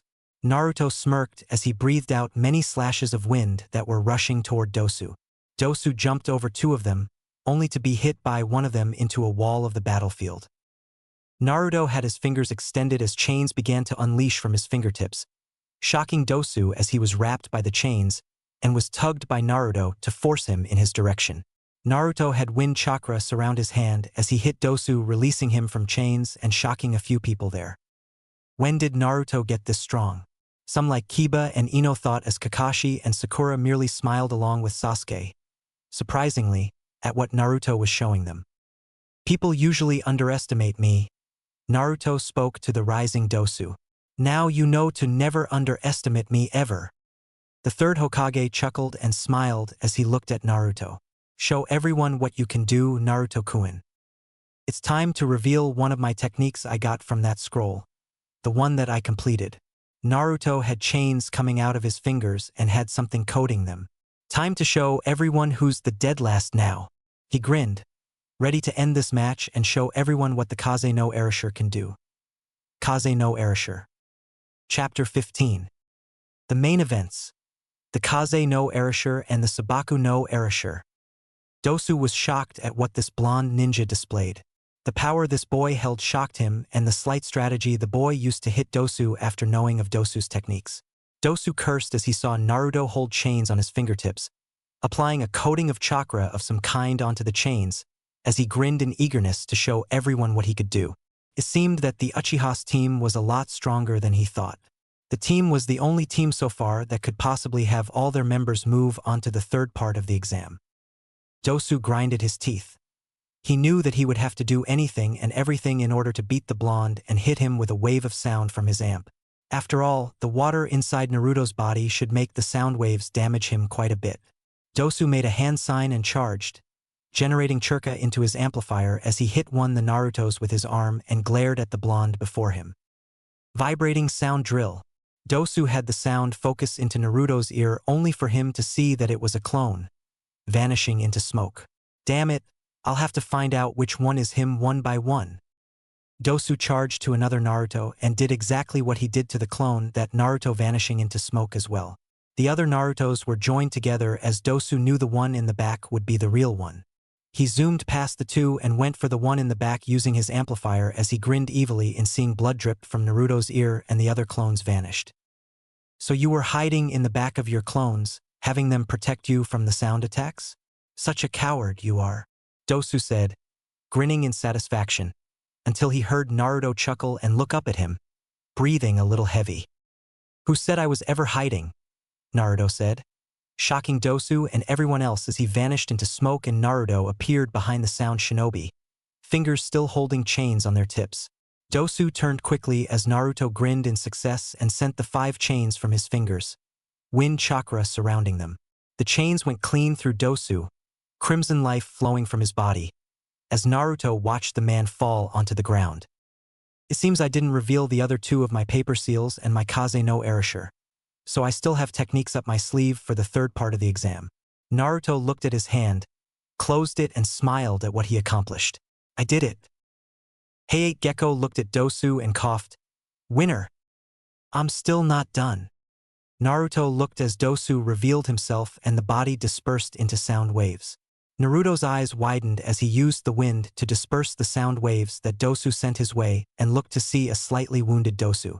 So he can make a clone out of sound waves. That's new. I have to prove to Orochimaru-sama. No, Orochimaru. I have to prove to Orochimaru that I am not a pawn to be thrown away. He's just using me to judge Uchiha Sasuke's abilities. He just wants the power from the boy and doesn't care as he will use us as he wants. We're pawns to gain the king, Dosu thought, angry at Orochimaru as he glared at his sensei. Orochimaru just stood, interested in how the match would play. Dosu sighed as he looked at his opponent, the one that could block him from facing Sasuke. I can't believe I had to reveal something I never had to use. Most people believe I only know the attacks with the amplifier. I just had to reveal it right now, but otherwise, and I would be either dead, passed out, or very badly injured. Let's settle this, Uzumaki Naruto. Dosu said as he zoomed in with his remaining strength, and Naruto stood still, looking calmly at his opponent. Naruto smirked as he saw Dosu. Yeah, I'll end this now. He pulled out a paper tag from his pouch and rushed at Dosu. Right as Dosu was about to strike, Naruto ducked beforehand and planted the tag on one of Dosu's feet and turned to face Dosu as he smirked and made a hand sign. Dosu started to move, but stopped, his body feeling numb and unmovable for some reason. His eyes slowly widened in pure shock and his mouth slowly moved into the sentence he wanted to say. What did you do to me? Naruto grinned as he approached Dosu. His hand still formed into a hand sign while the other was free, resting at his side. That tag contains a seal that paralyzes you completely. Naruto hid the weaknesses, not wanting anybody to know. That is until I release it by not applying chakra to it by this hand sign I'm doing right here. Smooth, Naruto, you spoiled one of the weaknesses of the seal. He thought to himself as he looked at Dosu. He then remembered, knowing how stupid one moment he can be and be a genius the other, that the tag would lose effect anyway as he would stop forming the seal with one of his hands. You would know anyway when I release my hand from this sign, so there was no point in not telling you since I'm going to do it anyway.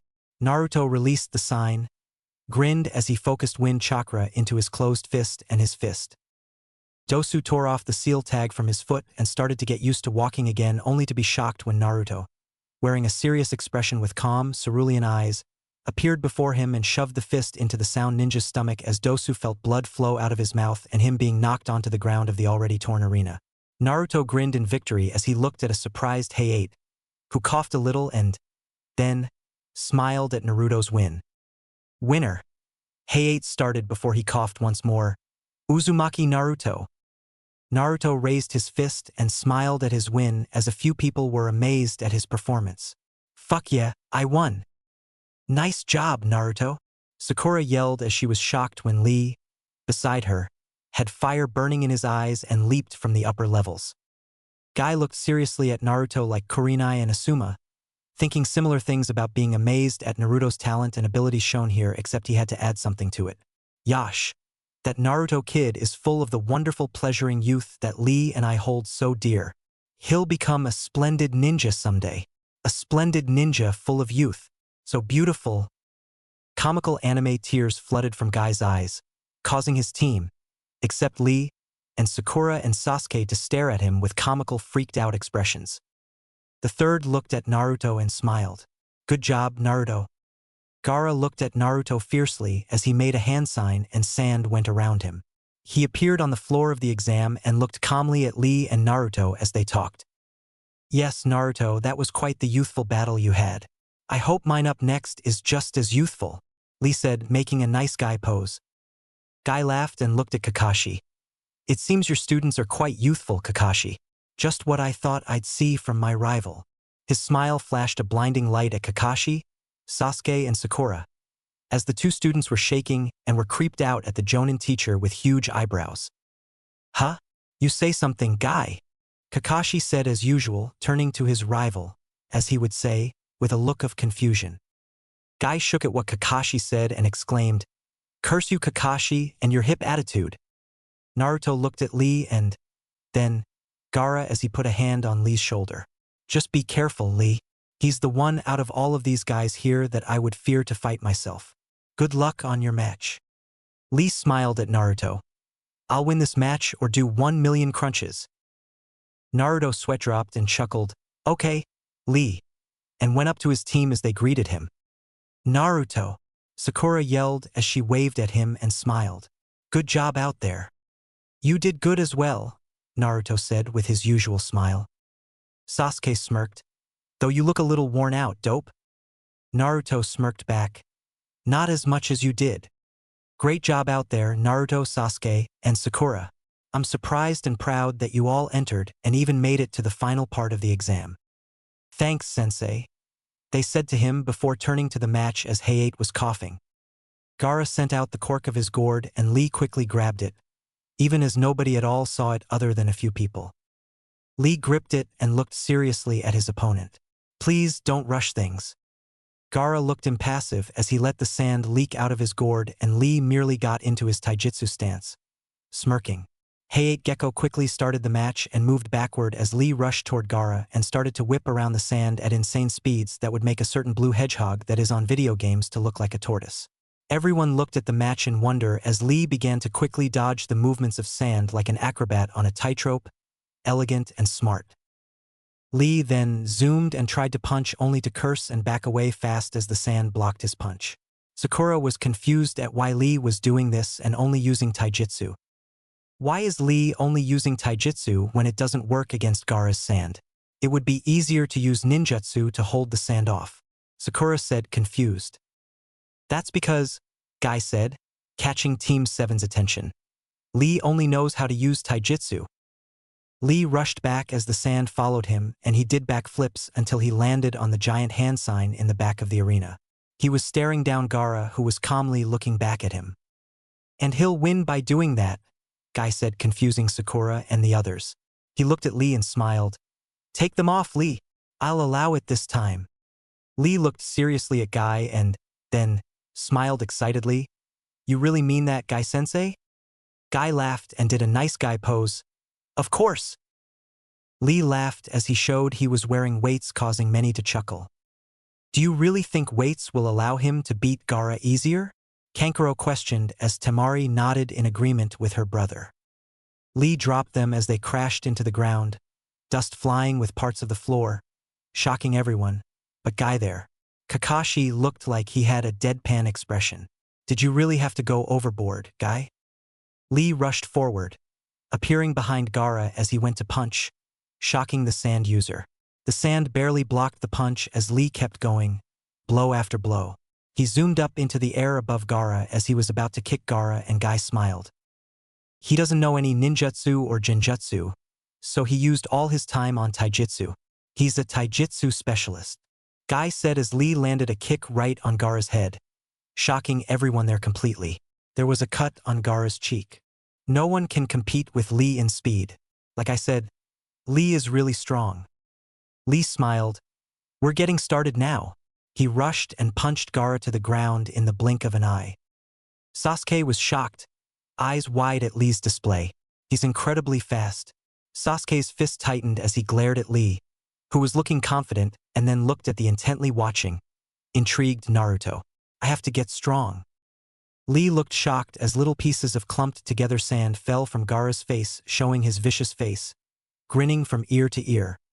Sakura shook, scared of Gaara as Kakashi looked intently. He has his body encased in a sand armor of sorts. Kankuro shook uncontrollably as Temari and Baki looked shocked as well. His true self is coming out. The armor began to repair itself as Gaara looked calmly at Lee, who was in his usual stance. Is that all you have? That protection of his armor. I'll have to use the lotus. Lee looked to Guy as they both nodded, and Lee started to unwrap his bandages and rushed at Gaara at high speeds. Come on already, Gaara said as Lee finally went up to him and repeatedly kicked Gaara in the air until he wrapped Gaara into the wrappings and sent him downward in a forward lotus. He went away from Gaara, huffing in how much the technique took out of him. He looked at where Gaara landed and was shocked when he was a shell of sand. Gaara no longer there. He heard laughing behind him as he quickly turned to see Gaara. Gaara rushed his sand out at Lee, who couldn't avoid the attack. It seems that lotus thing takes a lot out of Lee, Naruto said, seeing Gaara rush out his sand and Lee barely dodging the sand until Lee finally looked serious and got into a stance, confusing Naruto. Why is he getting all into his stance? Smiling? I thought he was exhausted from the lotus. The lotus blooms twice, Guy said as everyone looked at him, only Kakashi with wide eyes. You didn't, Guy, Kakashi said silently as Guy glared at Kakashi, and they felt Lee open the first gate. What do you mean by that, Kakashi-sensei? Sasuke asked, watching the match. Guy taught Lee how to open the forbidden gates, each giving people untapped power. Yet if they open enough of the gates, they could potentially injure their body severely or even worse, Kakashi said, causing Sasuke to widen his eyes in realization. You mean? Sasuke started. Yes, Sasuke, you will die. Everyone was shocked, even Kakashi said this except Guy. That technique is forbidden, Guy, even more than the regular lotus. Lee opened the second and third gates, causing everyone to look in shock and awe at Lee's power. Kakashi even revealed his Sharingan to see what Lee was doing. He was shocked when he looked at Lee, the boy's nose bleeding out of the power he was displaying. His skin a deep, dark crimson. This boy is a genius. Niji, Sasuke, and even you, Naruto, I want to show that I am strong. I will show you what I can do. Lee opened the fourth gate and rushed at Gaara at speeds almost no one could track except Kakashi and a few of the shocked Jonin and the Hokage as he kicked Gaara totally high into the air. He punched Gaara from the front and, then, immediately in the back as he wrapped his wrappings around Gaara as the sand ninja fell, his sand no longer fast enough to protect him. Bones started to snap in Lee's body as he pulled Gaara forward, opening the fifth gate. Lee landed a punch right into Gaara's chest, sending him right into the ground. Reverse Lotus. Lee and Gaara were on the ground, the arena floor trashed and crushed like Lee's body felt. Everyone stared and were shocked as Lee struggled up and Gaara was huffing, laying on a blanket of sand. His hand open and extended as his sand wrapped around Lee's leg. Sand coffin. Lee screamed as Gaara was about to surround Lee with sand and kill him, but Guy interfered, causing Gaara to shake in not understanding this action. Why? He lost already. I protect him as he's my precious student, Guy said as Gaara merely stared at them and Hayate quickly declared Gaara the winner. Naruto shook with anger as he threw himself over the bars holding him back and Sakura was about to do the same, but Kakashi stopped her. Sensei, she said, wanting to help somehow. Sakura, what can you do down there? Kakashi asked as he took his hand off of her and looked at Naruto, who was running toward the medical ninja, Lee and Guy. Naruto. I can't believe a person like Lee lost to a person like him, Naruto thought, glaring at Gaara, who stared at him calmly. Naruto stared at Lee as Guy was hearing the news from the medic. Sorry, but with his injuries, he might never be a shinobi. Naruto heard as Guy was frozen and Naruto was frozen as well as he saw Lee being taken away. What? Naruto said out loud softly, the information just coming into his brain. But, Lee, he can't be. He has to be a ninja. He said he had to face Niji and Sasuke. How could he? Naruto looked to see Kakashi covering Naruto's mouth. Naruto understand that Lee did this so he could fight Sasuke, Niji and even you in the future. Remember that, alright? Naruto nodded as Kakashi went to Guy and helped him go back up in the stands as Hayate finally declared. The preliminaries are now over. All the victors come to the floor to tell you about the third part of the exam. Naruto stood where he was unmoving until he finally clenched his fist and grew the most serious face he ever wore. I'll show everyone a genius of hard work. Lee, just for you. Kase no Arashi. Chapter 16. The prelims done. The third exam revealed. I congratulate you all for passing the preliminaries of the third exam. You all have shown wonderful skills for genin, the third said, smiling while holding his pipe as he looked at the passing ninja. Uzumaki Naruto stood there with a small smile and knowing that he passed. Haruno Sakura stood by Naruto, smiling and knowing that she showed everyone she wasn't as weak as everyone thought she was. Uchiha Sasuke, smirking at how he passed and shaking in anticipation in facing Gaara or Niji or even Naruto. Hyuga Niji stood calm and focused with hands resting on his chest. Tenten, holding a smile on her face for passing. Inazuka Kiba, who was grinning at a happy Akamaru at passing. Nara. Shikamaru stood yawning and put his hands behind his head. Bored Yakushi Kabuto stood straight and calmly at the third. Tamari had a slight smile at passing, but inside she was worrying about Gaara almost releasing Shikaku. Gaara stood calmly as always. Washimura stood still and calmly while eyeing Gaara slightly, and lastly Bushido Kasuke stood grinning and passing while also glad Naruto passed. The Sarutobi just stood there, smiling at how many of Konohagakure shinobi passed. 8 out of 12 were shinobi of Konohagakure or so he thought. Now, I'll tell you about the third and final part of the Chunin exam and where and when it will take place. This caught a few of the genin's attention. Do you mean that we aren't doing the third exam here and now? Sasuke asked as the Hokage looked at the Uchiha and smiled. Yes, they will be held a month from now at an arena located in Konohagakure. This will allow for us to contact daimyo, Kages and other shinobi leaders and officers. Also, it will allow you guys to train and strategize for the month about what opponents you could and will face. That will be a change from not knowing almost anything about your opponents. Thus, you will have a higher chance at passing with this knowledge. But that also means people will know some if not all of what you are capable of during the test. Now, you will each draw from the box to reveal the order of which you will fight in the exam. The Sarutobi gestured to Anko that was carrying a box. Naruto gulped as he looked at Anko, remembering what she did to him, and quickly pulled out a folded piece of paper. Anko went then to Sakura, who pulled out one as well and looked at it as Naruto went ahead and did that as well.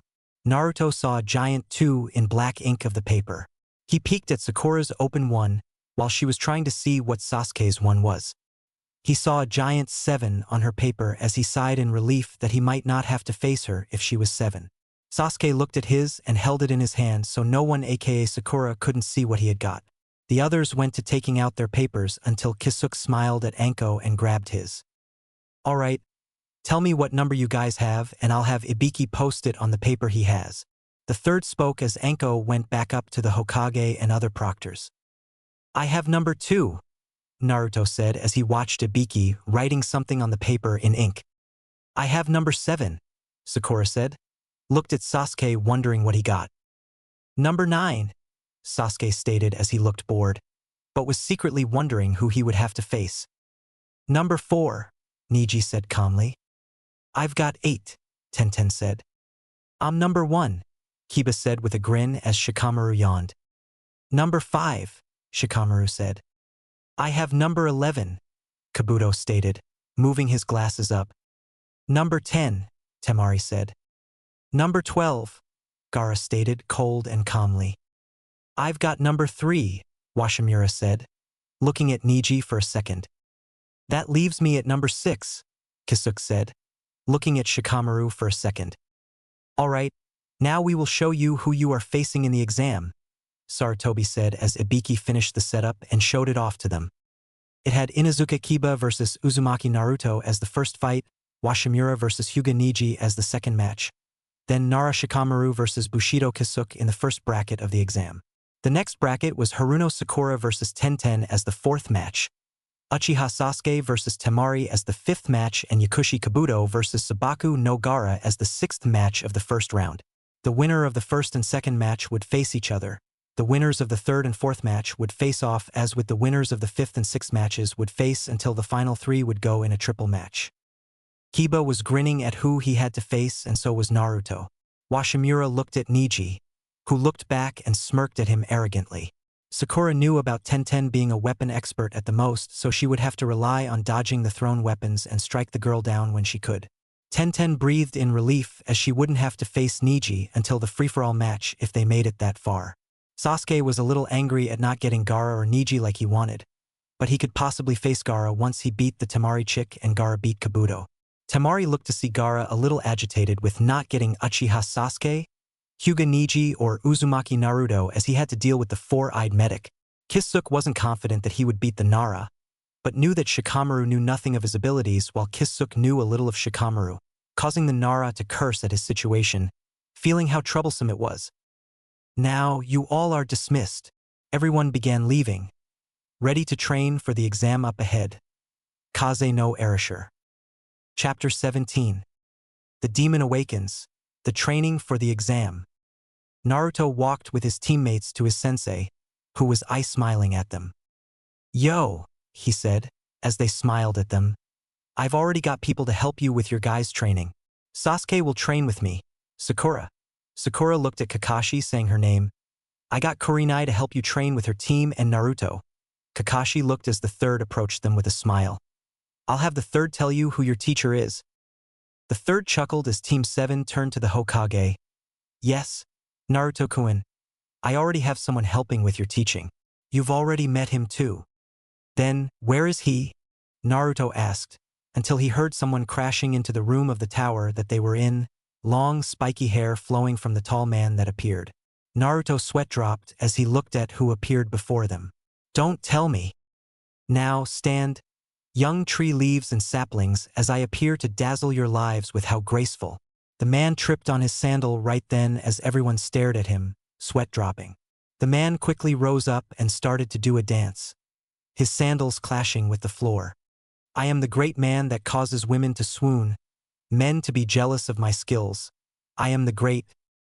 Ero Sennin, just stop, Naruto said with a deadpan expression as Jiraiya glared at the blonde. Gaki, he roared at the genin. I already told you not to call that. Then, stop doing that thing you call research and then I'll stop, Naruto yelled at the Sannin. Never, you little twerp. I will continue to do my research until the day I die, Jiraiya cried out, laughing in joy as Sakura wondered what Naruto and this Sannin were talking about. Naruto, what's this research you two are talking about? Sakura asked while Jiraiya was ranted about his precious research. Naruto merely whispered, Oh, he peeks at women in the hot spring. That's all. Sakura grew mega pissed right as she heard this, chakra going into her hand, clenched into a fist as she slowly approached the ranting Jiraiya. Oh, what do you want, miss? Jiraiya asked as he saw her approach. Pervert! She exclaimed as her fist went right into Jiraiya's jaw and he flew back up toward the ceiling and then to the ground, grunting in pain. Kami, she's another Tsunade, Jiraiya thought as he rose up and looked at the scowling Uchiha, the angry Haruno and bored yet kind of interested-looking Uzumaki Namikaze. This team is reminding me of Tsunade, Orochimaru, and me all the more. You just had to do that, Jiraiya, the third said, sighing out of his pipe. Jiraiya grew serious. Sarutobi-sensei, when did you get here? A tick mark appeared on the Hokage's face. I was here the whole time. Oh, right. Jiraiya scratched the back of his head as he approached and looked at Naruto. Are you ready to train, Naruto? Jiraiya held a grin there as Naruto perked up a little, but looked seriously at Jiraiya for a second. What is it, Gaki? If you don't peek at women and concentrate on me, I'll train, all right? This made Jiraiya angry at his disciple. Oh no, you don't, Gaki. You are my pupil for a while and you will follow my orders. Jiraiya roared as the two began to argue. Kakashi sighed. I'm glad that I'm not Jiraiya right now. Sakura smiled lightly at the arguing duo. It seems like they know and are happy as they argue though. Sasuke scoffed at Sakura's comment. Yeah, sure. As the two argued, the rest of Team 7 just watched at the argument, knowing that the two of them would get along after a while. Triple X. Kisuke looked at his sensei, masked as always. Kisuke scowled at his master, Hikari and Washimura beside him. Keep the end of your deal, sensei, Kisuke said, seriously and coldly at his sensei as Hikari and Washimura just stood there, shocked at Kisuke's emotions showing through. Show me who you really are. It seems you did pass through the prelims, not the totally exam, but I'll reveal myself since I thought this would happen anyway. Their sensei took down his black hood, revealing the mask samurai wore. The man crushed the simple mask as Kisuke glared in rage at the man before him. His long, black spiky hair flowing down to his waist. His manly face holding his fierce black eyes and the two katanas that were held on his back. The man smirked at Kisuke, who glared even more at the man. So, you figured it out, Kisuke? Kisuke held his hands into tight fists, fingernails poking at his palm as he looked at the man. Just shut up, Bushido Takashi. This shocked his two students as they looked at the two. Kisuke began to walk away to let out his anger and his teammates just watched him leave. Washimura looked at his sensei. Why did you not tell Kisuke who you were? Takashi sighed. I had a mission from Inoki, the Tsuchikage, to become a liaison for other villages and I came back just to become a Jonin sensei immediately after I came back. I thought Kisuke would hate me for leaving him like that, so I hid my face and identity. I will tell him as soon as he. No need, sensei, Kisuke said listening in. I thought you would have something like that to say. I forgive you slightly, but it'll take time to regain trust. After all, we had little with you to begin with since you hid your identity from us the whole time. Our training with you for the exam will help us grow closer hopefully. Takashi understood and nodded, and with that he began training his 3 students. Triple X. So, since Lee is recovering from his serious injuries, I'll have to push you guys to the limit. I'll have to take you to the path of youth. How magnificent this month will be. Guy said, crying rivers of comical anime tears. The only thing was that no one was laughing at all. Niji looked freaked out as Guy forcefully, youthfully he would say, dragged him to the training ground with a scared Tenten. Please! He cried out to the passing people that pretended to ignore the sight of the crying Hyuga. He's kidnapped me. Help! Guy looked at Niji and frowned. Niji! Calling me a kidnapper is very unyouthful. Extra training for you.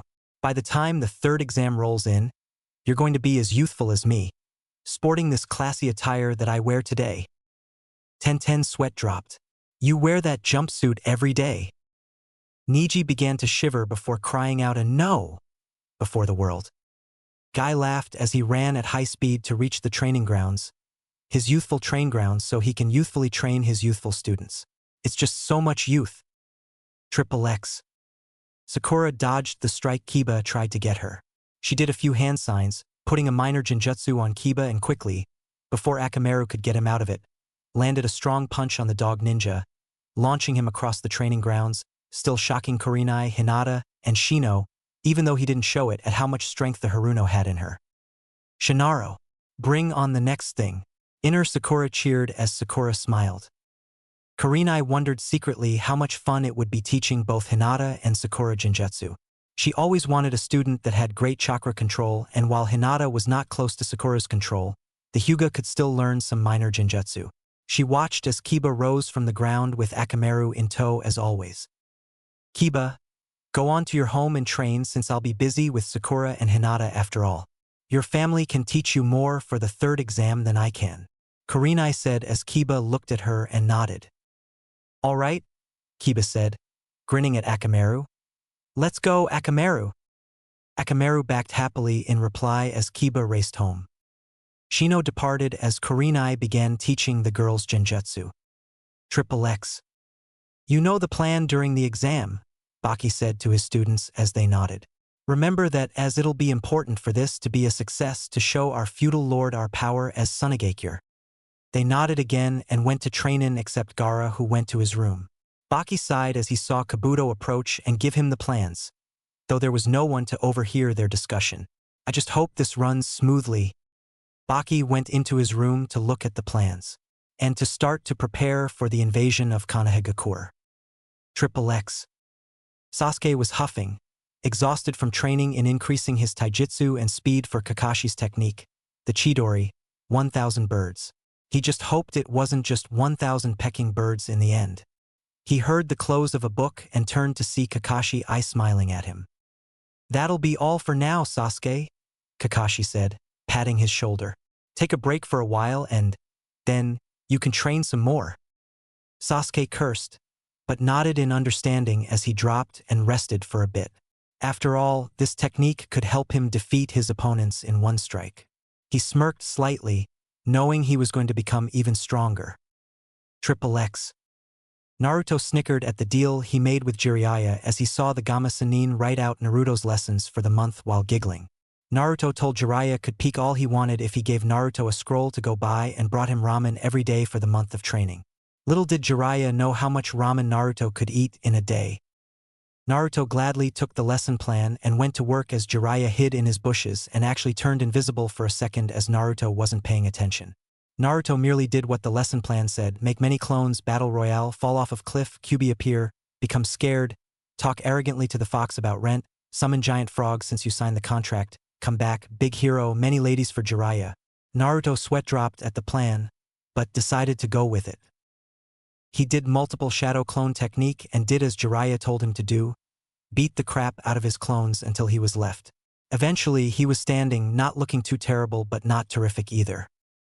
Damn it, Naruto thought to himself. I just want to get to see that damned fox. He saw the cliff and felt someone behind him. He turned to see Jiraiya appear instantly behind him in a flash and felt the Sennin push him into the cliff.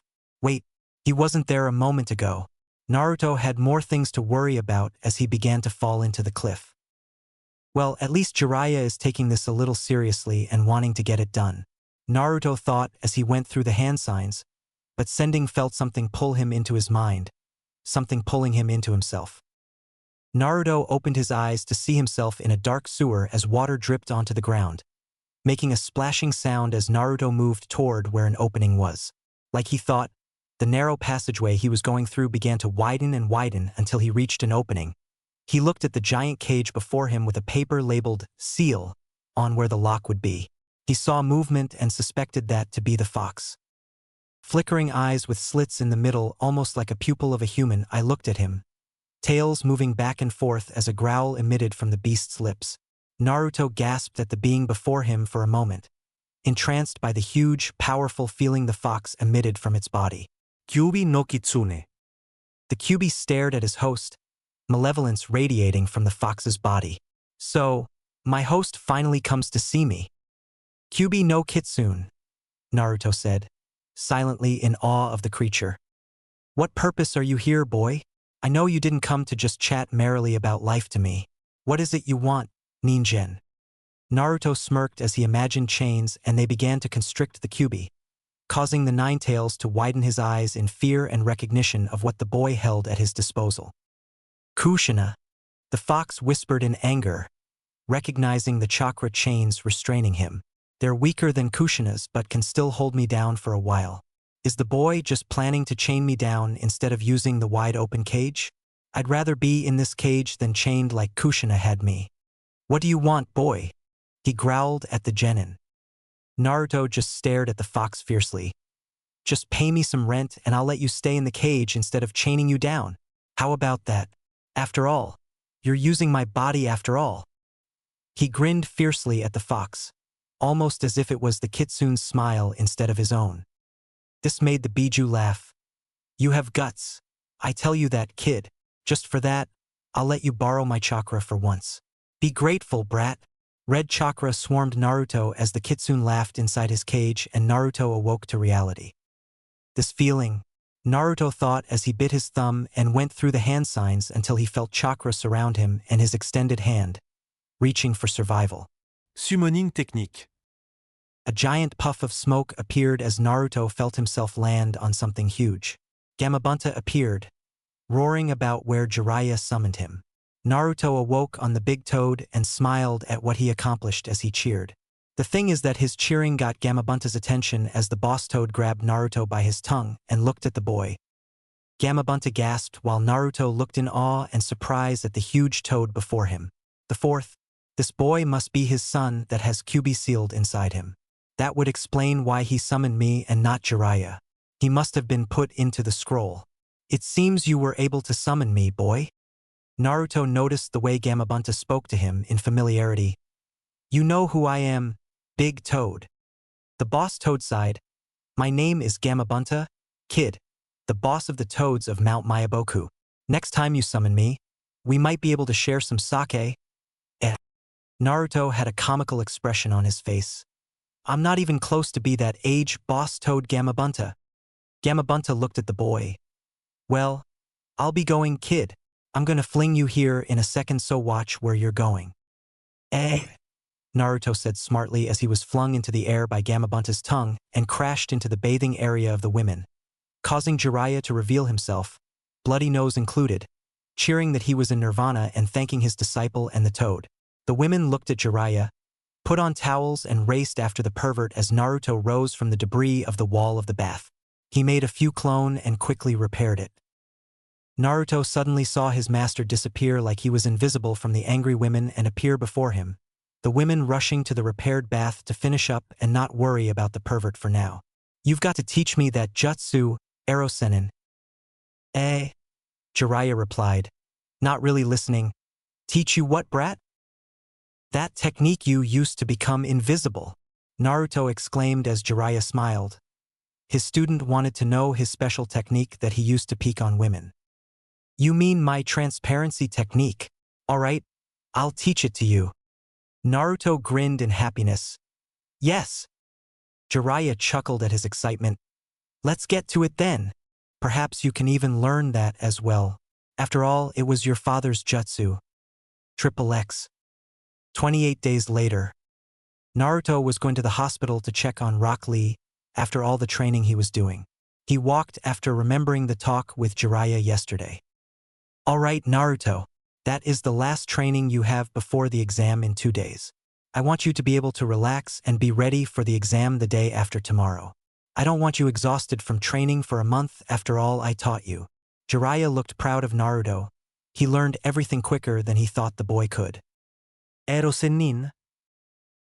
What is it, Gaki?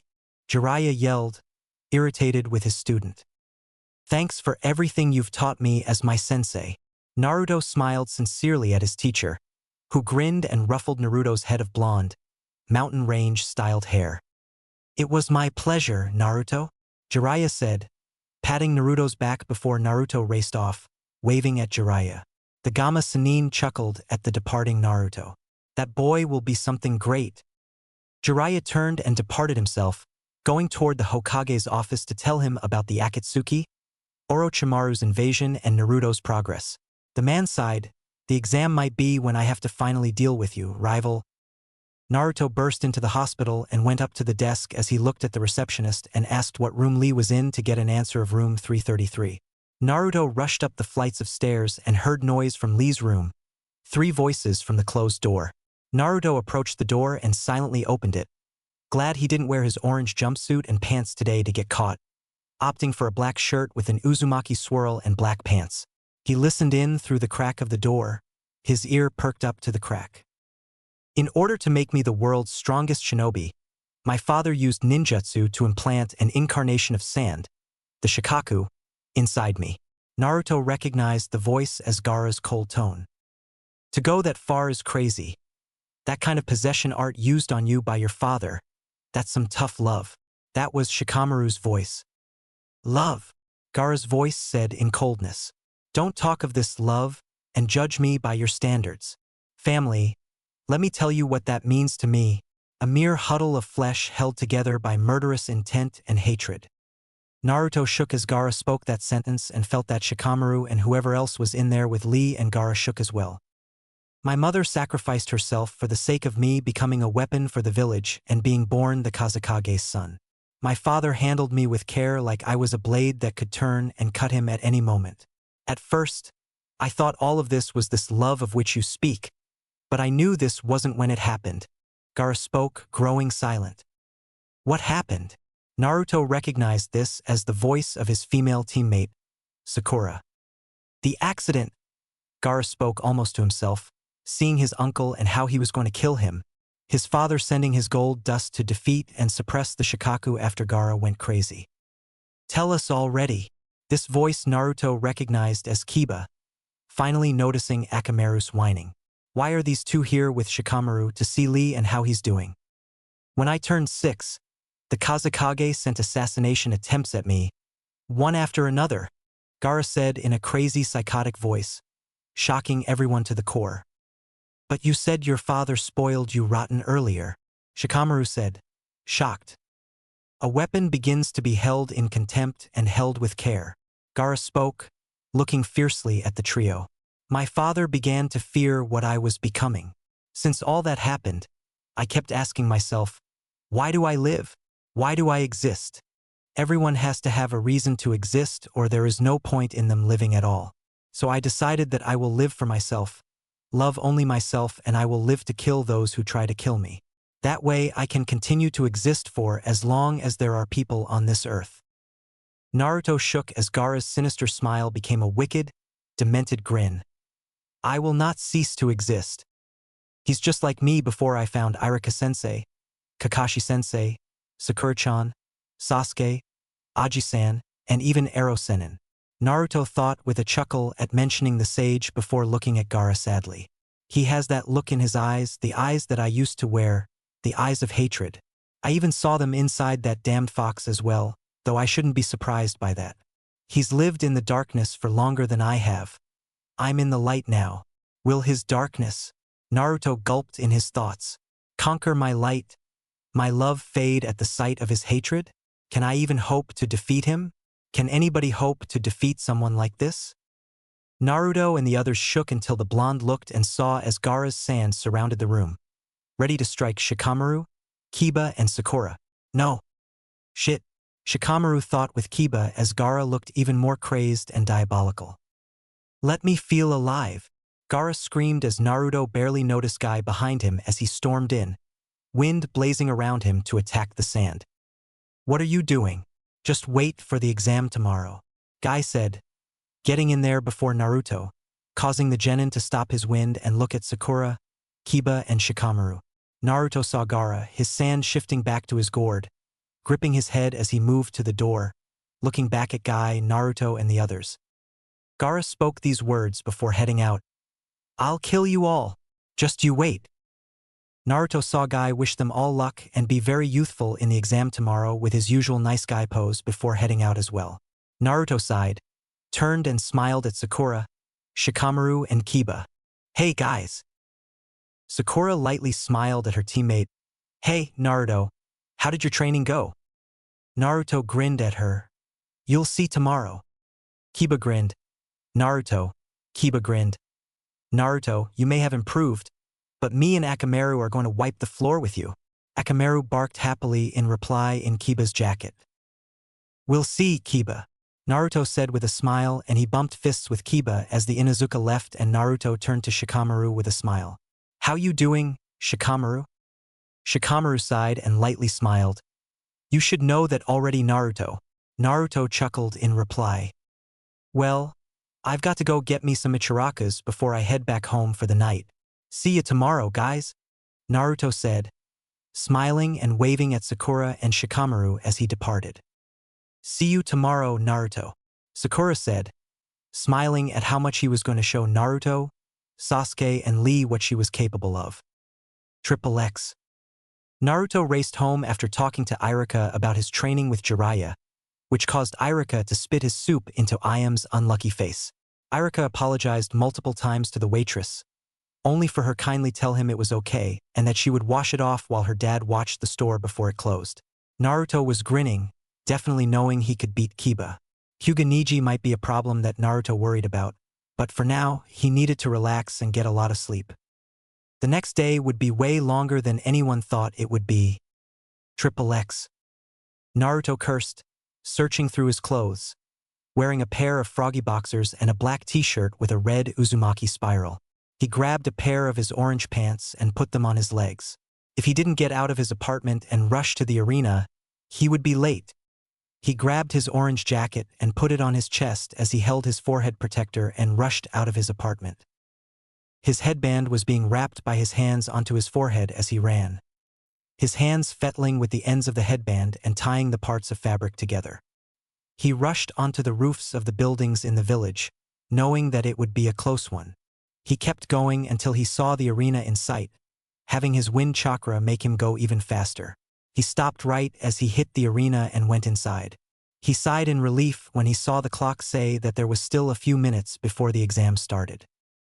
Naruto walked confidently into the line of people facing the crowd, placing himself between Shikamaru and Sakura. He smiled at the two who smiled back, but Naruto could tell something was worrying his crush. "Sakura." The pink-haired girl looked at Naruto. "What's up? I know something's up with you. You can tell me. I'm your teammate." Naruto grinned at her to show her he would understand and tell her what he thought. "It's Sasuke-kun," she said to Naruto, causing Naruto to notice Sasuke wasn't in the line with the other competitors. "He's not here at all. Where could he be? I bet it's Kakashi-sensei holding him back by reading his book, making Sasuke-kun late." Naruto got Sakura's attention and smiled at her. "I'm sure that Sasuke will get his, but here, he wouldn't let Kakashi-sensei hold him back from this." He would rush past Kakashi, grunt in displeasure at what Kakashi was doing to him, and run all the way here to compete. Sakura smiled. "Yeah, thanks, Naruto." Heiei coughed as he got their attention. "Just look at the stands proudly, guys. After all, you are the shinobi that represent not only your clan and family, but your country and village. Show them what you can do in these exams." They all looked at the stands. The people in the stands looked back in anticipation for the matches. The shinobi that would be shown today that could become leaders tomorrow were looking at them, showing fire in their eyes. Kaze no Erasure. Chapter 18. The third exam begins. The first half. Hard work, fate, and wit. The candidates for the exam sure look eager. Sarutobi Hiruzen. Inoki of both scales approached with his bodyguard, Kitsuchi, was next to him as he sat next to the Sandaime Hokage, smiling at the old man. Unlike what people thought of Inoki, he didn't hate Konohagakure as much as people thought. He also was somewhat friends with Hiruzen since they both had their students betray their villages. I can't wait to see what these matches hold. What about you, Hokage? The third smiled at the Sandaime Tsuchikage. Oh, I can't wait to see what these genins show too. The old man looked down and smiled at the tree leaves. He saw that we're becoming shinobi before his eyes. Though it seems that Kakashi is late with Sasuke as usual. Sarutobi sighed at Kakashi's habit of being late, even though most of the time, it was because Kakashi would stand by the monument for those killed in action and lose track of time every day he went. At least Sasuke's fight is later in the exam. Inoki heard what the Hokage said and looked to the man. You mean Sharingan Hatake Kakashi? And, from what I heard and see in this pamphlet, he showed the document to Sarutobi. This Sasuke is Uchiha Sasuke, the last Uchiha, the one Uchiha Itachi didn't kill. Sarutobi merely nodded. That is correct, Tsuchikage. I'm more interested in other matches than his, though the Uchiha might be interesting to watch. I'm interested in that blonde fellow. Uzumaki Naruto is his name, correct. Inoki spoke to the Sandaime Hokage, who held his gulp, not wanting to show his true feelings about Inoki knowing about Naruto. He feared of what Inoki would do when he learns Naruto is the son of the man that costed his village the Third Great Shinobi War. Namikaze Minato, the late Yondaime Hokage, the Yellow Flash. Yes, that's his name, Hiruzen said to Inoki. What caught your fancy when you saw the boy? He reminds me of that fourth Hokage of yours, Namikaze Minato. That hair and eyes are just like that man's, though the boy's face is definitely different, so I don't know. Is the boy the son of the Yondaime Hokage, Hiruzen? And before you dismiss me, it has nothing to do with what the Yellow Flash did to my village's shinobi in the war, no matter how mad I was about that when it happened. It's just my curiosity getting the best of me. Please tell me, Hiruzen. Sarutobi sighed and whispered the truth in the Tsuchikage's ear. This made Inoki widen his eyes at the reality of the situation. Inoki grinned at Hiruzen a little. That damn Raikage would be after the boy in Flash if he knew about that boy and his family. You know that, Hiruzen? The third Hokage took a little smoke of his pipe and sighed out the smoke as he nodded. Yes, after all, he already tried to kidnap not only Naruto's mother, Uzumaki Kushina, for her chakra chains, but also the Hyuga heiress, Hyuga Hinata, before with his head ninja sneaking into the estate and taking her for the power of the Byakugan she held like any other Hyuga. That's why I'm secretly glad he didn't come this year. But neither did the Mizukage. Oh well, Inoki said as he saw the Kazekage come forth with his two bodyguards. Oh well, looks who has appeared, the Kazekage. Inoki pretended to care, but secretly glared at the Kazekage. After all, their two villages were enemies for a very long time. How are you doing? All right, Tsuchikage. Inoki could sense the malice in the Kazekage's voice as he went to his eat by Hiruzen. I'm very interested with the exam and how it will play out. Aren't you too, Hokage? Hiruzen smiled at the Kazekage and said, Yes, I'm interested as well, Kazekage. Inoki just smirked. So, that youngster of a Kazekage is just going to ignore me. It'll be interesting to see what his son and daughter do in the exam though. Isn't one of them the Jinchuriki of the Ichibi no Shikaku? Sarutobi smiled as he rose up from the seat, heading out so that everyone could look at him as he told everyone that the third exam was about to start. Citizens of Konohagakure, Iwagakure, Sunagakure, and any other village or land, I welcome you all to the Chunin exam tournament held this year in Konohagakure. I'm very privileged to have my village hold the exams this year. Now, these 12 talented genin competitors will compete in this tournament to determine who will become Chunin, nominated by Daimyo, Citizens Input, and the Kages. I hope you enjoy the tournament and thank you for attending. The third Hokage turned to hear the clapping and cheering of the crowd as he sat down into his chair to view the tournament. You said 12, Sarutobi. Where is this 12 competitor? Right as the Kazekage said this, Namishi Reito appeared and whispered something in the Hokage's ear, to which the Hokage nodded and Reito appeared against the wall. Well, Sarutobi, I only see 11 on the floor. Uchiha Sasuke should be coming now with his sensei, Hatake Kakashi. I'm guessing they will be here just in time for his match, knowing how that lazy jonin works. Sarutobi sighed at Kakashi's actions of being late as Inoki chuckled. As long as there are interesting fights, I don't care about this Uchiha coming or not. Inoki said as he saw the other genin besides Uzumaki Naruto, and who Inoki guessed was Inuzuka Kiba. It seems to have started. Let's watch. They all looked at Naruto and Kiba, awaiting what would happen in the match. Triple X. Naruto quickly attached 2 seals to his wrists, blocking his 2 Kekai Genkai from appearing during the battle. He looked up and saw Lee in the stands, thanks to Guy wearing his green jumpsuit, eyeing Naruto to see what he would do against Kiba. Kiba was smirking as he got into his taijutsu stance. Let's see what you can do, Naruto. Naruto grinned as he got into his own stance. Oh, you'll see something, Kiba. Hey-8 Gecko coughed as he looked at the 2 Konohagakure core genin. Match 1. Inuzuka Kiba versus Uzumaki Naruto will begin. He paused as he coughed again and lifted his arm. Now! He lowered his arm and backed away from the 2. Akamaru was beside Kiba as he gave Akamaru a pill which turned Akamaru red, and he took one as well. Let's go, Akamaru. Akamaru barked and landed on Kiba's back as he made a hand sign. Beast human clone. Naruto looked to see Akamaru turn into Kiba as the 2 grinned at Naruto. We'll show you what we can do. Come, Akamaru. The duo charged Naruto as Naruto merely smirked and made some hand signs. Wind release. Great breakthrough. The technique blew Kiba and Akamaru back right as they were going to do a Fong passing Fong. Kiba launched a smoke bomb, making Naruto curse as he and Akamaru used their smell and hit Naruto. They looked as the smoke dissipated. People shocked to see Naruto laying on the ground, only to poof into smoke. Kiba growled and turned only to see Naruto punch Kiba in the face with Akamaru growling and charging at Naruto, who kicked him away. You're better than I thought, Naruto, Kiba said with a grin. It seems you know my clan's techniques too. Hinata was looked from the stands, not knowing who to cheer for, her friend and teammate or her crush. It broke her as she saw the 2 confront and hit each other with techniques and blows. Sakura looked at Naruto and figured out something. Naruto seems to be holding back quite a bit from what we saw in the Chunin exams even. How much stronger has he become compared to my growth? Quit being cocky, bastard. I'm not finished with you, Kiba thought secretly as he looked at the smirking Uzumaki he was fighting. Let's see what you can do against my new technique. But first, the Inuzuka made a hand sign and grinned. For legs technique. Naruto was surprised when Kiba zoomed toward him and landed a big hit on him, knocking him back quite a bit as he looked at the grinning Inuzuka and barely noticed Akamaru doing the same in his beast clone form.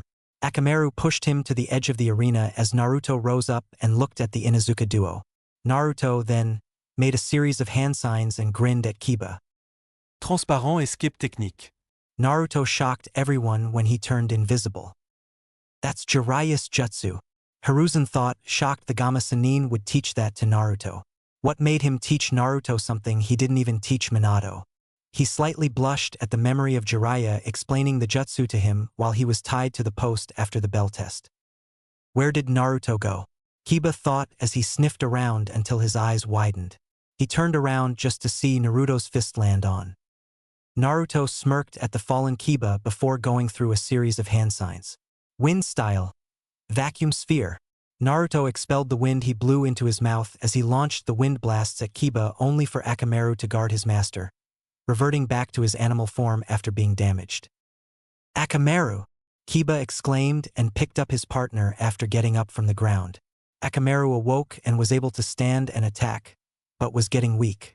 Time to do that jutsu, our last resort, Akamaru. Akamaru knew what was going on and went with Kiba as the hand signs came together. Human-beast combination transformation. Double-headed wolf. Everyone looked in surprise as Kiba and Akamaru were a giant 2-headed wolf, growling at Naruto, who was shocked before getting serious, tapping into the Kyuubi's chakra a little, making his eyes have slits.